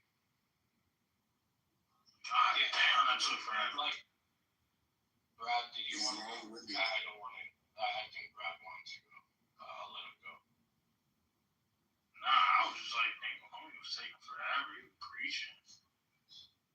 Well, he is black, after all. But like, what I want to say is like, black women being the most educated is like, yes, we had this initiative that essentially, it's all going on today. You see it with Candace Owens. Everyone wants to worship Candace Owens. Lizzo. We have initiatives that essentially propel black women into these positions of power until they destroy a company and they say dumb shit. I'm not going to use that as a metric because obviously it's overinflated. It's like saying white people in the 1920s, they were good basketball players. Yeah, we're all. Black people weren't allowed in the National Basketball Association. So we're not going to use that metric. But what I want to say is that it's absolutely clear that black women, minorities, they've been used as a pawn. Black people, not good. I'm not saying that because I'm black too. I'm half black. But this is the issue that I think Christian is pointing out as well. We have these unqualified black people that are essentially being used to promote bullshit agendas like Candace Owens. Now she's killing for Israel. At the end of the day, we know what's going on. We can't trust any politician at this point. We cannot trust anyone that is trying to distill information because they're all actors, right? We're all Freemasons. This blue versus red paradigm is absolutely cooked. If you still believe in it, if you still believe you actually have a choice, if you actually believe you can elect politicians that are going to make a difference, you're dumb. You're retarded. You're all controlled. Wait, you don't think Trump's doing stuff that Democrats don't like? Thank you, sir. Trump? Oh, Mark Levin? Oh, you mean Trump, the one who Mark Levin a couple of days ago went on stage and said this is the first Jewish president. Oh, this is the first Jewish president that served consecutive terms. That's what are you talking about? That's you. So no.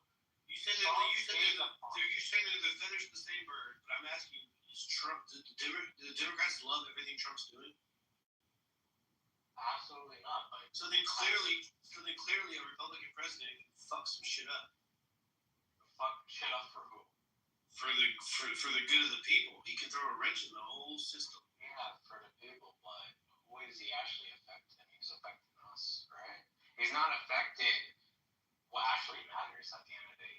He's making you argue with the dumbass libtard, right?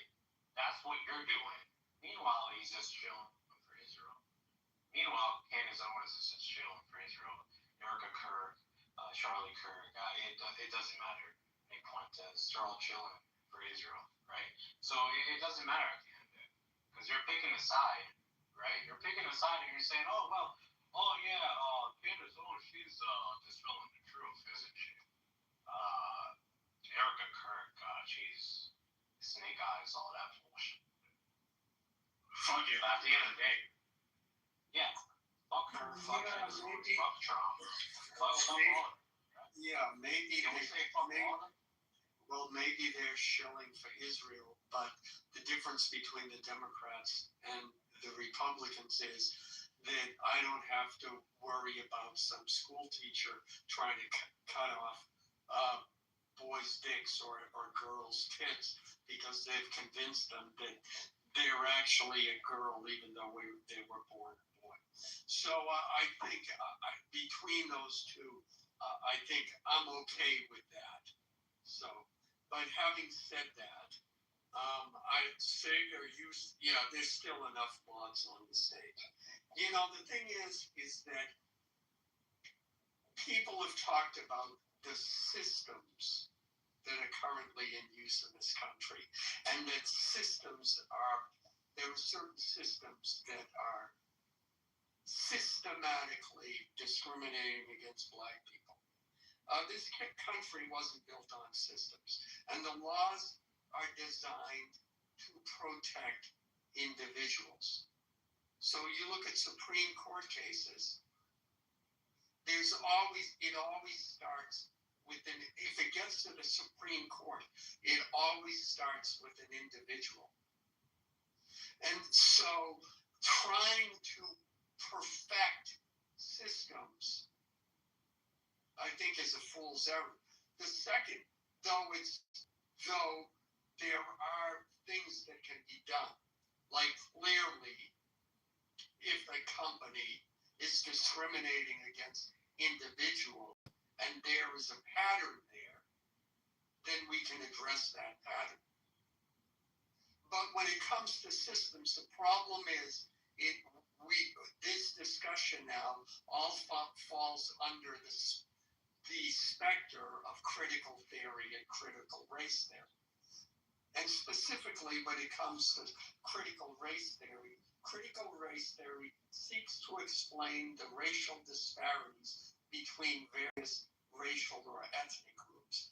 The problem is, number one, that lived experience, not statistical data, is the metric by which they use to judge whether racism occurs. And second of all, they always assume that racism has occurred and then seek to prove and find the mechanisms by which it has occurred. So the problem with that in California and the overturning of the affirmative action at Harvard are good examples why. In California, and I think it was in California specifically, Asian students are killing it when it comes to their test scores and how they perform in school. So how does California respond? Well, math must be racist. And literally they said that when they revised the math frameworks for the state. That is how students are going to be taught math.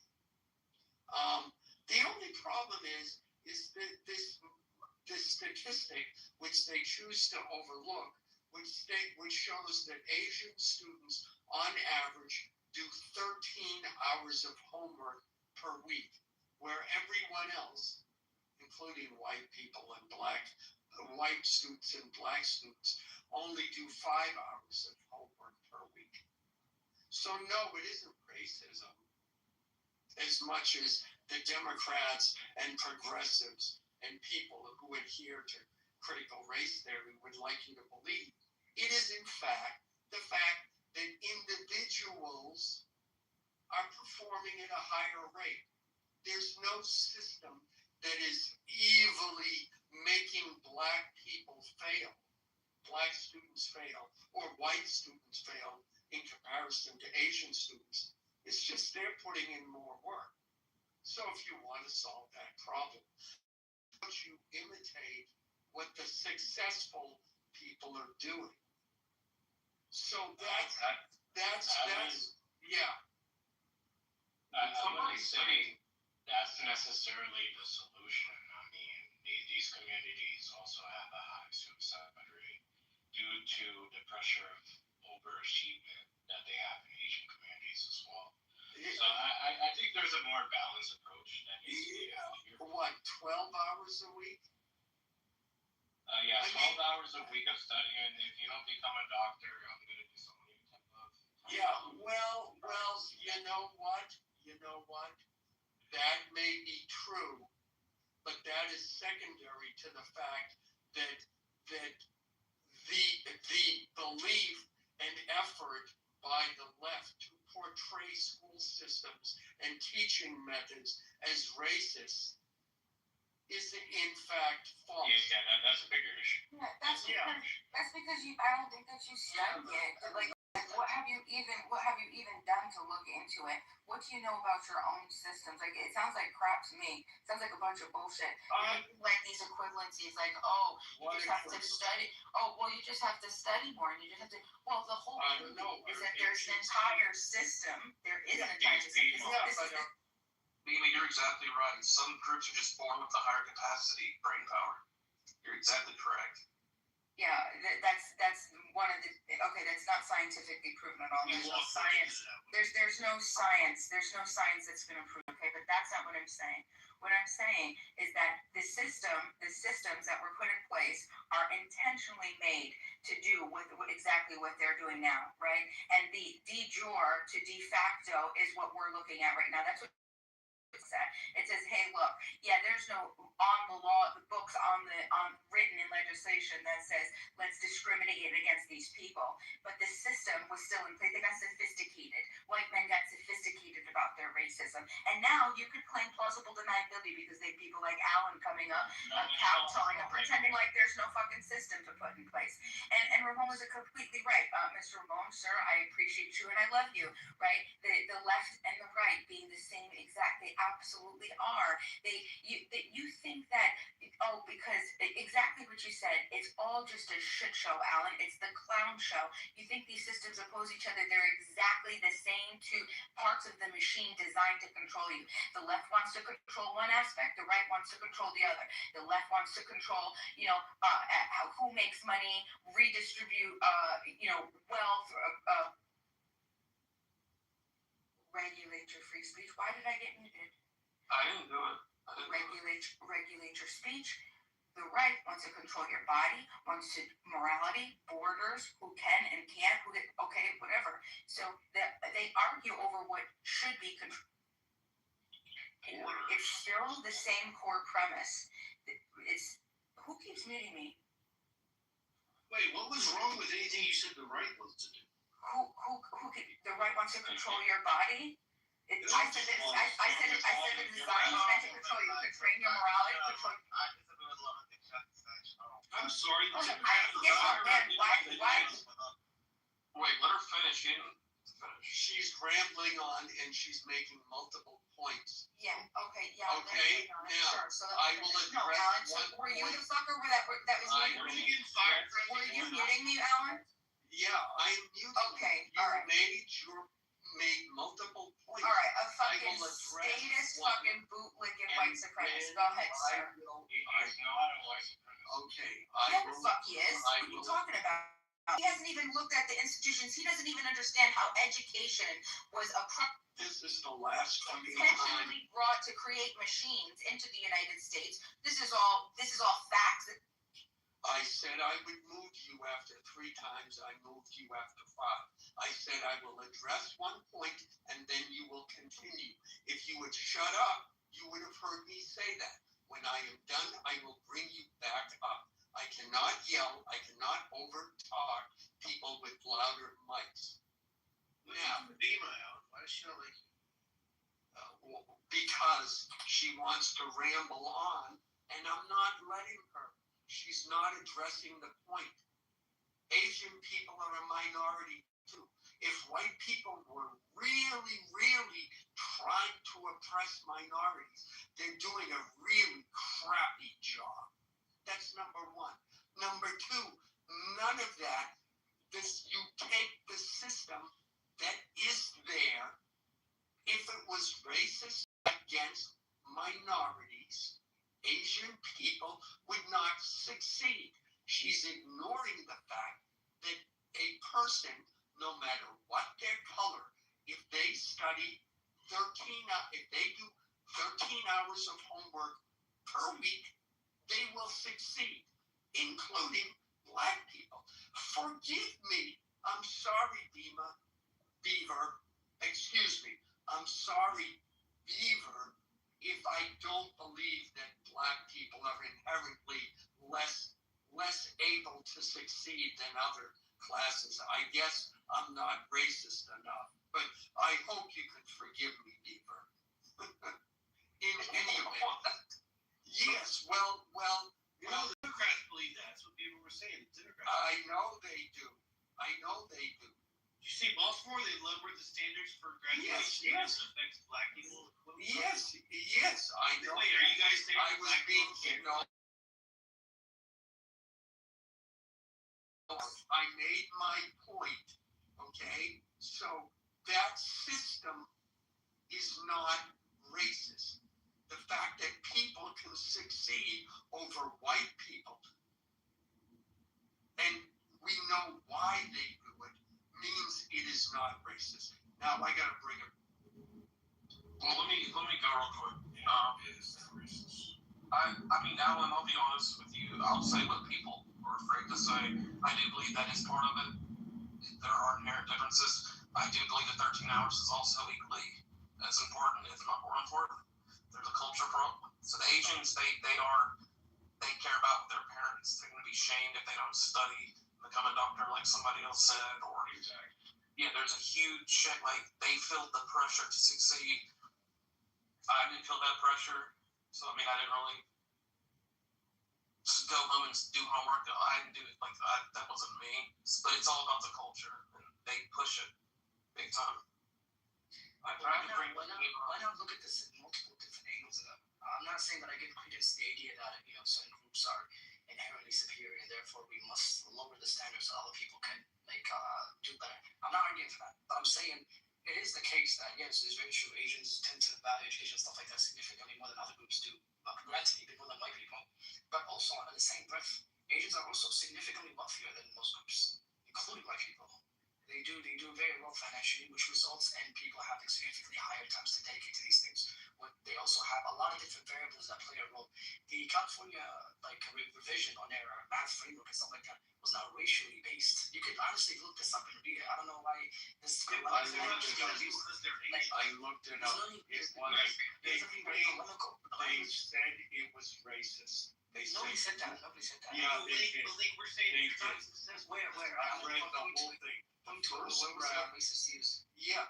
They specifically said it in the first draft that math, the way math is being taught, is racist.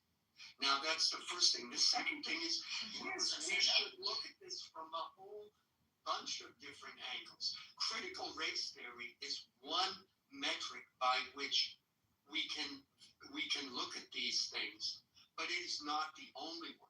The problem is, when you read critical race theory, it believes it is the final way in which we can view racial disparities. It is the only that a person can view racial disparities. That is part of the belief system of critical race theory. I'm sorry, but it just isn't. It's a theory, and there are many. But it seems to me, it's funny how if you say, well, if you're a basketball player and you practice 40 hours a week, that we can expect that player to play better than someone who practices only 5 hours a week. I mean, there's no debate there. There is the issue of talent. Yeah, but they're not going to make the NBA. Like, one group has a much better chance. That's right. That's right. No, It's not all of it. But I But think the fact is that 50-hour week rate is still going to be better than the 5 hours, generally speaking. It's not the same. well, Link said that I thought was interesting. Link, you're like, oh, well, Asians are also more successful. They make more money. It's not because they're Asian, though. That's what I think Beaver now is trying to point out. They put it, It's not because they're Asian. yeah, right. So having any type of system in place. What Alan is saying is there are 0 systems in place that allow Alan to go do something as a white man, and then don't allow a black guy. I don't know, like, you're a black guy? I don't know, whatever, Christian. There's no system in place that allows Alan to go do something, and that doesn't allow Christian to go do something. Nothing. And that's what Alan's talking about with America, systems. There's nothing. 0. That's it. That's what Alan's saying. We're talking about America, right? Or the West in general. Yeah, there's 0 systems in place that Yes, absolutely. Right. That's what Alan was saying. Like, he hates the systemic racism thing because Alan doesn't believe there's. I mean, and he's right. There are no systems in place that allow me to do something and doesn't allow Christian. Christian can do whatever the fuck he wants as long as he puts his mind to it, makes good decisions, and does it. Now, if I want to go fuck around and do some dumb shit, I'm gonna go fuck around and I'm not gonna do anything. Christian wants to go fuck around, he's not gonna do anything. The only systemic racism that has ever been created in the United States has been by Democrat politicians. So the redlining by Mississippi Democrat, the government benefits in exchange for votes, both led by LBJ and FDR. All of what you see in terms of the immigration, where Democrats allow an open border for people to come into the country and get on government benefits, and eventually hoping for votes, allowing work visas to dilute and pollute the U.S. jobs economy sector. I mean, every alphabet work visa that it destroys income inside the United States. That's systemic. I mean, but again, I just think that every single time that we get into these discussions, there's always some liberal in the room that makes a claim about education or how they're educated. They're educated about anything. They're educated about lies, fantasy, and illusion, and that all of that propaganda that they're fed when they go into these schools is the only reason that they come out that way, believing the propaganda that they've been told versus reading and looking at history objectively. It goes on and on and on and on. Good, Mr. Lake, sorry. Yeah, okay, bro. I can give some credence to your point, like in a general, big picture kind of point. But at the same time, it goes back to the earlier point we made earlier, the one we said that for you to have, from an outcome standpoint, a discrimination occur in some system does not necessitate that you must have a law that discriminates against a particular group. The two are not mutually exclusive at all. You can have no racism and laws, but produce a lot of racist outcomes. And the criminal justice system is the easiest one to point to, where black people are significantly, are disproportionately present when it comes to risk cases. But at the same, and a lot of right wingers and far right people use this to say, oh, black people just are criminally more inclined than other people, and there's just a violent gene in black people, stuff like that, which is unequivocally false. And at the same time, they make up 50-60% of the exoneration numbers. Clearly we can point, but there's no law that says, hey guys, arrest black people more. No law says that. But we do have systems and things in place that result in some level of racism. Monitoring that and paying attention to that does not say that, does not really take anything away from the points you guys made earlier. I just don't think the term is exclusive.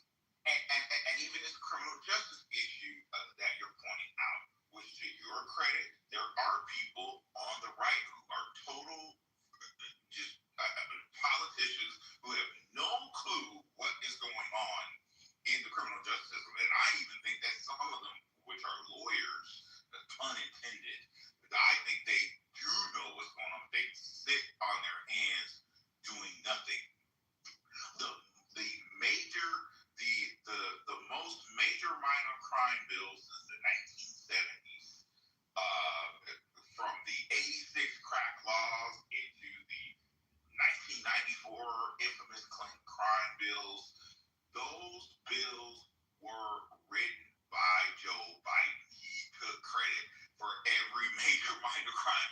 the 1970s, the RICO Act included. So, I mean, again, all the only systems that are systemically racist, which pun intended, the 1994 Clinton crime bill actually has a provision in the bill that says that states get over $10 billion in exchange for maintaining 85% prison sentences served per prisoner. So, I mean, it's nonsense. What I constantly hear about what's systemic and it's just ridiculous. And then when the conversation goes over to reparations, okay, they make all these arguments about how they deserve money or they should get money. They're not even realizing that the same.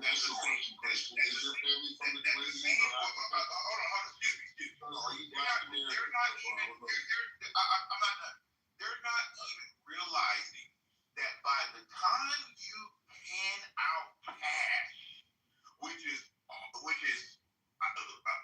proportionate to inflation, and by the time you are handing out resources while the border is wide open, and by the time you get to a point of even attempting to allow people in, allowing people the ability to get good paying jobs, it's only going to be diluted by the bad trade policy that you have and the bad policy on work visas and all of the other terrible policies that cause the cost of living to go up. Property taxes, state income taxes, federal income taxes,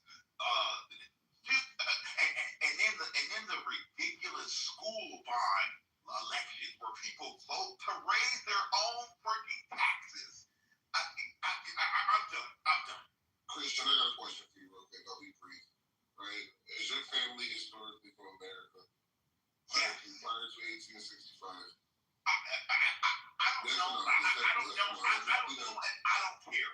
No, you just know. Is your family from America prior to 1865? Let me tell you something. Is it yes or no? You don't have to say. I'm answering your question. So is the yes or no?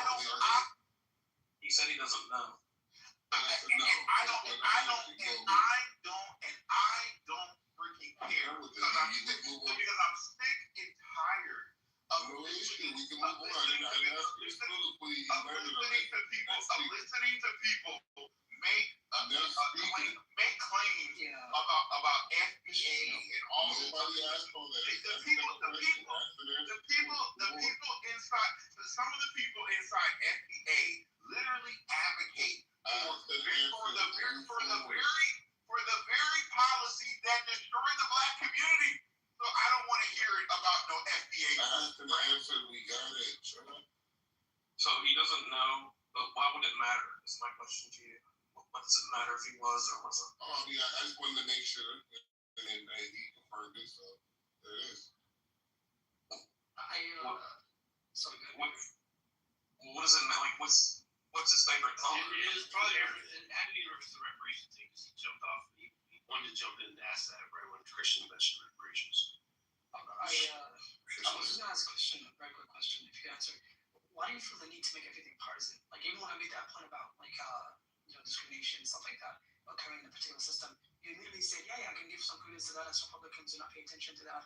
But Democrats, why do you feel the need to make everything partisan? We can point at particular systems and things being faulty and say, hey, this needs fixing. And it could be done from either one of the two parties. I don't really care. Why do you feel the need to the second we point something bad out, to say, oh, Democrats did it. Why? Why does your brain think in blue and red?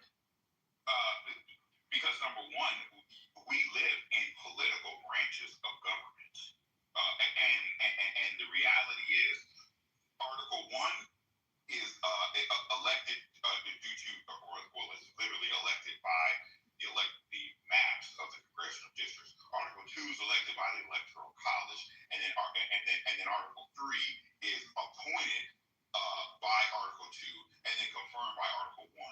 So our system that we live is by design.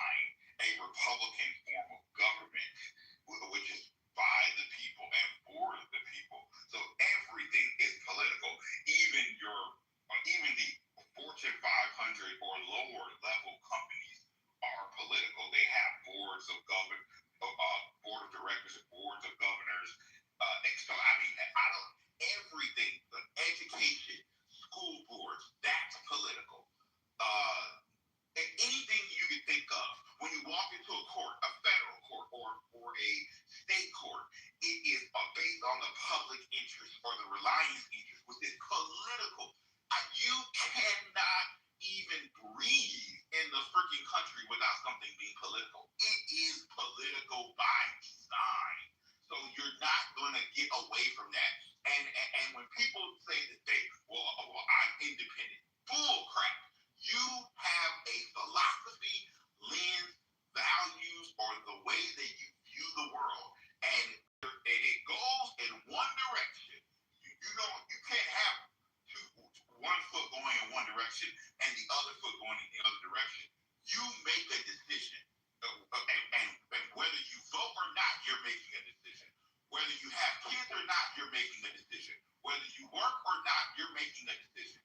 You make political decisions in the United States.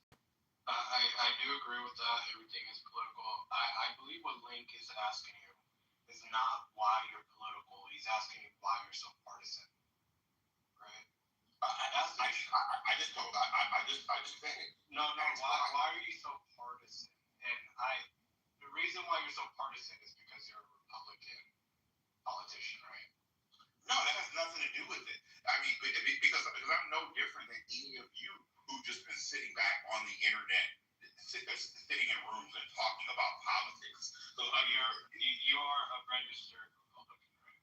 Yeah, I'm a registered Republican. I'm no different than any other registered Republican or registered Democrat, registered Independent. Are you sure about that? I'm sure about that. I'm a registered Republican. I've been a registered Republican since 2016. I've been a registered Republican. I voted for Obama twice because Obama lied about who he was. He lied about not supporting gay marriage. I would have never voted for Obama had he come out in 2007 or 2008 and said, I am pro-gay marriage, LGBTQ, pro-transgenders. No way in hell would have ever voted for Obama. Okay, so that's good. So you're saying there's something within the Republican Party that they can do that would get you to vote for the Democrats, right? No, the Democrats are. I mean, I've laid out all the issues and problems with Democrats. The issue that I have with the Republicans at this point is there are a certain number of politicians or elected officials who essentially just squat in the party doing nothing. But that does not reflect. That doesn't reflect the Ohio Republicans, as I explained earlier in the 1860s and 1870s. That does not reflect Abraham Lincoln. That does not reflect even Donald Trump at this point. So you're saying you're satisfied with Trump currently as a Republican? I'm 90. I would say I'm about 95% satisfied. The only portion I'm not satisfied with is that he hasn't done an executive order suspending work visas as he did in 2020 twice, suspending work visas because of the disproportionate impact on low-wage workers, which would be black workers and other people who are U.S. citizens inside the United States. He has not done an executive order to stop the work visas. He has the power to do that right now, and I'm dissatisfied that he hasn't done that. All right, I respect it. So now that Ellen left because that bitch was muting me, fucker, he didn't even say anything either. He just kept muting me, just throwing me off. What I wanted to say was to get back to the education system thing, and whether math is racist. Okay, this is all that I'll ask you to do.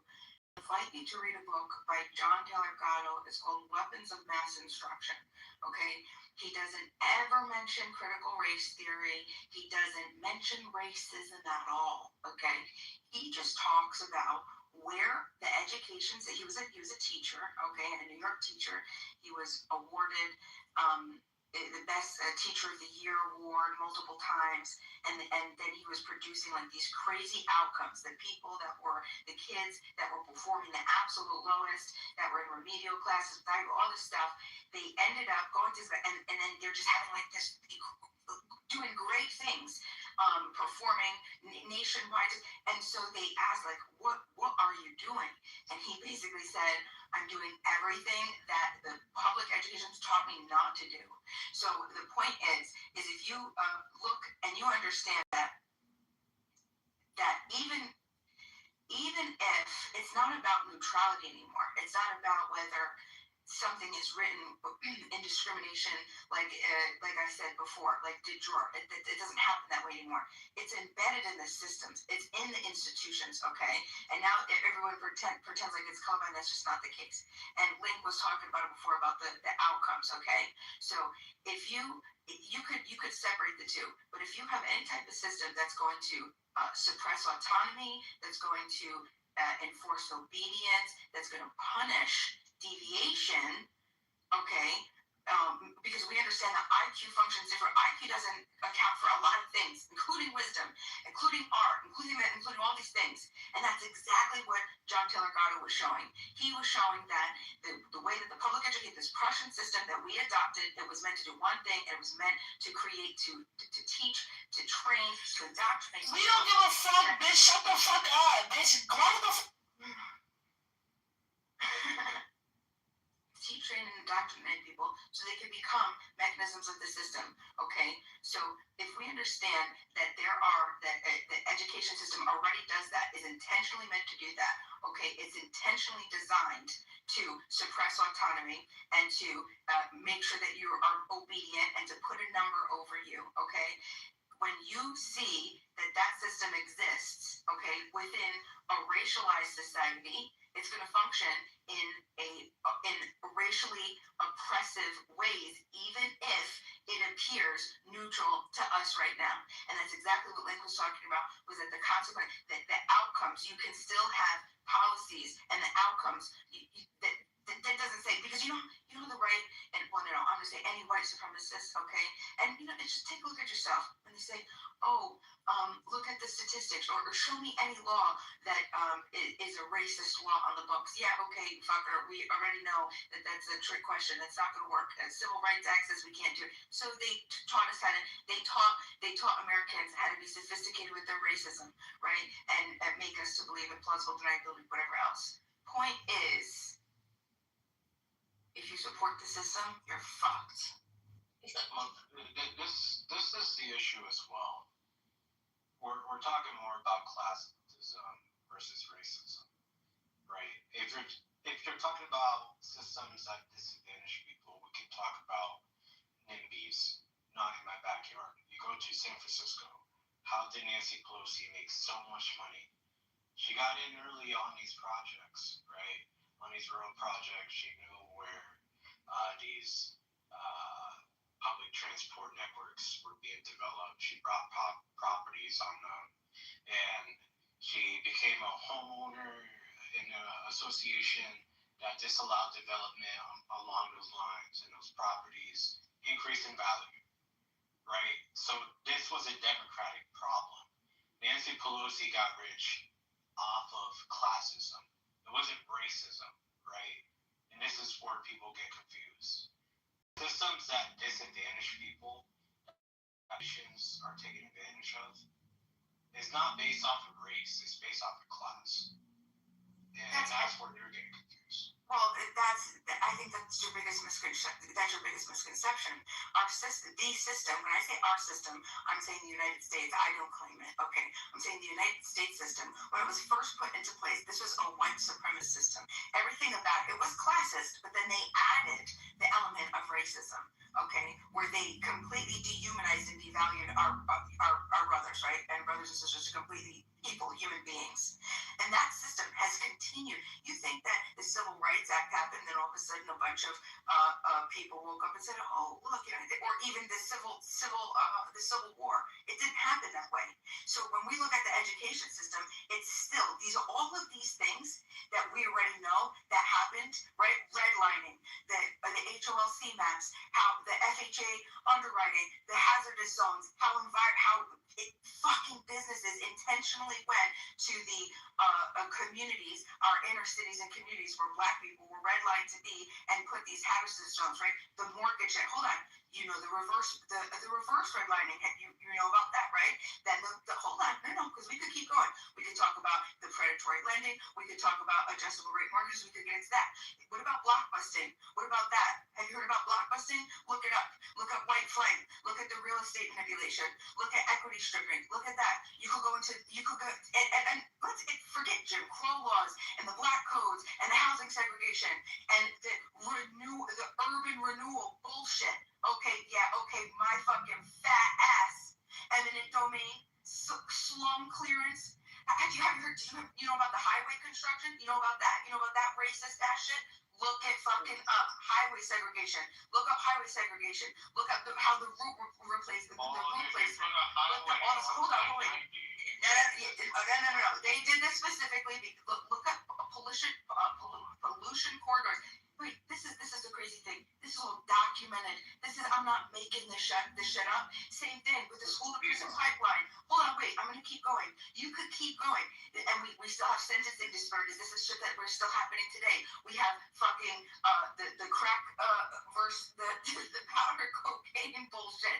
Okay, we have cash bail disparities where people, you know that people aren't going to have money, or so the bail schedules, plea courts, all of this shit happens. You have the over policing. You have the house incarceration. Hold on, wait. So this is my point. Let me connect it all back to education. Let me connect it all to message. Hold on. No. All right, let's give Damon 30 more seconds to wrap up. He's just whining. Not one highway. No, I'm bringing it back to how Mr. Ramon made the claim that it's a classist system, it's not racist. I said, no, it's bullshit. Of course it's racist. Because we're forgetting. Everyone's forgetting. Plausible deniability, bullshit. Because if you look back, the whole education system, why do you think that we have people that are underperforming? Where can you afford to live? Right? Does where you can afford to live, does that decide what school you go to? And then when you have poorer neighborhoods, you usually have schools with a less capacity. They have fewer supports. They have fewer all these options. And then when you have schools that have less capacity, what happens? They shift from helping kids with education to managing behavior. All this other bullshit, and then you have more suspensions and removals. This is the school prison pipeline. Hold on. This is the whole point. This is the whole system. The over policing. It's just it's bullshit. And all of you fucking white supremacists, I hate you. Motherfucking, how do you use white flight and gentrification? She was addressing that. I'll respond in 30 seconds. Because y'all, instead of looking this shit up and educating yourself, you guys are just gonna fucking. Wait, let Mr. respond. I choose pussy. Yeah, just 30 seconds. Neither I'm just gonna say, black people are the only demographic to get absolutely demolished by a highway. I-95 absolutely destroyed the black community. What are you talking about? A highway destroyed an entire demographic, your financial success. A highway? Really? That's your argument? A highway destroyed the black community to the point that they couldn't make any money and they were dependent on government assistance. That's the type of argument that you're making. It makes zero sense.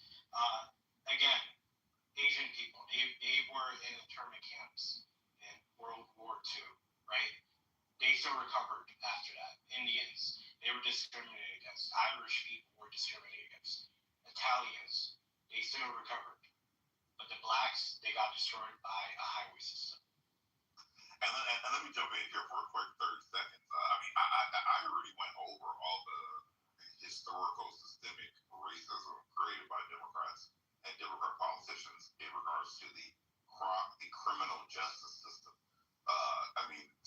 And I didn't mention earlier about how the ABA is 80% Democrat, which includes the state bars as well. 80% donations go to Democrats. And then, as far as what happens with property and real estate, when you look at the HOAs are mostly left-leaning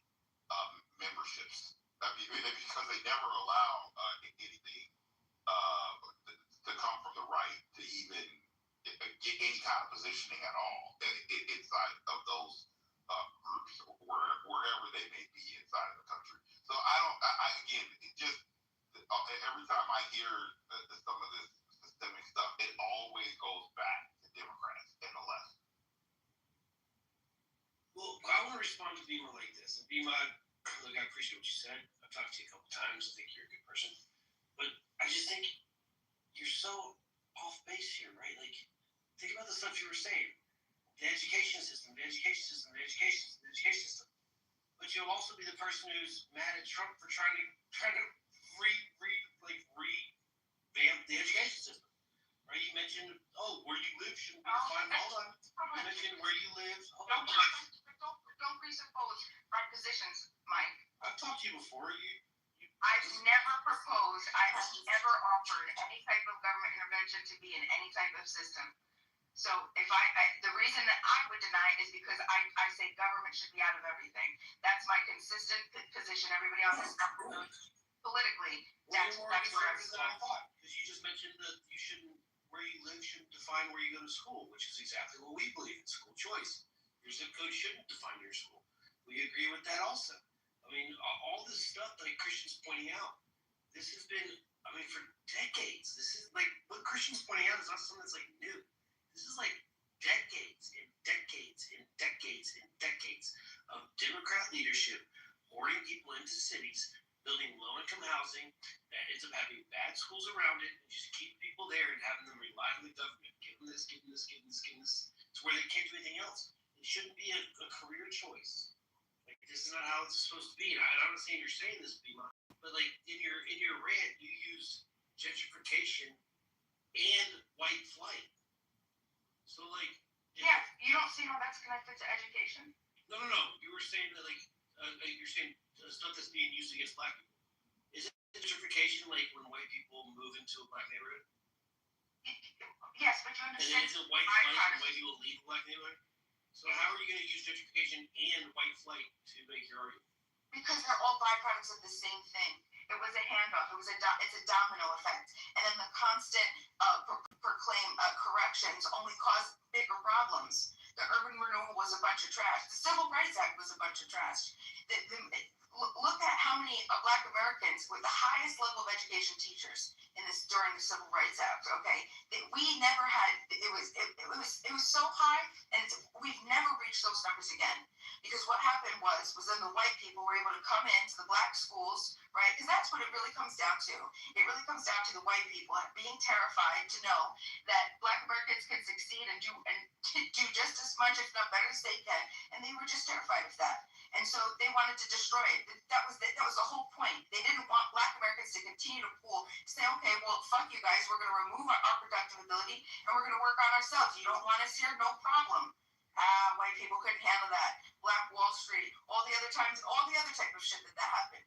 But look at the Civil Rights Act. Look at all the shit that happened to teachers and Black Americans and schooling and employment during that time.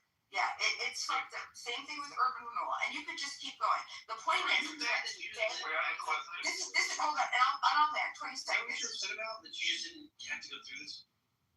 What? The shit you're mentioning is like you understand, like Black Wall Street. First of all, it didn't get called Black Wall Street until after it was burned down. When they built it back up, that's when it got the name Black Wall Street. But it's like we're talking like almost 100 years ago. The stuff you're talking about with the civil rights stuff, I mean, it's like 50, 60 years ago. And that's right, and that's my point. That's my point. That's my point. That people think that those things. Hold on. That's my entire point.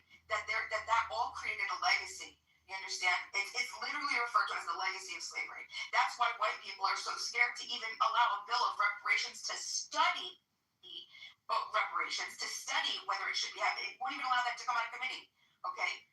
This is shit that the country principally needs to correct and keep the government out of shit. But the point is to fucking correct the oppression.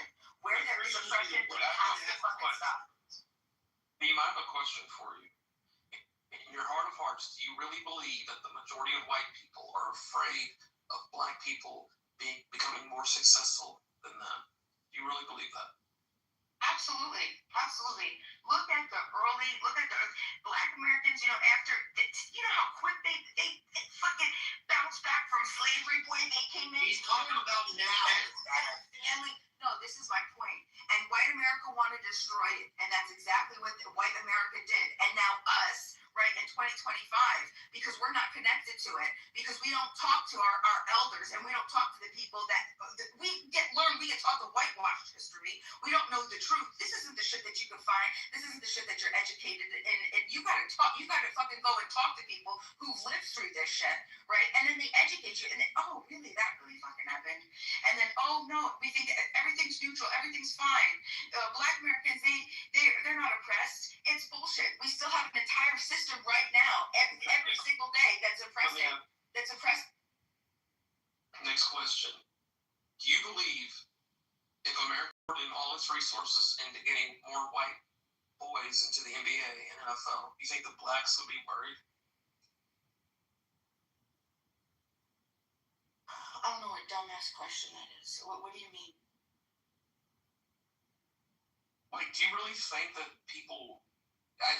Well, it's not a good analogy, but if you think whites are afraid of, oh no, these black people, they're gonna take our spots and be more successful than us. You ready? That is asinine to think. Really? Okay, well then explain to me how white people can vote for something like the New Deal, to have millions and millions and billions of dollars fed into white man's hands, right? Loan, all of that shit. But then when we say, hey, look, we left out an entire group of the population. It's the principal thing to do. Forget whether they're saying they deserve it or not, right? Forget that. Just look at a principled position. The principal thing to fucking do, and everybody in this room knows it, is to fix that. Now you pour the millions of in the same way, in those same elements into that community. That's what needs to be done first, okay? But white people won't do that because they say, well, I wasn't handed everything, or I don't have white privilege, or I had to work for everything I had. Yeah, it's much different. Do you think if you had all your wishes and you had complete 100% control and you could pour everything into the black community, do you think in 50 years' time, or do you think eventually everything would be equal equity outcome? Outcome, I'm not concerned with outcome. I'm concerned with oppression. I want the oppression to stop. I want people to stop living and completely ignoring the shit that's happening in our community now. So that's all that you white people do today. Who would stop? So hold on. So you're against police brutality? You know about the discrepancies with sentencing, and you talk about that. When was the last time? Yeah, we can break down the sentencing stuff. All right. So what about hiring discrimination? What about that? What hiring discrimination? We addressed that with affirmative action. Yeah, affirmative action. That's bullshit. That's bullshit. Who is the biggest receivers of affirmative action? Because that's what we're trying to say, Bima, is that these things that when you make something like this, it gets bastardized. People are talking about the civil rights. Oh, the civil rights act. The reason why people are trying to talk about how the civil rights act is going to get they want to adjust the civil rights act is because the civil rights act was about Black Americans, not about gender, not about age, not about disability. It wasn't about this or that or this any other civil matter. It was about Black Americans and how they were being disparaged. That's what it was about. So now when people have taken the Civil Rights Act and moved it into other forms of civil, it's fucked up. That's not how this should work.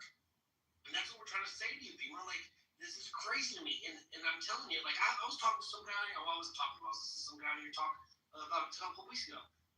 He was like, oh, my nephew just came home from college. I haven't seen my nephew since he was like, 13, 14 years old. My nephew just came home from college. I was talking to him. And, like, he didn't even think about this whole racism stuff. And when I was talking to him, I wasn't talking to this guy. I was just hearing him talk. And he was like, yeah, I had to explain to my nephew how this country is against Black people. And this thing. He's like, you know what my nephew said? My nephew said that he had never even seen racism in his life. But I had to explain to him all stuff. And I was thinking in my head, I'm like, bro, this dude lived as a Black guy his entire life, went to college,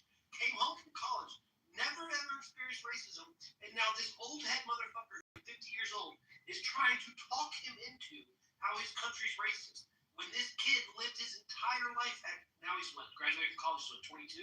Kid's 22 years old, never even seen it. And now all of this older generation is like, whoa, wait, you need to know there's right. Dude, I'm telling you, Bima, I have a daughter in high school. These kids don't give a fuck about the color of people's skin. The only people that are carrying this racism nonsense bullshit going on is our generation, quite frankly.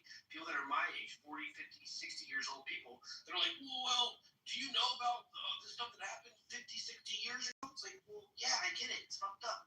And by the way, reparations would be the most harmful thing to ever happen to Black Americans. That would be one of the most harmful things that could happen to them. Because you know what's going to happen, Bima? The first thing's going to happen is the government's going to make you prove that you either had ancestors that were slaves, or were like a descendant of a slave, or were impacted by slavery. So you know what's going to happen then? The government's going to make you prove it. They're not going to take your word for it. They're not going to do anything. They're going to make you prove it. And there's going to be Black Americans that thought they were descendants of slaves and ended up not being. And then other Black Americans that didn't know they were and ended up being. So you know what's going to happen in the Black community? Oh, you're a descendant of slaves? Oh, you're not? You're not? Now there's going to be Black Americans against other Black Americans that now there's a section of Black Americans that are descendants. We don't even have to go back that far. We don't have to go back that far. We don't even have to go back that far. We can start. No, Mike, we don't even have to go back that far. We can just work from the 20th century alone. Just the 20th century alone. There's policy for people that are still walking around and alive today that have been affected by the policies that were implemented in just in the 20th century. You know how many billions? Some of these economists, billions of dollars were stolen from Black communities through the shit that happened through the housing and all of that other stuff. This was their estimates. Economists are generally pretty conservative. They're not usually liberal, right? They usually, they're mathing. That's what they do. They math, right? Most economists are conservative. They're right-leaning, okay? So just saying, right? This has already been, it's here, and that's my point. So, we want to know why there's a big wealth gap. Listen, I'm not saying that we need to do fucking employment. I'm saying just leave people alone. Let people do whatever they're going to do. Stop the oppression, wherever there's oppression. Allow people to live and fucking breathe, right? The police brutality, how is that going to stop? Well, we're going to have to change the old slave patrol system, okay? We're going to have to decriminalize victimless crimes. Okay, we're gonna have to start there, and but this is my ultimate point though. If you just sit there and you just look at even between 1950s, we can even do 1960s to 2000, and you look at the interconnectedness of all the bullshit that happened, you can see that this ingrained legacy, this isn't going to be cleared up. It doesn't matter a person come and say, oh yeah, no, because this is what they talk about, my God, is the different types of racism. This is the difference between the interpersonal racism and the structural racism. The structural racism is still in place. You see what I'm saying? Even if your kids say, oh, I never experienced racism, the older wise man is saying, you don't understand. You've put on the white supremacist glasses. You're looking through the lens of the bullshit, so you're not going to be able to see it. But good on you for not judging a person by the character of their by the color of their skin, right? Because obviously we've at least gotten that far in our moral cognitive development. Sorry, Alfonso. Go ahead, buddy. Go ahead. I wanted to ask a question because you seem to be maybe laying the failures of a certain demographic on quote unquote systematic racism or quote unquote historical injustice, right? So I wanted to ask, have you read any of W. Du Bois? A long time ago I did. Okay, well, W. Du Bois, he's the father of that type of rhetoric that you're espousing, right? And even W. Du Bois, he even said back in the 1920s, the time that you're referencing, that even if every white person was to give up their prejudice, the Black community would still be in the same condition, right? And I think that sometimes, since a lot of those people that were on the scene 100 years ago, since, for the most part, what we know is what King and the civil rights leaders brought about, that we don't actually know the actual people on the ground that were in the black community and what they were saying. And that these people never laid every failure of black people on white society. It's not a historical fact. If you look at the people, Weldon, James Weldon, who was at that time, A. Philip Randolph, a lot of them gentlemen at that time, leaders at that time, they never laid every failure on the black community, on white people. So I think that maybe you should go back and study and maybe read a little bit more, because what you're saying is not a historical truth, and that even the things that you talk about, the black community was still on a upward incline. So through the discrimination, through the Jim Crow, through the burning of towns, what the black community did control.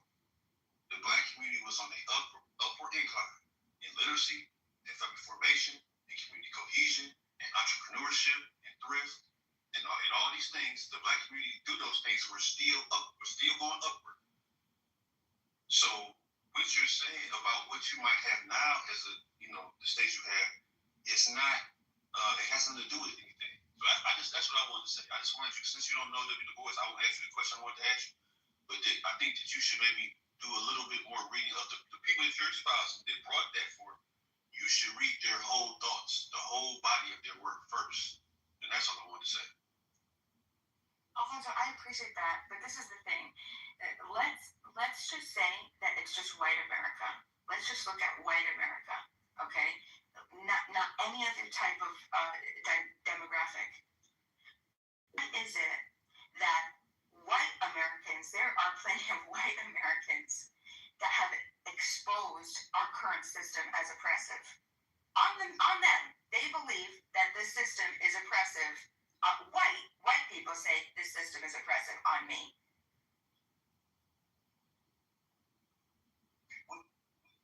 What system? You're currently in 2025. I'm places where I see black people doing what they want to do. So what places, according to 2025, what systems are stopping the black community from progressing or owning homes or taking care of a community or doing things for themselves? So creating good outcomes for themselves. What system now are doing? What can you tell me that? I just want you to tell me.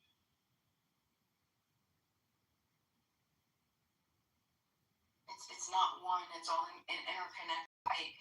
Were you here when I was explaining the dynamic, the domino effect, right? Because you want, when you say like a system, you're asking me to point to a system. I'm saying the entire system is bullshit. Everything is. This system that we have, what we have right now, is bullshit. Well, no, remember, okay. It's not one system. It is the system that we are in currently. How does it specifically affect black people? That's what he's asking. They all agree the system's fucked up, but they got all of us in the same system. I mean, I don't know how to answer that question. I feel like how would I point to a system if we were to talk about mass incarceration with victimless crimes? Like, what system? Should I say the judicial system? The judicial system. That's one. Our entire judicial system is fucked. If we talk about how our food system, I don't know if you want to call it our food apartheid, that's fucked. Our medical system, medical apartheid, it's fucked. I mean, are these good enough? I mean, I don't know. Okay, cool. Let me ask you a question. Now, you said the medical system, right? So, okay, if you I don't know where you stay or where you live, right?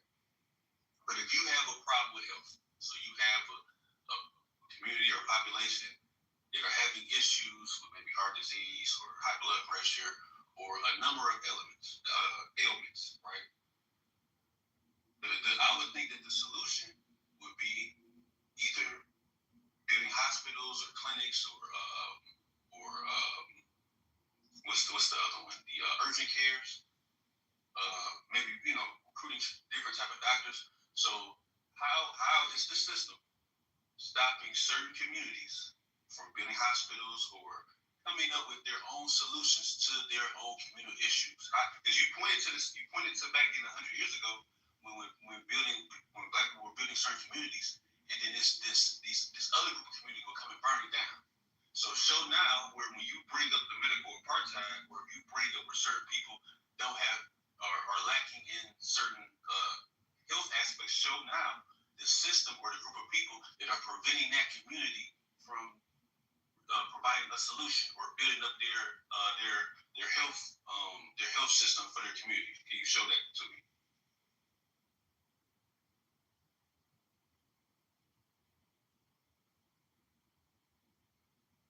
Yeah, it's all connected. It's all under the same laws. Do you think that if I mean, I don't know. Again, you have to understand that these are systems that are embedded in other systems. They're all interconnected. It's not like it's just, and that's the whole thing. Like you can't just look at it linearly. You have to understand how it's an entire situation, right? It's like, oh yeah, well we could just come up and let's look at the medical system and everybody put your eyes on the medical system. Well, hold on, let's first talk about the overcriminalization and the mass incarceration, because we actually need to have our fathers and our children free from being unfairly targeted and then thrown in jail by the threat of violent force by a gun for something that there is no harm caused by another person or person's property. Okay, so which one comes first? So you have a priority. This is my point. You have a concept, you're in a survival mode, you're in a survival state because all the issues of the systems all embedded within each other. So which one do you do first? But Bima, you said a lot of stuff there, but could the answer just be that the sisters, they're not there?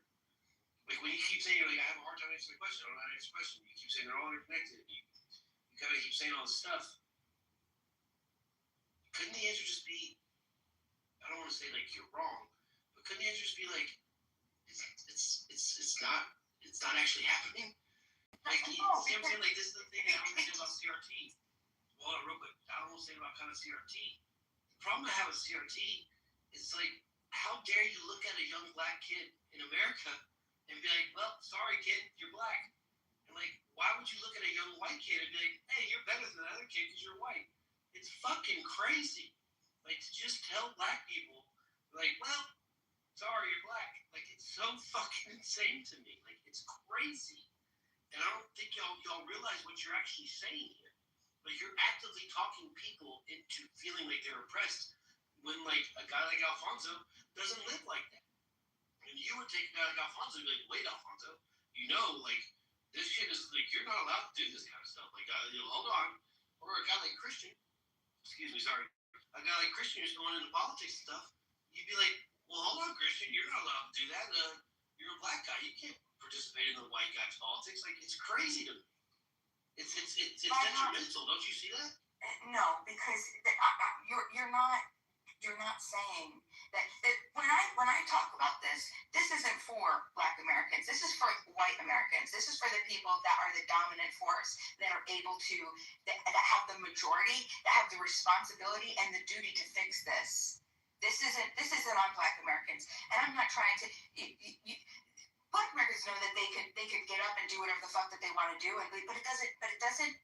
For the people that have been put into the system that are suffering, their insurance reimbursement rates, and how provider distribution, because where people live, it depends on how they're going to get care and how symptoms are interpreted when they come in and say, oh, look, this is this. Okay, well, you know what? Because it happens to me all the time. Where I was raised, don't even try to get pain medication, even if you have a goddamn broken foot or a pencil sticking out of your eye, because you're just coming in here to get pain medication, okay? So where you live is going to determine all these things and how quickly that you get treatment and all of this type of stuff. And so you think like you just pull it out and think that everything is fixed. No, this is going to take a societal fix. We all have to look at this, but we have to first identify it and say, okay, this is the shit that's occurred, and we have to fix it. Just saying that it's not there or it doesn't exist is the worst possible thing that anybody could do.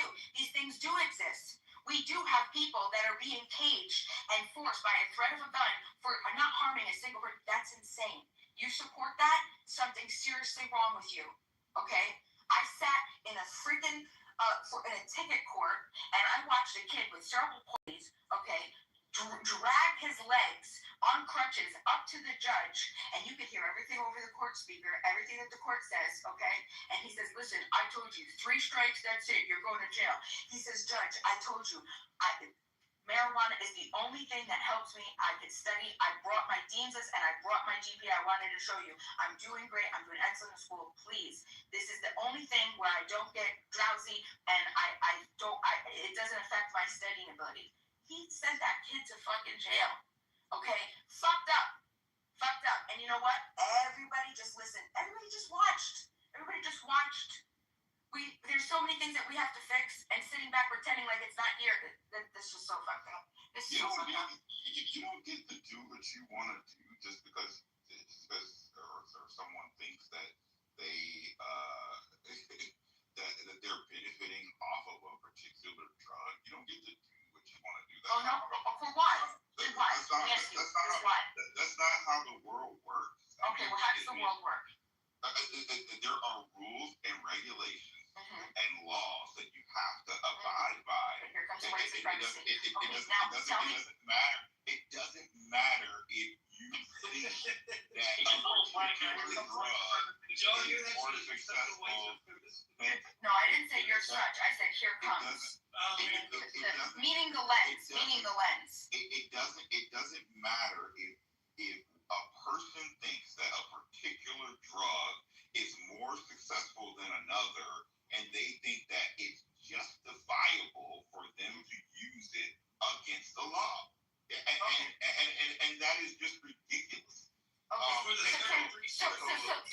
let me ask you. You said that it's not how things work, so that doesn't really answer much, okay? It does. Besides, hold on. But all you're saying, no, Christian. I'm gonna finish. If you break the law and the legislator of the state adds criminal enforcement or civil enforcement to the law, then you will get a judgment against you in court. That is how the system works. Okay, so this is my question to you. Who did that kid? Who did he harm? What is justice? What is justice? We're talking about the justice system. What is justice? Can you define that for me? It comes from God. Justice is a ministry, which the people that practice inside these justice courts, they're not doing ministry, and particularly the prosecutors that because again, the prosecutor has discretion to bring a case and to not bring a case. So that prosecutor that brought that case in front of the judge, it's their fault because they use their discretion in deciding whether to charge that individual or not. So that's a whole nother conversation. Okay, so but what is justice? You said justice is a ministry. That I brought up earlier about the 80% Democrat memberships in the state bars and the ABA, because it's all liberal doctrine, and 80% of them don't to Democrats. So I mean, the whole thing, the whole premise about what happens inside the criminal justice system from the time that you are taken into custody all the way up until the court orders you into post counseling. It's all bull crap, and it's basically the Democrats making, as I said earlier, a system of dependency versus a rehabilitation process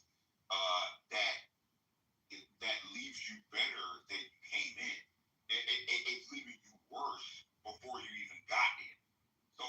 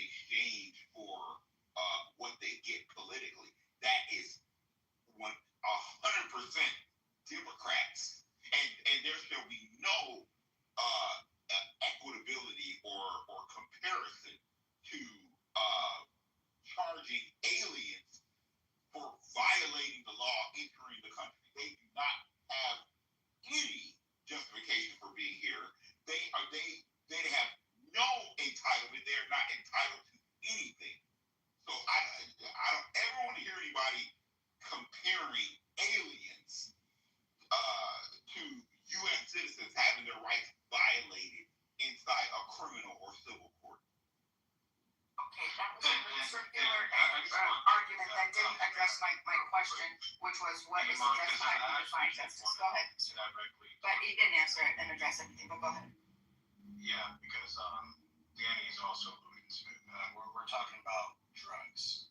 Talking about who did that person harm. The person that Bima was talking about that is going to jail because he is taking a illegal substance that supposedly is helping him and keeping him on track with his medical condition.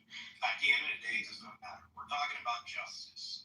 Justice is top down. It comes from God, and it gets distilled down from the judicial system all the way down to the criminal courts, right?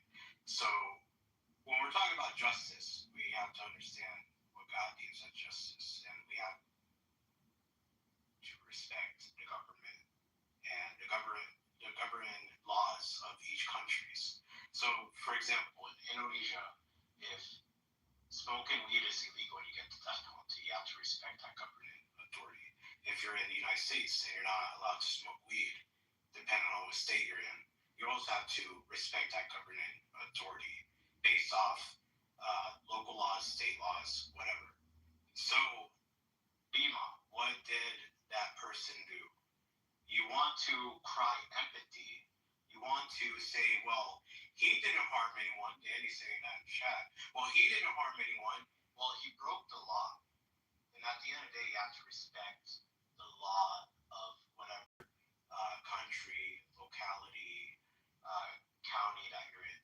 Okay? So it's not up to you to interpret, well, he wasn't harming anyone.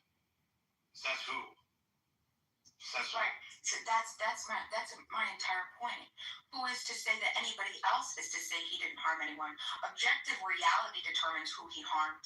Objective reality says you have to be. That's the point, right? You have to be able to be objective, especially in I hate to say this, but even in our court system, you have to be able to show evidence. Okay, there is zero evidence that he harmed absolutely zero people.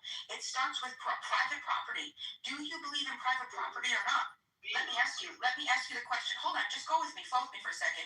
Do you believe in private property, yes or no? Of course.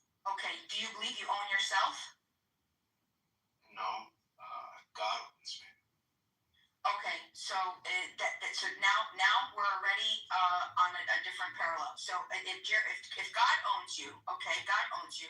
What about the people on the planet? Do you own you, or do other people own you? No, God owns them as well. Okay, but you're not answering my question. Do people here get to tell you what is good and what is bad and what to believe and what to do from day to day? Or do you believe you, as an individual, as an acting agent with the ability to reason and to rationalize, who owns you? God owns me. Again, you're not answering the question, and I think you know why you're not answering the question. That's like saying to the planet, oh, do you have any existence besides your sunlight and water? No. That's a dumbass question that you're asking. Do I have any existence? Well, why would that be a dumbass question? Plants are the oldest alchemists on this planet. They are the most scientific. Plants have really developed. Hold on. Plants have the ability. Let me just, Mr. Mo, let me just explain to you, to say just that they're so basic to point out light and water. You know that plants have the ability to adapt and produce more lectins when they can identify a threat. Do you know that they have the ability to with sensor awareness to be able to identify threats? Do you know that they can adapt? They can change. They can change their entire chemistry to kill off other living beings. Okay, so that's my point. Okay, but that's not my point. So let's get back. We're talking about justice, and I wanted to say we're landing in private property. This is where we're going to begin. Do you own yourself, or do other people? I know you're saying God owns you, but once you've been put on the planet, do other people have the authority to tell you what to do, what to believe, or do you have that authority? Yeah, both. Mr. Ramon? Do you not want to answer that? I think this is a really important thing to answer. They have no authority.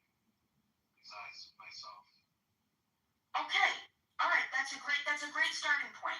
So then who is to determine who is harming you? Do you think other people can determine who harms you, or do you think you have the best ability to decide who harms you or not? Who do you think should be the arbiter of harm that's caused to you? No. I'm saying. Talking about schizophrenic. No, we're talking about someone in a rational capacity. No, we're talking about someone in a rational capacity, right? Rational capacity. It's both. They have the ability. Right, they have the ability, rational capacity, sure. Okay, so you believe that you have, okay, perfect. So now we're fucking getting somewhere. So you believe in private property, you believe that you own yourself. So then if you're doing actions in society that is not harming another person that has a name, right, or their property, right, because we understand that our private property is extensions of ourselves. So if you're not harming another person or their private property, then how do you justify someone taking a gun to your head and saying, you're going to do what I'm going to tell you to do because a bunch of us determined that you are harming yourself, even though you believe you're harming yourself. But everybody else, just by might makes right, a bunch of people got together and said, okay, we're going to determine that this is what it's.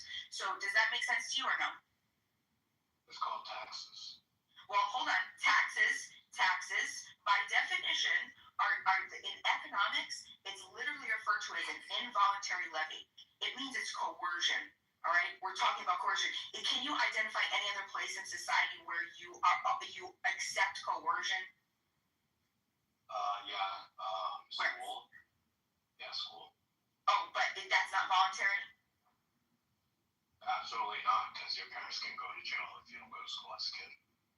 Yeah, we're not talking about that. I'm talking about like you, right? Coercion, that's also true, but your parents are going to be until you can take full responsibility for your successes and failures, it's the duty of your parents to be sure that you can enter society and reciprocate contractual agreements with other consenting human beings. That's your only job. That's every one of us that's born into this planet. That's your only single job is to not harm another person or a person's property. That's your only fucking job. And the only way to be able to do that is for you to be able to take full 100% successes of your failures and your successes.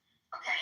So that's a completely different thing. So besides that, right, because your parents can make other decisions, right? They can choose to homeschool you. They could choose to do a bunch of different things. I'm talking about as an adult, as a consenting adult, what other area in society do you believe that, or that you're okay with coercion? Work. Okay, so coercion. So you believe that that's okay to be forced to do something that you don't want to do? Of course, everyone does that. Tell me someone that doesn't do that. Okay, what's the difference between work and slavery? Technically, there's no difference. Can anyone explain to me the difference between work and slavery? Yeah, sure. Monetary gain. Working, you can get up and you can work, and you can just be, just have a good business plan and understand that you do something that you love. That's what work is. That's where the mores come in, right? You create and you do, as a productive member of a society, you do something that feeds you. And if your soul isn't being fed, that's on you. You're the one that's getting up to make those decisions. If you want to be homeless, you get to be homeless. You can be homeless if you want. I'll tell that to 99% of people that are working for someone that they don't like working for. Yeah. Let me ask you a question. Yeah, and then we get back to the education system. You don't eat. You don't eat. You don't work. You don't eat. And if you don't eat, you die. That's it. It's pretty simple. Everyone is coerced, whether or not they believe it or not. Their wife, your children, they're coerced to actually work to feed their family if they have one. They're coerced to provide for a community if you're like a politician, like Christian. They're coerced to believe in some political cause like BMI and be like a black radical. It's all coercion. Like, you guys have all been convinced to be a part of some stupid shit. Yeah, it's starts to unravel, it starts to hurt, and I understand that, and you're gonna have to see that. But the fact is, so getting back to the work, so work and slavery. So you think work and slavery are the same thing? No. What's the difference? Again, you have to explain to me the difference. Payment. Okay. So who then? So What if do we do? hold on, just wait a second. You I'm gonna follow him. The difference between work and slavery. Okay, the difference between work and slavery.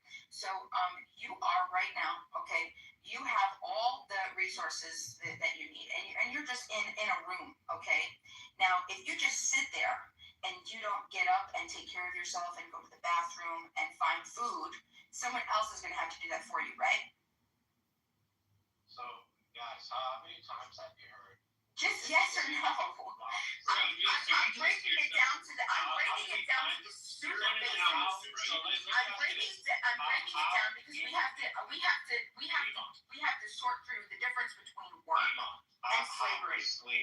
How were slaves able to buy themselves out of freedom if they weren't getting paid? How were slaves able to buy the freedom? That was still slavery. How's it? They were getting paid. But how were they able to buy themselves out of freedom if they were slaves? You're starting with the presupposition. You're starting with the presupposition that they're slaves. The system is fucked. We're talking about free people, and I'm asking you as a free human being. Nobody's telling you to do anything. Okay? Slaves didn't have that option. I'm saying to you, right? You're born right now. You're in a room with me. Okay? We're in a room. You can have anything that you want. If you just sit there and you don't do anything, someone's gonna have to do that for you. I'm gonna have to feed you, right? I'm gonna have to go and find food. Is that correct? And I'm gonna. No, it's not correct. You get laid there and die. Mister, just say Exactly. So slavery. So that's the difference between work and slavery. Work is you maintaining yourself. 100% of your successes and 100% of your failures. That's all that is. Slavery is when you're forced to do it for somebody else. And someone else forces you to do that for their benefit. I can't believe that we're having this. Brenda, what is your point, though? What is your point? The else is you. Like that's the entire point that I'm trying to make is that you are a slave. Like there's no ifs, ands, or buts about it. You are a slave to someone at the end of the day. What? Slaves from antiquity, from the plantation era, they brought their freedoms, right? They were so getting paid. So obviously, making money does not differentiate whether or not you're a slave or not, right? So you can still make money and be a slave, and that's what modern day slavery is. You are a slave. If you work a 9 to 5, you are a slave. No, you're not. Right, but if the system didn't exist, Mr. Ramon, if the system didn't exist, and we just wake up, me and you wake up just on just land somewhere on the planet, okay? Do we have to get up and we got to do things, right? We're gonna have to build a home for ourselves. We're gonna have to find food. We're gonna have to forage. We're gonna have to create systems that we can rely on me and you to rely on each other for whatever it is that we're gonna work, right? So is that working or is that slavery? Okay, the difference is I don't have some boss lady bitch over me that's gonna fire me just because my khakis aren't ironed correctly. That's the difference. Okay. That's the difference that we have to deal with now. We have to deal with boss lady dumb bitches that ruin entire companies. That's the issue that we're dealing with. Oh my God. But you can identify that scenario of me and you on land and us doing things, building and trading and bartering and going here and there that's work, but it's not slavery. Yes? You and I were on an island, it would be like Lord of the Flies. I would eat you day one. Well, that doesn't. But see, you could eat me. That's fine. But you plan on just dying by yourself? You're gonna go crazy, right? Why instead? We already know at this far in our humanity that the best thing to do is for me and you to work together. For me to do things and you to do things, and then us exchange for us to have the best life. You build whatever you're gonna build and grow whatever you're gonna grow. I'm gonna build and grow what I'm gonna grow, and then we can, because it's gonna be impossible for you to do everything yourself. You're gonna rely on me. You're not gonna eat me. You're a fool if you think that you're gonna eat me. You're like Christian. I'm gonna be a black politician. I'm gonna start siding with the white people. And I'm gonna be like, hey, look, I'm the Tim Scott of this island. Come on, white people. Like I'm with you guys. What if you're My point was can you could differentiate though the difference between work and slavery now? Yes? Yes. Okay, perfect. That's good. So now getting back to the scenario. A man, a kid, right? He decides to smoke pot because that works best with his ailment that he wasn't asked to have. And he's doing well. He's a productive member of society. He's in college. He made the dean's list. So who did he harm? Okay, so, all right, let me take a crack at it. Group cooperation, like you said, benefits our species to survive. So group cooperation then came up with laws about not smoking marijuana. Now, we all agree that, or most of us agree, some of the laws are stupid and they're outdated. The kid, in theory, harmed when he smoked the marijuana and broke the law. He harmed society by proliferation of marijuana in society, so future victims of marijuana. But really, he probably harmed nobody. But that was the basis of the laws that were put in place, was to keep marijuana out of society, because it is a detrimental thing. That was the theory. It was detrimental to society. Right. So you can. Dina, what I would say is this to you. Clearly, the kid got arrested. I don't know anything about the case. You're just saying the kid, you say it's cerebral palsy. I don't know how you do that, but you're basing it off the crutches and he's dragging his foot. You could have. Because he said it. He said it himself. Okay, he said it's cerebral palsy. That's fine. If he got arrested for smoking, that means he clearly wasn't inside his home. He wasn't in his back patio. He wasn't somewhere. If he got arrested for it, and you said that the judge said, well, I told you already 2 times, third strikes you're out. So this has already happened 2 times before. So now, if the kid's getting arrested for smoking, again, he's out in public doing it. So I guess the question I would ask you, Bima, let's say a guy goes to a bar, and he gets drunk, and he gets in his car and drives. Now, he drives the speed limit, but there happens to be a checkpoint.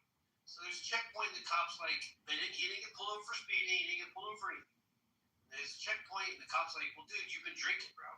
And the guy's like, well, yeah, but I've been driving fine. I haven't hurt anybody. Well, dude, you're fucking drinking and driving a car. You could hurt somebody.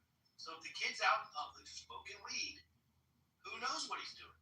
Who knows what's going on there? But clearly the kid wasn't inside his home smoking the weed. Because if he was inside his home smoking the weed, he wouldn't have got arrested. So for him to stand up there in court and be like, well, it helps me fall asleep and release my pain, blah, blah, well, then what the fuck are you doing in public for, bro? Why are you out here smoking around other people? Did he have a prescription? Right. What's going on here? No, because this is years ago. Did the guy he didn't get arrested for doing pot. He got arrested for possession. And I wonder, a kid with crutches. The guy who was driving drunk that hadn't gotten the accident yet, he harmed anybody. That's a false equivalency. It's a false He's going to equivalency. get arrested, and in the court, he's going to be like, well, Judge, I didn't harm anybody. They're like, yeah, bro, but you were drinking. Yeah, but he was right. But he was causing an immediate harm by the threat. Right, there was a threat there. He, a kid, doing himself. There's no threat. He's not harming anybody. It's false. What if he was? Yeah, but he was in the permissible law, though. He was not arrested for doing it. He got arrested for possession. For possession. That's what it was. It was possession. Okay. Without laws, there's chaos. Yeah, that doesn't. Possession. That's not answering the question. It's crazy. It's answering the question. That is the answer to your question. Like this is my issue, right? Let's say you have a community that's dealt with kids with peanut allergies, right? And you're on an island. Would you be that person that takes the jar of peanut butter, knowing that there's a group of people that dealt with peanut allergies? Kids that could potentially be put at risk. That's the way I see drugs. That's the way I see weed, right? You introduce these toxic substances into communities, uh, like MDMA, fentanyl, weed into these communities. Sure, that kid might, oh yes, I take it and it just makes me feel like normal. But that other kid, he might have an adverse reaction to it, right? So do you want to be that person that's introducing this chemical into this community that might actually destroy it? Do you want to be like the Europeans that introduce alcohol to the Native Americans? Is that the type of person you want to be? See, but this is the beauty of understanding the difference between entitlement and then also what truly we have as individual agents to just make our choices, right? We would have to, do you understand the things that have to be answered in order to determine something like what harm is? And I guarantee most people don't even see, we would have to, we could start all the way back to epistemics, okay? How do we know what anything is, right? We have to identify this first.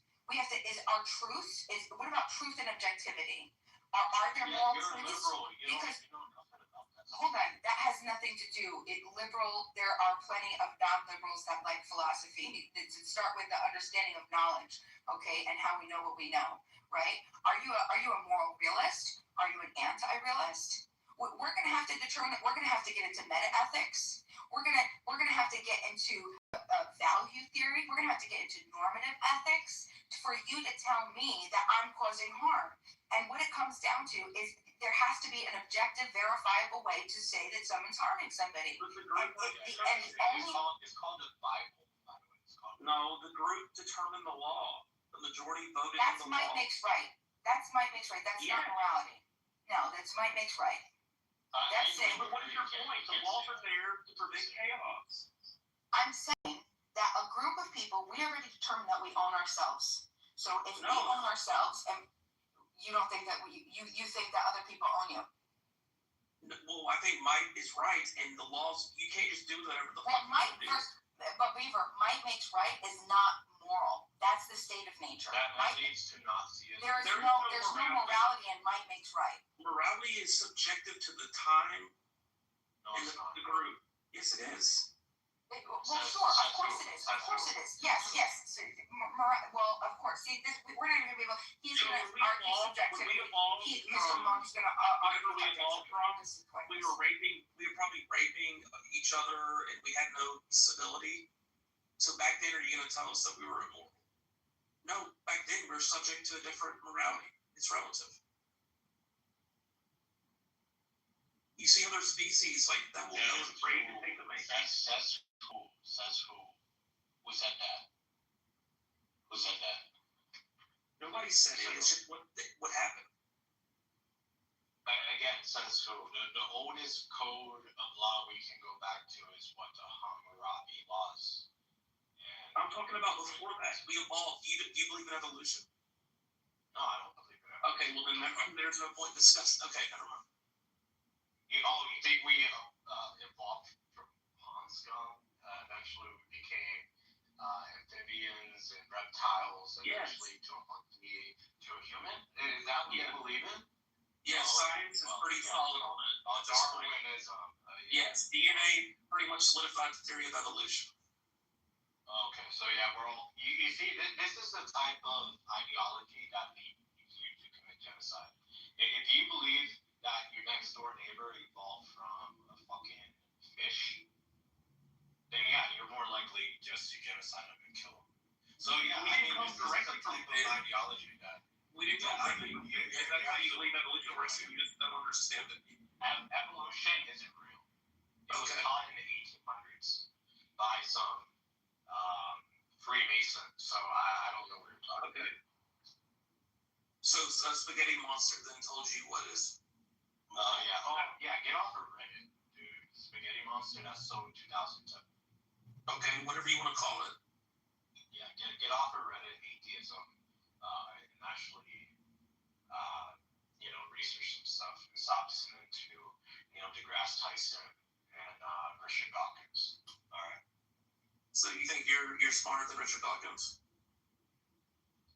Well, he's definitely a dumbass and probably if you didn't know that. Yeah, he's stupid.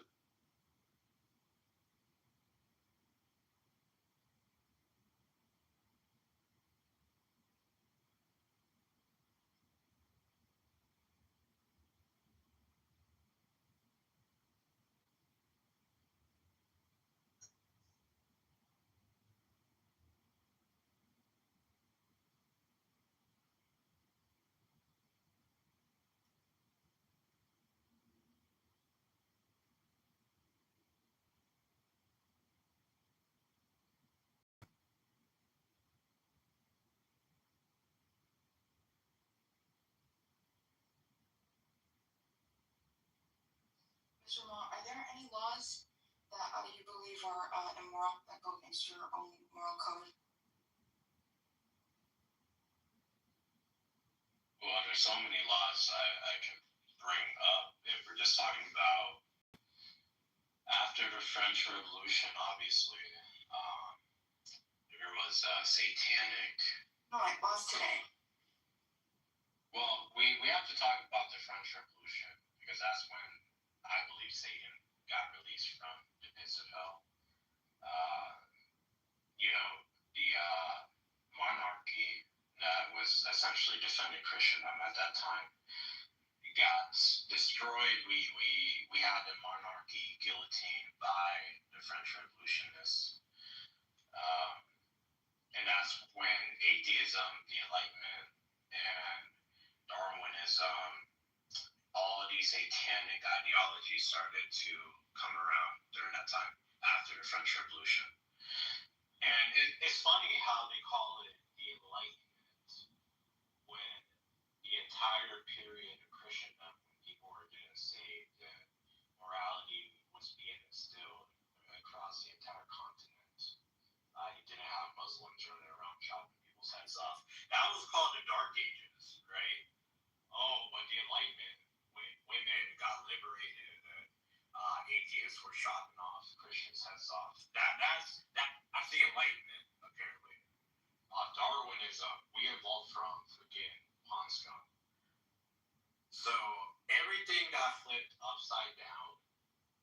So adultery, homosexuality, all of that should be banned, obviously, but I don't have to say it. I have no fight.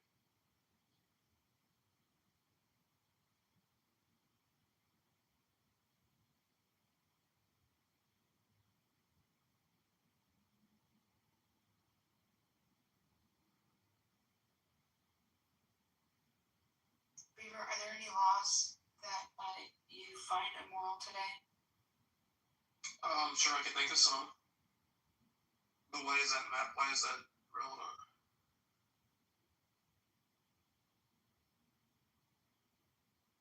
What laws do you How do you determine when you should and shouldn't follow a law that you find immoral personally, Beaver? What's that threshold? I would probably weigh the pros and cons of the law and what would happen if I didn't follow it.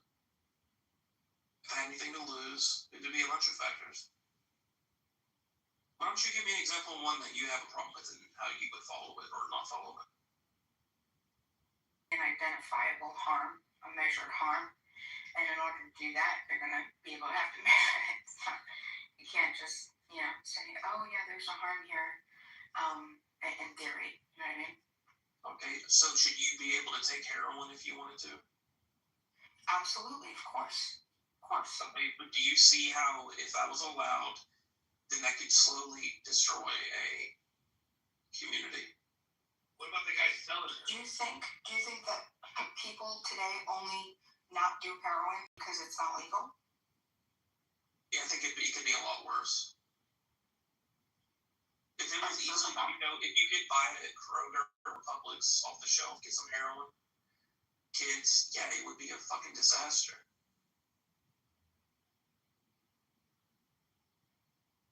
It would destroy the community. Do you disagree with that?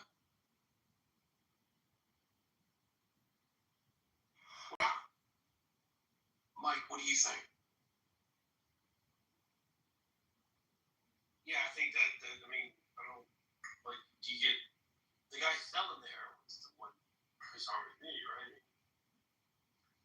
Doing the heroin, I get what you're saying, it's a fixing this crime, but. Wait, if I'm selling you heroin, how am I harming you? It's the introduction of heroin into the community. I'm cooking heroin, cooking it up, and I'm going to sell it to you. What do you think? How is that harming you? What? How is I'm your dealer, That's a great question. I don't know, like you're selling me drugs, you're harming me. Okay, so do you not believe that you're an agent of your own being? Well, yeah. Okay. Am I forcing you to buy it from me? No. Am I forcing you to do it? No. Okay, then who should be the arbiter of what you should decide to do as a human being? Group cooperation. This is why it's important. Hold on. No. This is where we're going with this. Who makes that decision? The group, the laws that were voted. Leela, you yourself mentioned earlier. You mentioned the crack versus cocaine epidemic. Now drugs being introduced to the black community was harmful to the black community. So if drugs being introduced to the black community was harmful to the black community, then it stands to reason that the guy selling heroin is harming someone. Come on, Leela, stop it. Yeah, but that was again it's not a linear thing, right? It's the entire system. It's easy. It's putting breadcrumbs inside of a cage, right? That was my point. It's already the ghettos had already been created. The crime, all of this was an intentional, it's psychological warfare. That's my point. Was that it was created. It was created by a certain group of people. I won't say who. Did anyone force the black community to use the crack? No. Don't the black communities own themselves? Don't they own their own? Aren't they? Yes, and that's true. And that's absolutely. You get what I'm saying, right? That's absolutely true. That's absolutely true. It wasn't just black people doing drugs, right? It was black people doing drugs and being set up so they could be imprisoned, so the entire structure could be destabilized. That whole thing. I mean, look at what COINTELPRO. Would you use the word harmed? Were they being harmed? They were being targeted. Yeah, of course they were. Of course. And so the guy selling heroin is harming. No. The harm wasn't from person to person. That wasn't the harm, because that's not the harm, and it never will be a harm. One person selling a drug to another person is not harming anybody, as long as they're not committing crimes. Hold on. As long as the person, if I go and I create and I cook up some, what did you say, Mike? Meth or heroin? I cook up some heroin. I don't know how to do that, but maybe I do. Okay, today. So I cook up some heroin in my home on my private property, and I know that some people like to do it for whatever reason. I go and I sell it to you, and you take it from me. Who did we harm? Did we both showed up? We're not harming other people, right? Usually what happens is that the drug stuff gets conflated with other crimes, right? And then what is it called? Gang, not mafia, cartel, all this other stuff, because of how it's looked at from the government, and then it's a whole business system. It's just a business mechanism. But the idea of me selling to you, who are we harming? You're harming him. I'm not harming him.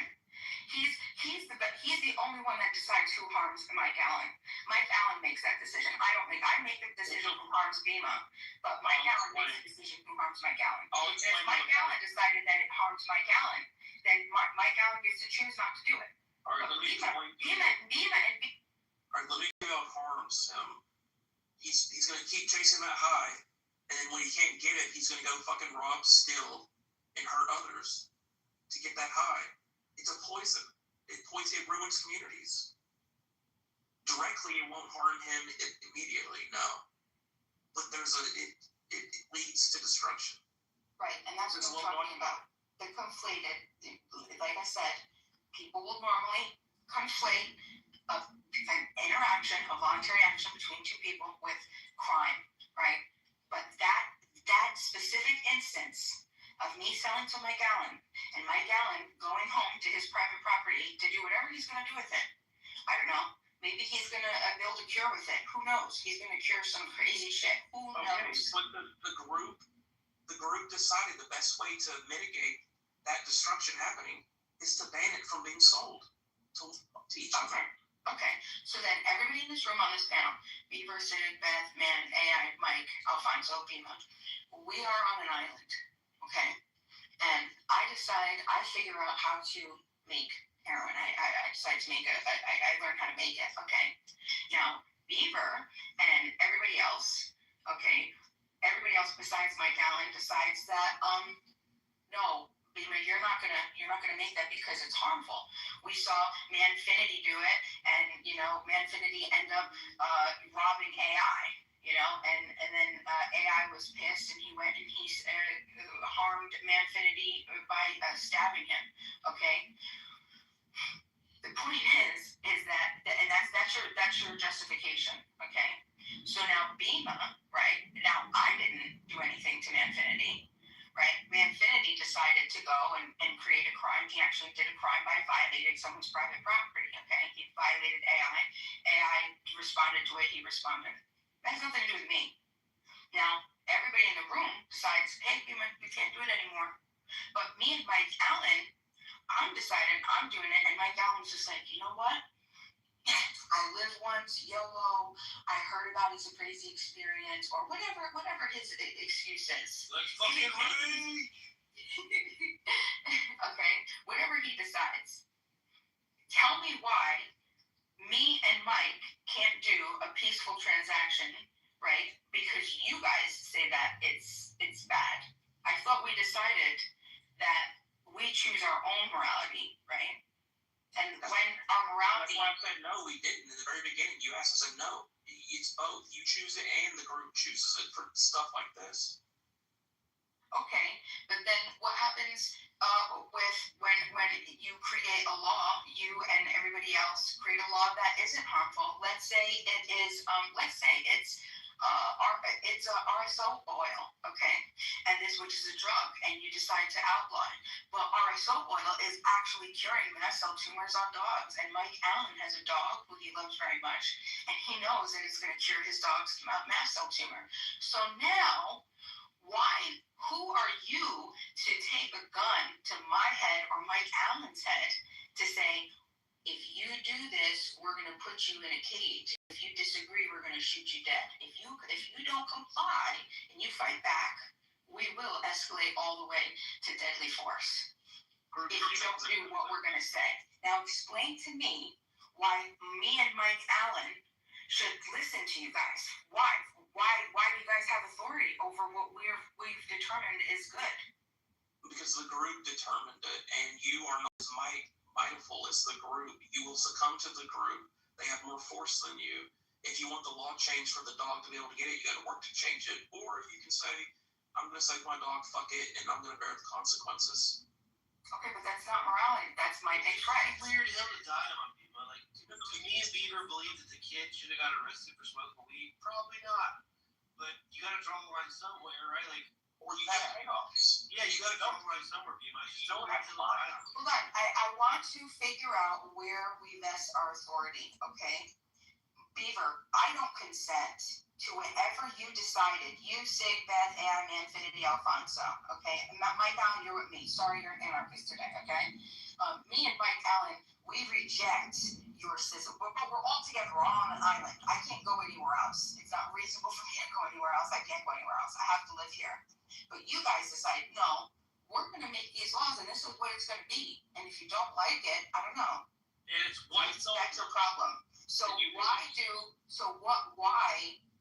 I have to abide by your authority? Because we outmuscle you by numbers. So that's all that it comes down to. Yeah. Authority comes to who has the greatest power. Yes. Okay, so do you understand how that's not moral? That's just might makes right. That's it is what it is. Okay, so then if there is no morality in that, then as soon as Mike Allen and I, because we start doing some underground RSO oil stuff, we find a freaking tribe, okay, that was secret. They were like hidden underground, and they love this shit. We partnered with them, and me and Mike Allen are like, you know what? Let's go and take them all out. Let's take everybody out because we just want to do that. Because might makes right. We're allowed to. Could we do that? Yes, you would do it. Okay, and this is my point. This isn't moral. You have no moral principles. You have to develop a moral principle, Beaver. This is my whole point. And this is why government is not moral. This is my point. It is not moral. Might makes right is not moral. Who cares? Like, it doesn't matter. Wait, how can you say that it doesn't matter? You're basing your premise on what's good for society, but then also saying that there's no morality in it. There's a complete contradiction. You're completely flat out on this. It's objective to the time and the group. in the setting. That's what morality is. And it's decided by the group. If it's best for the group to survive and advance, to pass on their DNA, to prevent shit like heroin destroying the group, then they're going to institute these laws, or there will be chaos. This is the way it's been since, I don't know, do you think when you see a lion, let me ask you this. when you see a lion eat another creature, tear its head off, do you think, damn, that's not moral? Or animal? No, that's might makes right. That's the state of nature. That's the state of nature. Okay, but they're not beings that have rational capacity to reason. Okay, they don't have reason in the same capacity that we do. They cannot enter and respect contracts. That's what all this is about. So this is my question, because it's 6 o'clock, but this is what I have my question to you, because I'm curious, honestly. What do you think? I'm only going to go as far as normative ethics, I promise. What do you feel, or no, how do I say this? What makes an action right in your mind? And I'm asking you, are you like a consequentialist where, the best, you could maximize the good of all outcomes? Do you think, because maybe that's what you are. I don't think that's what you are. Hold on, hold on. Let me see. Because hold on, and I'll finish. Because it sounds like normative ethics. It sounds like Beaver. That's what Beaver is, right? Then there's deontology, right, where we have the respect for duties and rights. We have contractualism, right, where we have principles, right? Okay, that are principle, which would be something that is irrespective of time, circumstance, location, is going to be the same for everybody. Okay, so if we can agree on normative ethics, and you're just saying like, oh, force makes right. I'm saying like you're completely unprincipled, Beaver. There's no foundation in the things that you're saying. You're saying that we need to do this for the good of society, but also I can't define what's right, and only Mike makes right is going to be what's right. It's completely just trash. This is what happens when we just vest our old authority in government. It's literally called rational ignorance. I'm not saying that hold on, no, rational ignorance is a real thing, and I'm not saying that I'm trying to criticize you, because that's not what I'm trying to do. I'm saying this is the masses. This is what the large majority of everybody on this planet does, okay? And that is rational ignorance. We're going to push off whatever type of work that we don't have to do, and whoever's going to do it, because it's not reasonable or rational for us to be able to look and explore absolutely everything. I had a particular instance where I had enough time to be able to research this and to think about it and to start questioning and completely dismantling the systems and understand and build a foundation of moral principles. I can tell you, I have an entire moral principle theory that I can tell you, and there's absolutely any fucking circumstance that you could give me that I could run through my moral principles and answer the question of what should be done, because it's based on moral principles. And the fact of the matter is, it is completely consistent. It works, whether it works for me or against me, it's principle that I believe in. So that's all that I have to say. I think that you should think about dismantling. You would die off. You have to find your moral principles, and once you start doing that, and you look at your moral principles, and you get into normative ethics, and you go back into value theory, and we actually should start with epistemics, because that's what we're used to. Start there, and then just start slowly building, and you'll get into meta ethics, then you'll get into different theories, value theory, normative ethics, and then you can finally get into political theory, which is how the government should be, what type of government we should be, and things like that. But and then we could answer the question, because the other question we have was justice. How could we can't even define justice? It wouldn't work. You would die. The group would die off. I want to ask you this question, Bima, real quick. Let's say, because there was whole conversation started with victimless, like the kid hurt, like victimless crimes, whatever. Let's say you wait, and you're 100% positive that everyone had left a certain building. Nobody was in the building. No plant, no animal, no insect, no nothing. Literally, you know for a fact nothing is in the building. And now you go and you burn down the building. Would you say that's okay because you like fire? Or would that be morally wrong because you burned down the building? But you didn't harm anybody. Well, yes, I did. It's you harm. Hold on. My principle is private property, right? That is where I draw my objective line. Okay, so it's harming a person or person's private property. That's private property. It was just a building that was there. If nobody owned it and it was a building that was there and nobody claimed it and I burned it down, then nobody would care. Who cares? There is no moral. There's nothing to be processed with that. Like it was a historical site that was owned by the city. It's still owned. Okay, well, we're gonna then have to get back to social effect theory. But let's say that it's a group of people instead of complicating things and saying it's government. No, it's wrong because society deemed that burning shit down is wrong. It's just wrong. Because that's just completely subjective. You're not actually saying why it's wrong. You're just saying we think it's wrong, therefore it's wrong. Like there's just when the majority of people deem something wrong, it's going to be considered wrong. Now the weed issue is weird, right? The majority of people used to consider weed as a problem. Now people are changing their minds to it. But even in states that have recreational weed as legal, you still can't smoke a fucking blunt and drive a car because you're intoxicated while driving, right? So there's still going to be guidelines. Yeah, but you're not attaching you're not attaching a claim to a standard. You're just arbitrarily saying it's wrong because there's a group of people who deem it wrong. Like when you say something is good or bad, it has to be in relation to something. So like when you're saying it's wrong to what? To whom and for what? Well, to bring you up to speed. Yeah, but Simon, to bring you up to now speed. you're just saying the standard is the group, but Simon, to bring you up to speed. Wrong according to why? I gave you like 20 minutes. Well, did you hear about the hospital, the kid who got arrested or whatever? Yeah. Okay, so the argument was that who did he harm? Like he was just smoking weed, like the judge should have sent him to jail. And Beaver and I are saying, we get it. The weed aspect, yeah, it's a problem, but society has deemed it as a problem. So when the kid gets arrested, yeah, the kid got arrested because it's a problem. The society deems it as a problem. Yeah, but now Beaver and I are also, it's also relative.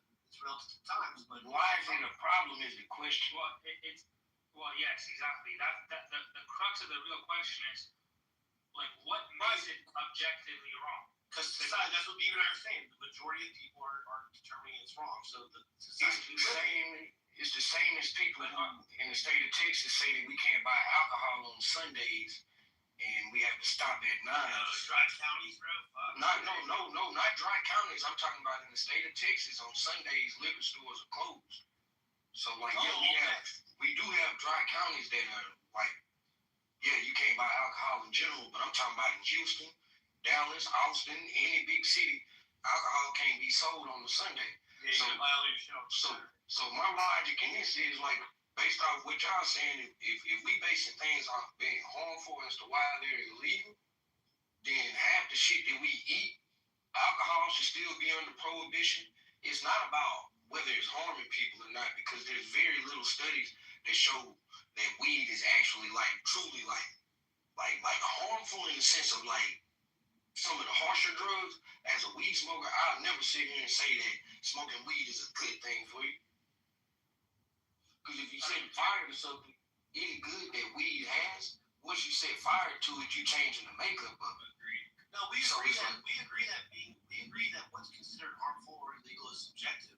But what Beaver and I are arguing is that the majority of the people that are living in that society is what determines what's harmful and I don't think it's the majority of society. Whether we like it or not, I mean, I don't know if anybody can dispute that. Like, I think like what Bima is saying is like gets to like the crux of the issue. Like, objectively speaking, like what's the prescription of the claim, rather than just like saying like, yeah, the description is society, like whatever society deems is bad, you know, like, because then you just fall into like relativism where it's just like that's not interesting whatsoever. Like we can all say like, yeah, like private property is immoral if you're like in the Soviet Union, and therefore like society being private property is bad. It's like, yeah, okay, well, like anybody can like by that standard, it's like, yeah, slavery is good because like people thought that it was good at the time. Yeah, everyone's gonna you know, it's just it's not an interesting discussion. Like, I agree. Like actually, that's what we're saying. We don't understand what we're talking about. Like the kid got arrested because the kid fucking smoked weed and it was against the law where it was, like, period. That's it. again, like saying it's just against the law isn't like a substantive discussion.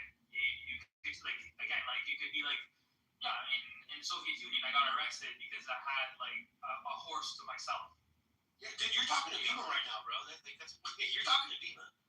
We were saying like that makes no, it's irrelevant, Bima, because it's just what it is. Like it's irrelevant. It's no point talking about it. That's what we're saying. Yeah, I think she's trying to change your minds in terms of like how to think about these things, though. Well, like the moment that you want to talk about morality, like you can't talk about like, well, the group thinks this, therefore it's right. It's like it doesn't actually make it right. It just this is law because this is what people like want. Oh yeah, right. So making like a moral statement. We were talking about lawful. I would say right. But right is wrong. What's I'm saying?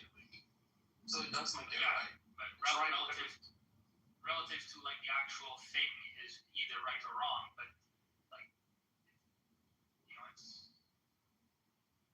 that's what we've been saying all the time. It's relative. It's all relative. And I just don't think America is the place for us to be making like moral judgments on anything. I don't think our government should be in the space of anything when it comes to morality. Like it's a pick and choose society. You feel me? Like it is what it is. You can't say you want a free society and then in the same token tell people things that they can do when it comes to their own bodies. Now when we're talking about harmful things, when we talking, I mean, even if we want to get into like cocaine, heroin, and all that, I don't think nobody really like tripping about that in the sense of realizing that shit is extremely harmful to a person. It's a public health crisis, to be honest with you. So we can understand that certain drugs have to be regulated. But when it comes to marijuana, I'll stand on the idea that if somebody can go and buy some liquor up to, when you could buy beer in Texas up to 12, if I can go and buy beer and wine and we know what that alone can do to a person, I should be able to smoke me a blunt. I agree. I agree. The law needs to change to reflect that. I 100% agree with you. I mean, I see what Trump's doing with rolling back, you know what I'm saying, making it from a Schedule 1 to a Schedule 3 or whatever. But, I mean, I don't, and y'all talk to me know that I'm the furthest from a Trump supporter, so I'm always skeptical about anything that he does when it's beneficial, I guess. But, no, that's not anybody making it a big issue. I would dare to ask you, man, like why is it an issue to you? And if you're telling me because it's illegal, again, I'm gonna tell you this is America, and a lot of things that have once been legal or even currently legal, we can sit and say, man, is that actually right? Is that morally right? Anybody that's against it, can you give me a good explanation other than it's against the law? I don't believe in objective morality, so. First of all, motherfucker, the Santa, the Pinta, the Maria had hemp fucking rope and sails. You hear me? Just for the record, the Nina is the exit. Oh, whatever, go fuck yourself. Wait, I'm just curious about that statement. Like, you're saying you don't believe in an objective morality. What I believe in is that marijuana has been fought against on both sides again, because you got hemp, which you don't smoke, that's the male plant, right? Which provides fiber, they need clothes, clothing, and rope, and things like that. So the hemp side, I like to argue on the hemp side more than the shit we smoke, the female plant. Because this shit has had opposition from the beginning in the United States. The first opposition was cotton. The next one was paper. And then it was what do you call it? Fiber plastics. Like, so this shit, but all the time, all the previous before that, it's like when people smoke weed, they start thinking, and they don't want people fucking thinking. They want you getting drunk and going to work. So marijuana and hemp conversation. Like, you know, the Constitution of the United States is written on hand paper.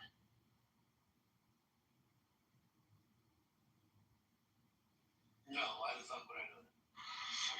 I thought y'all were educated.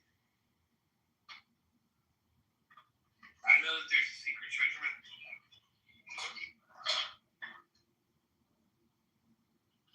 You know, like think about this. Smoking a blunt is illegal, but we can carry a weapon of mass destruction. And I own multiple guns. So let me say that. That's enough mass. While drinking whiskey. Hey, if you look at what a gun is, it's very much a weapon of mass destruction. Now, whether they call it one or not, obviously our president just claimed that fentanyl is a weapon of mass destruction. So with it, like, I couldn't say that. You know why he did that, right? I know why. I mean, I got my theory on why he did it. I know why he did it. So he could declare war. Yeah, that's my theory on it. Guys, marijuana alters your state of mind. I smoke weed, bro. Like, I'm loading my bowl right now, bro. I used to smoke blunts. I used to smoke joints. I don't smoke blunts and joints anymore. Now I just smoke a bowl every once in a while because it's more than enough. But I smoke weed. You can't be in an altered state of mind out in public. Like, yeah, you can carry a firearm in public, but you can't just smoke a bunch of weed and go walk around in public, bro. Like, it's fucking weird, bro. Like, Why? Like, what do you mean, why? Why? Can you just drive a car while you're all high? I mean, can you? Well, a car is actually considered like a deadly weapon. Bro, of course I'd be able to drive it, but does it not slow down your reaction time? Does it not? Yes, that's why it would be considered a weapon. So Right, if dude. you're You actually shouldn't be doing in stuff. like you shouldn't be high out in public. No, but like walking around is not the same as like being able to like get into a vehicle and like potentially kill someone. Oh, really? Maybe what if you're walking around all high and you don't stop at the crosswalk and then now a car has to swerve and it's another car? But then you're liable for that. What if you do some dumb shit and walk into some place you shouldn't walk? Mike, you sound like you don't sound like somebody. You don't sound like somebody who just started smoking. You don't sound like someone who just started smoking. I've been smoking for a very long time, my friend. Let me ask you this, man. Around all of the smokers that you've been around, how many of them do things like walk into the middle of the street Rob. incoherent? I'm just asking, just off your anecdotal experience. Rob, I'm not saying you or I would just like that. No, I'm asking. I didn't ask you. I said, how many smokers do you know have done things like walk off into the middle of the street and put their lives in danger? So what I'm saying, Rob, you would agree with me. People do dumb shit when they're high. I do. What I will agree with you like is that marijuana alters your state. West Palm Beach. We have a thing called Clematis Street, West Palm Beach. If there was a bunch of people out there now again, they're walking all drunk, so they stop the cars from walking around there, right? And when people are drunk, like you would agree, you do some dumb shit. If people are walking around stoned as fuck, like I'm not talking about you or I. I'm about people that are stoned as fuck, walking around being all weird, all out in public.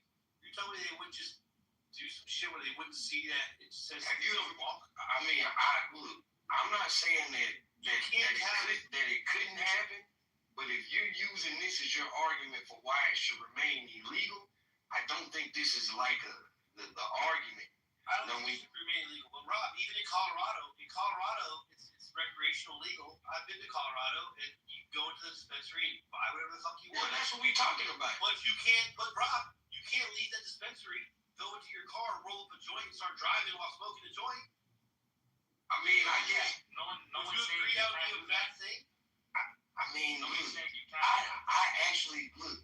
Whether I think that's a bad thing or not, I think it's on the person. Like seriously, I know some people that smoke that know I probably don't think they should drive, but I know people who smoke more than me, who smoke all day, every day. You know what I'm saying? And they overdrive. They this is what I'm saying. It's subjective. Do I think that marijuana impairs you like alcohol does? I know for a fact it doesn't. Like I know this to be a fact. It doesn't impair people like that. Not at all.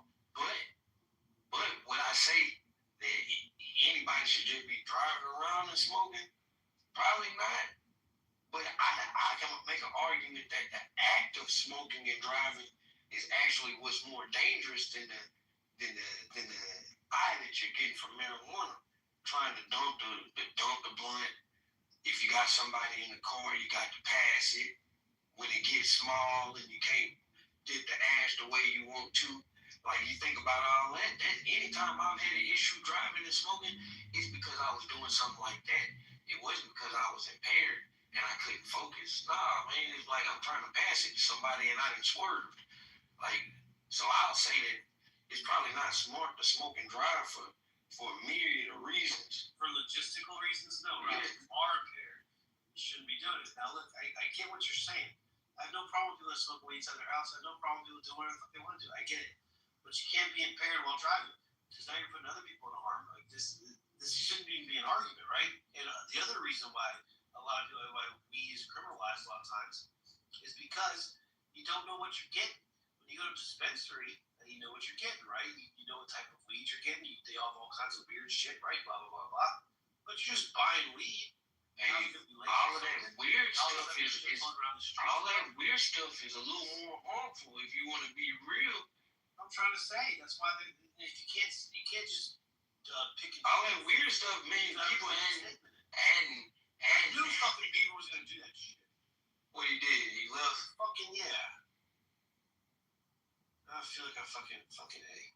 Hey, is this the room? No, this the man. This SIG room. They was in the room the other night going crazy, Viking bread and them.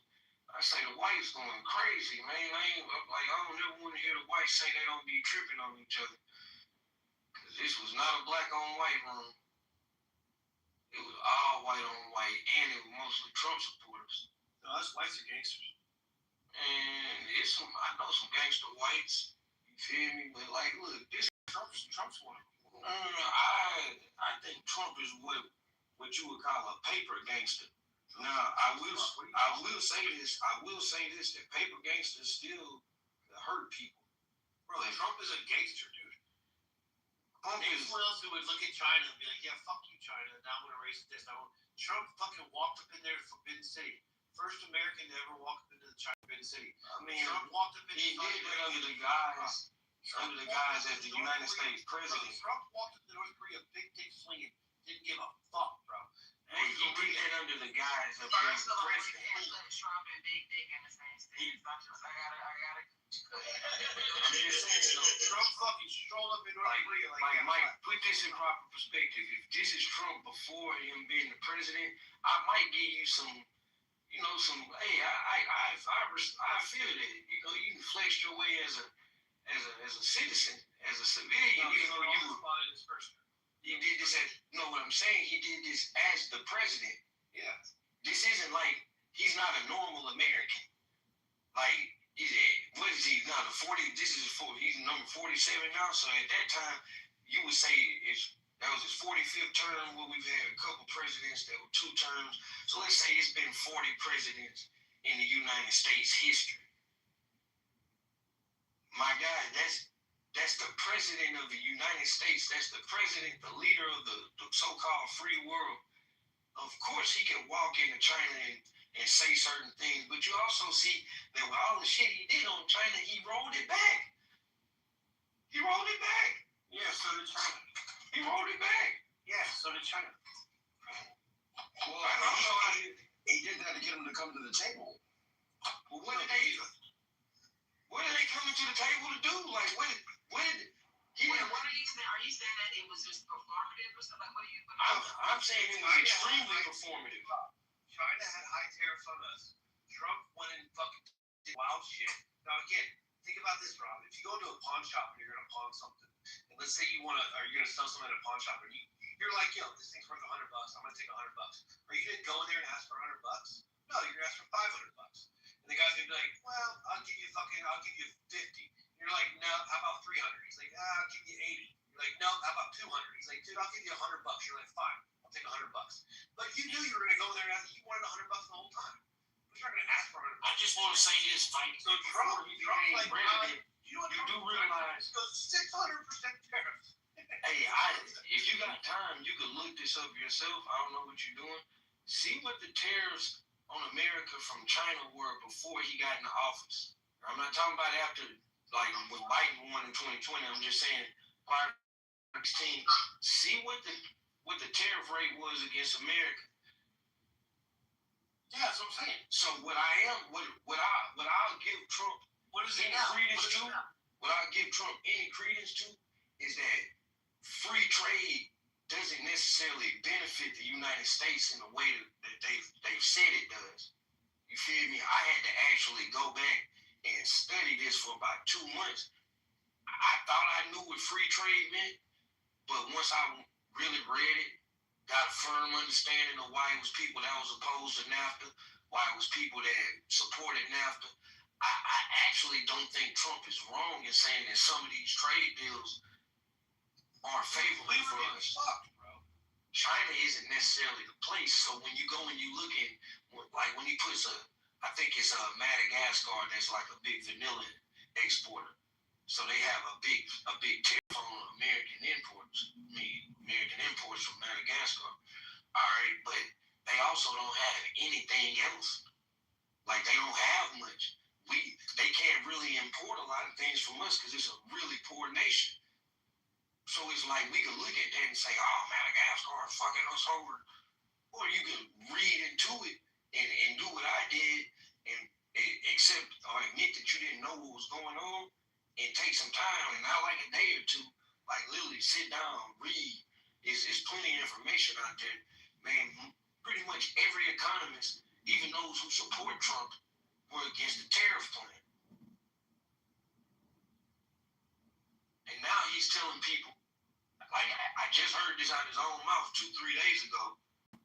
He's telling people that we brought in $18 trillion in tariffs this year. Like this is out of his mouth. When the numbers that I saw is closer to like 50 billion. But at the same time, if you think that tariffs are going to replace tax revenue, let's say like that period of October, September, I think they brought in a record number of tariffs, like $30 billion, right? At the same time, American taxpayers brought them in probably about $150 billion in that same period.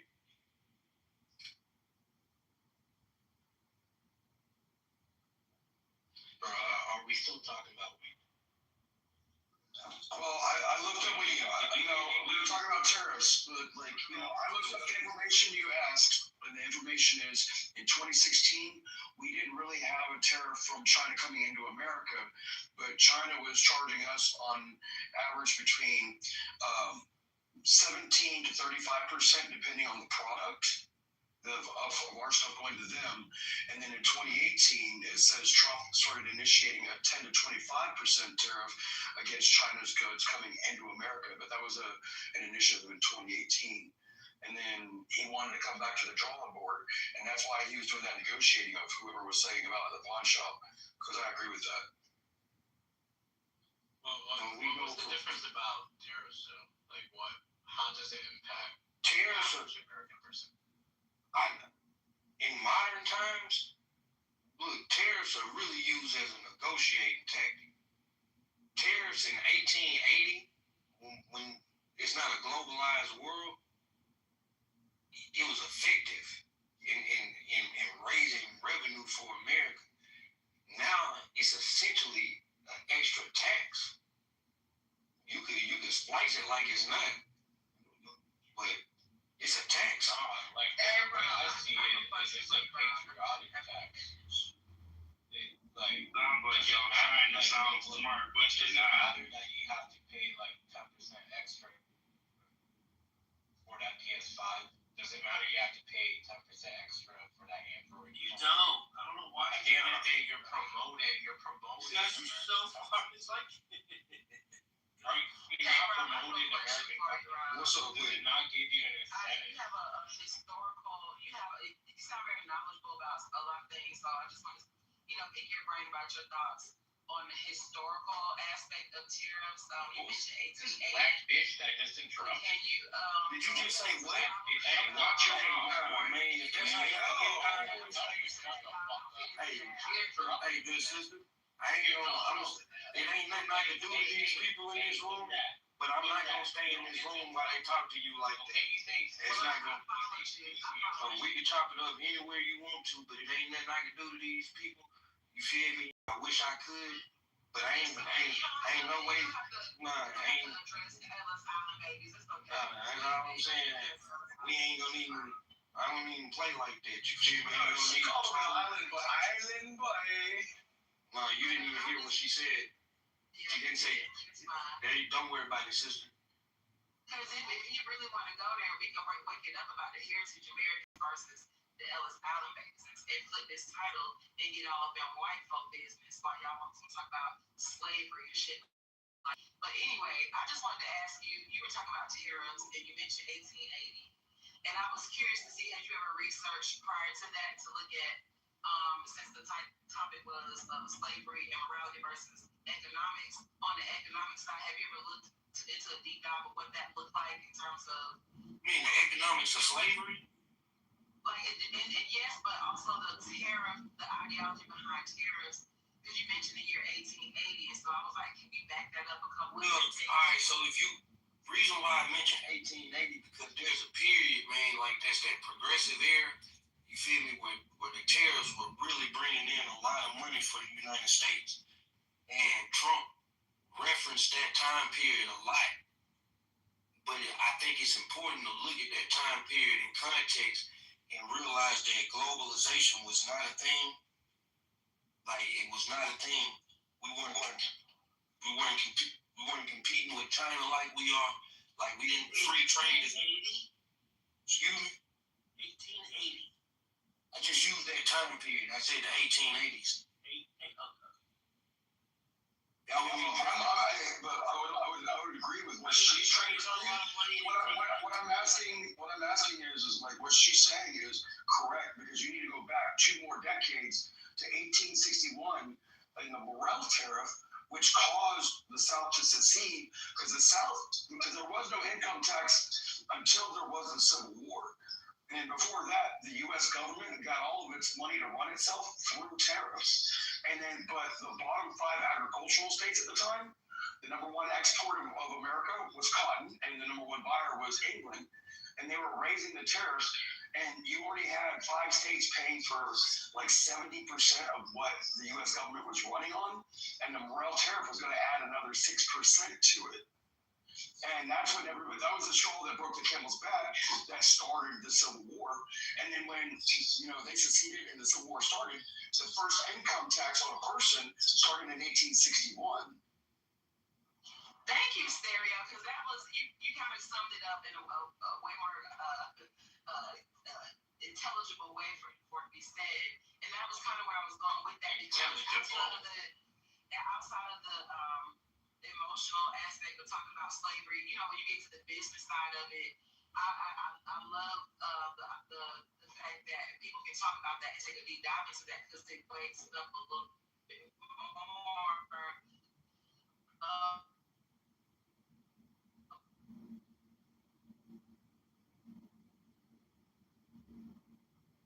what ended slavery, what quiet, even if you go back a little bit further, please. You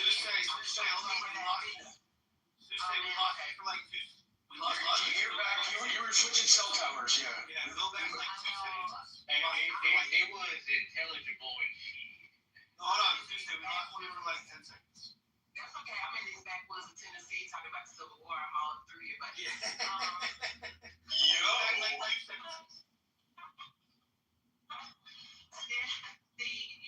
anybody can kind of make those connections between like the economic portion, or today's version of tariffs and the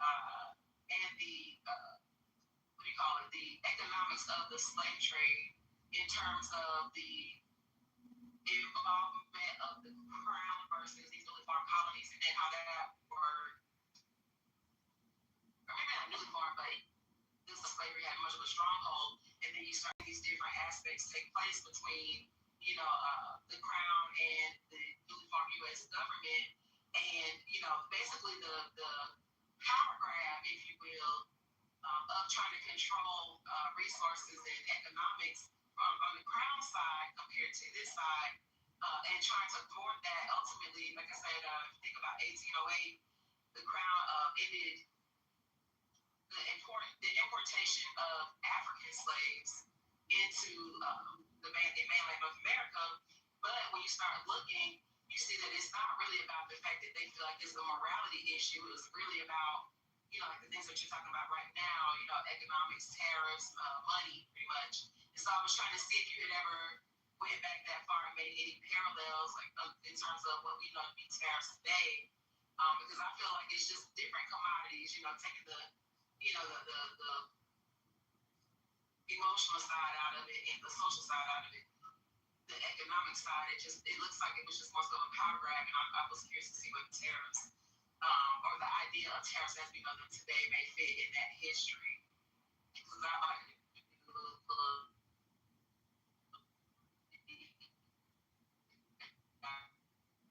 so I'm speaking your brain, or anybody's brain. Yeah, no, that's what I've been saying the whole time. Trump's a fucking gangster. Look, honey, we know you're using thesaurus, you're looking up synonyms and stuff like that. It's okay. Your vocabulary isn't that expansive. It's okay.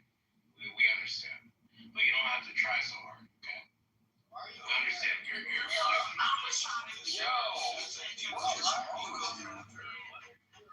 didn't have globalization. I want to know who said that because he's 100% wrong. Who said what? Why would you say that? The wannabe racial Mormon guy. What do you say? Honestly, look, I'm a misogynist in the 1880s. Why would you say it wasn't a thing?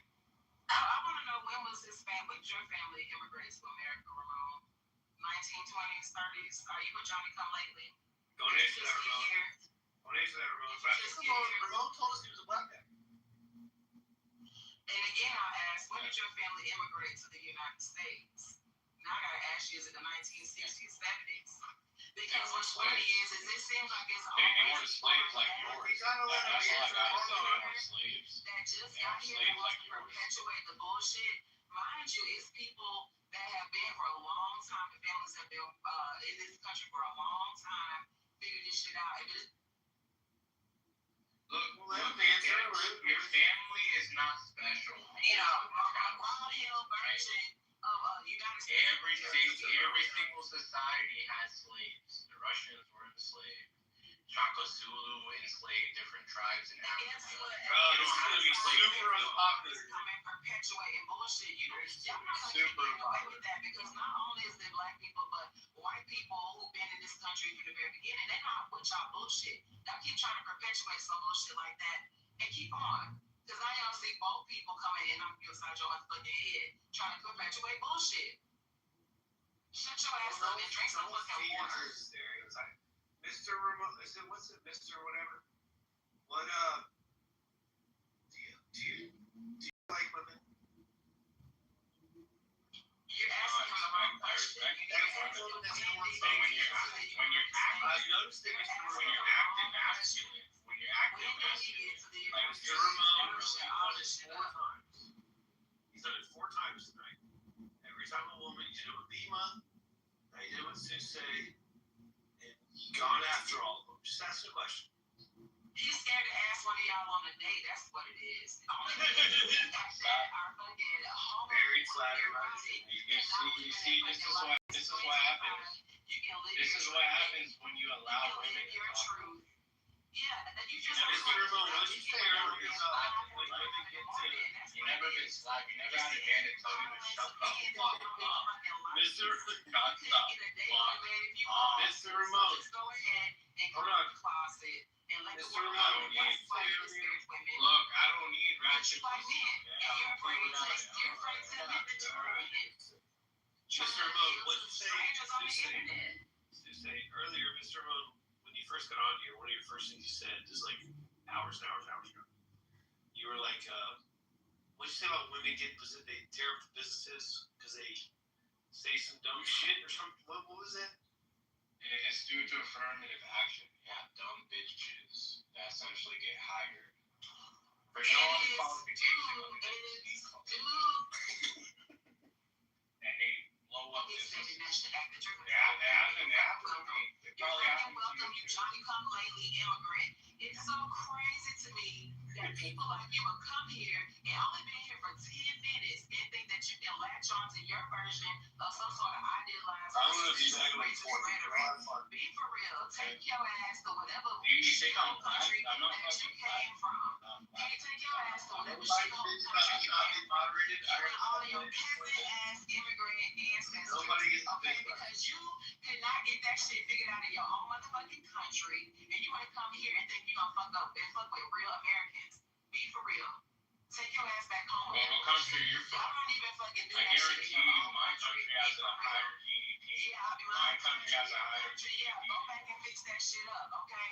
Fix that No, shit up. it's still like, You want to turn get in there, Joe. country. Hold on, let's hear from the board. Stupid asses over here. Go ahead. And bring that bullshit, shithole bullshit to our country. Nailed it. Keep that shit back home. America. Go ahead, Joe. I was just gonna say to Mr. Dumbass, please return to your country, wherever it is. You're not helping America at all. You're illegal, mister? I think he is. No, I was born He talks like one. I was born in 1996. All right, for like 20 Were your parents illegal immigrants when you were born? I will be back. Yeah, my parents are illegal immigrants. Yeah. What do you think about the no moderation for the next 20 minutes? I can't help it. I gotta step away from here. What do you think? I can help moderate. Yeah, me too. I know. Well, I don't know. It's masculinity mansion. Sig mods me in here. Well, Joe B is a staple of Clubhouse for sure. Okay. Yes, 100%. Say I would. I just added you, Mister. I'm leaving it for hours, Mister. But you know. No, Joe B is definitely trusted by Sig. All right, there you go. Well, okay. Hey, and I'm Dog, so everybody knows who the hell I am. I still want to know who said globalization wasn't a thing in the 1880s. Probably a racist. Because whoever said that is totally wrong. The cup of Africa, the crown jewel to the British economy was India. Like, who? Like, motherfuckers don't know history. This shit is crazy.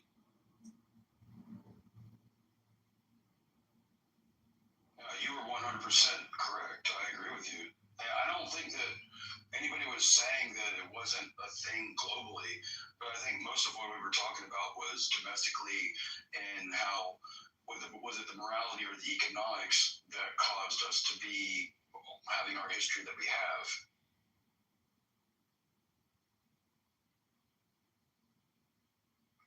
Just imagine us. Y'all know who was dirty, bro? Ruben, like the older brothers. Imagine us without our history. I'm sorry, Danny. No, I apologize going into old Bible studies. But I don't know if y'all remember, like, the Southside tribe got one of their sisters pregnant. It was like, if you circumcise yourself, we'll let you in. And a motherfucker circumcised like the whole tribe, and they went to kill him that night. It was the older ones, like Reuben and a couple of, it was the older brothers.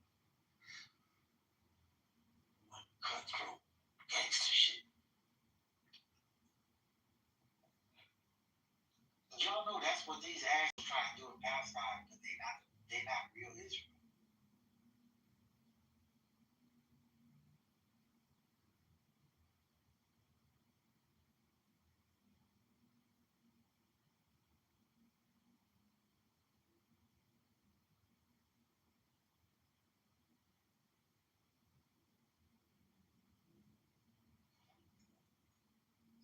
Wow.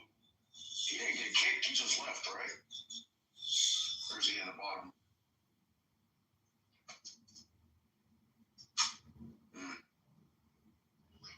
I thought he was making coffee. Oh, yeah. But, like, do you really think it was the morality that caused the Civil War, or do you think it was economics, Joby? Because Sue said he had a lot to say on that, and I think she made a very good point. Economics, bro. And I'm in agreement. It is like looking back through history, definitely economics. If you really look at it in black and white, for sure, economics. I mean, the British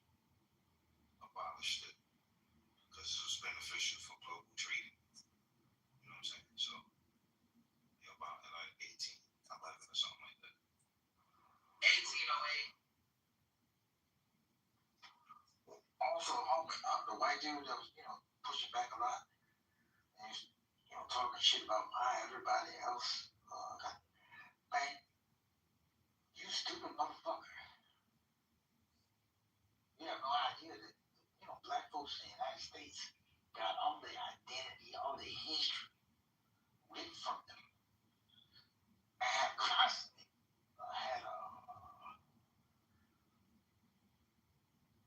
whoop on their back. And you're talking that shit. Why you can't get your shit together? Man, go fuck yourself. Yeah.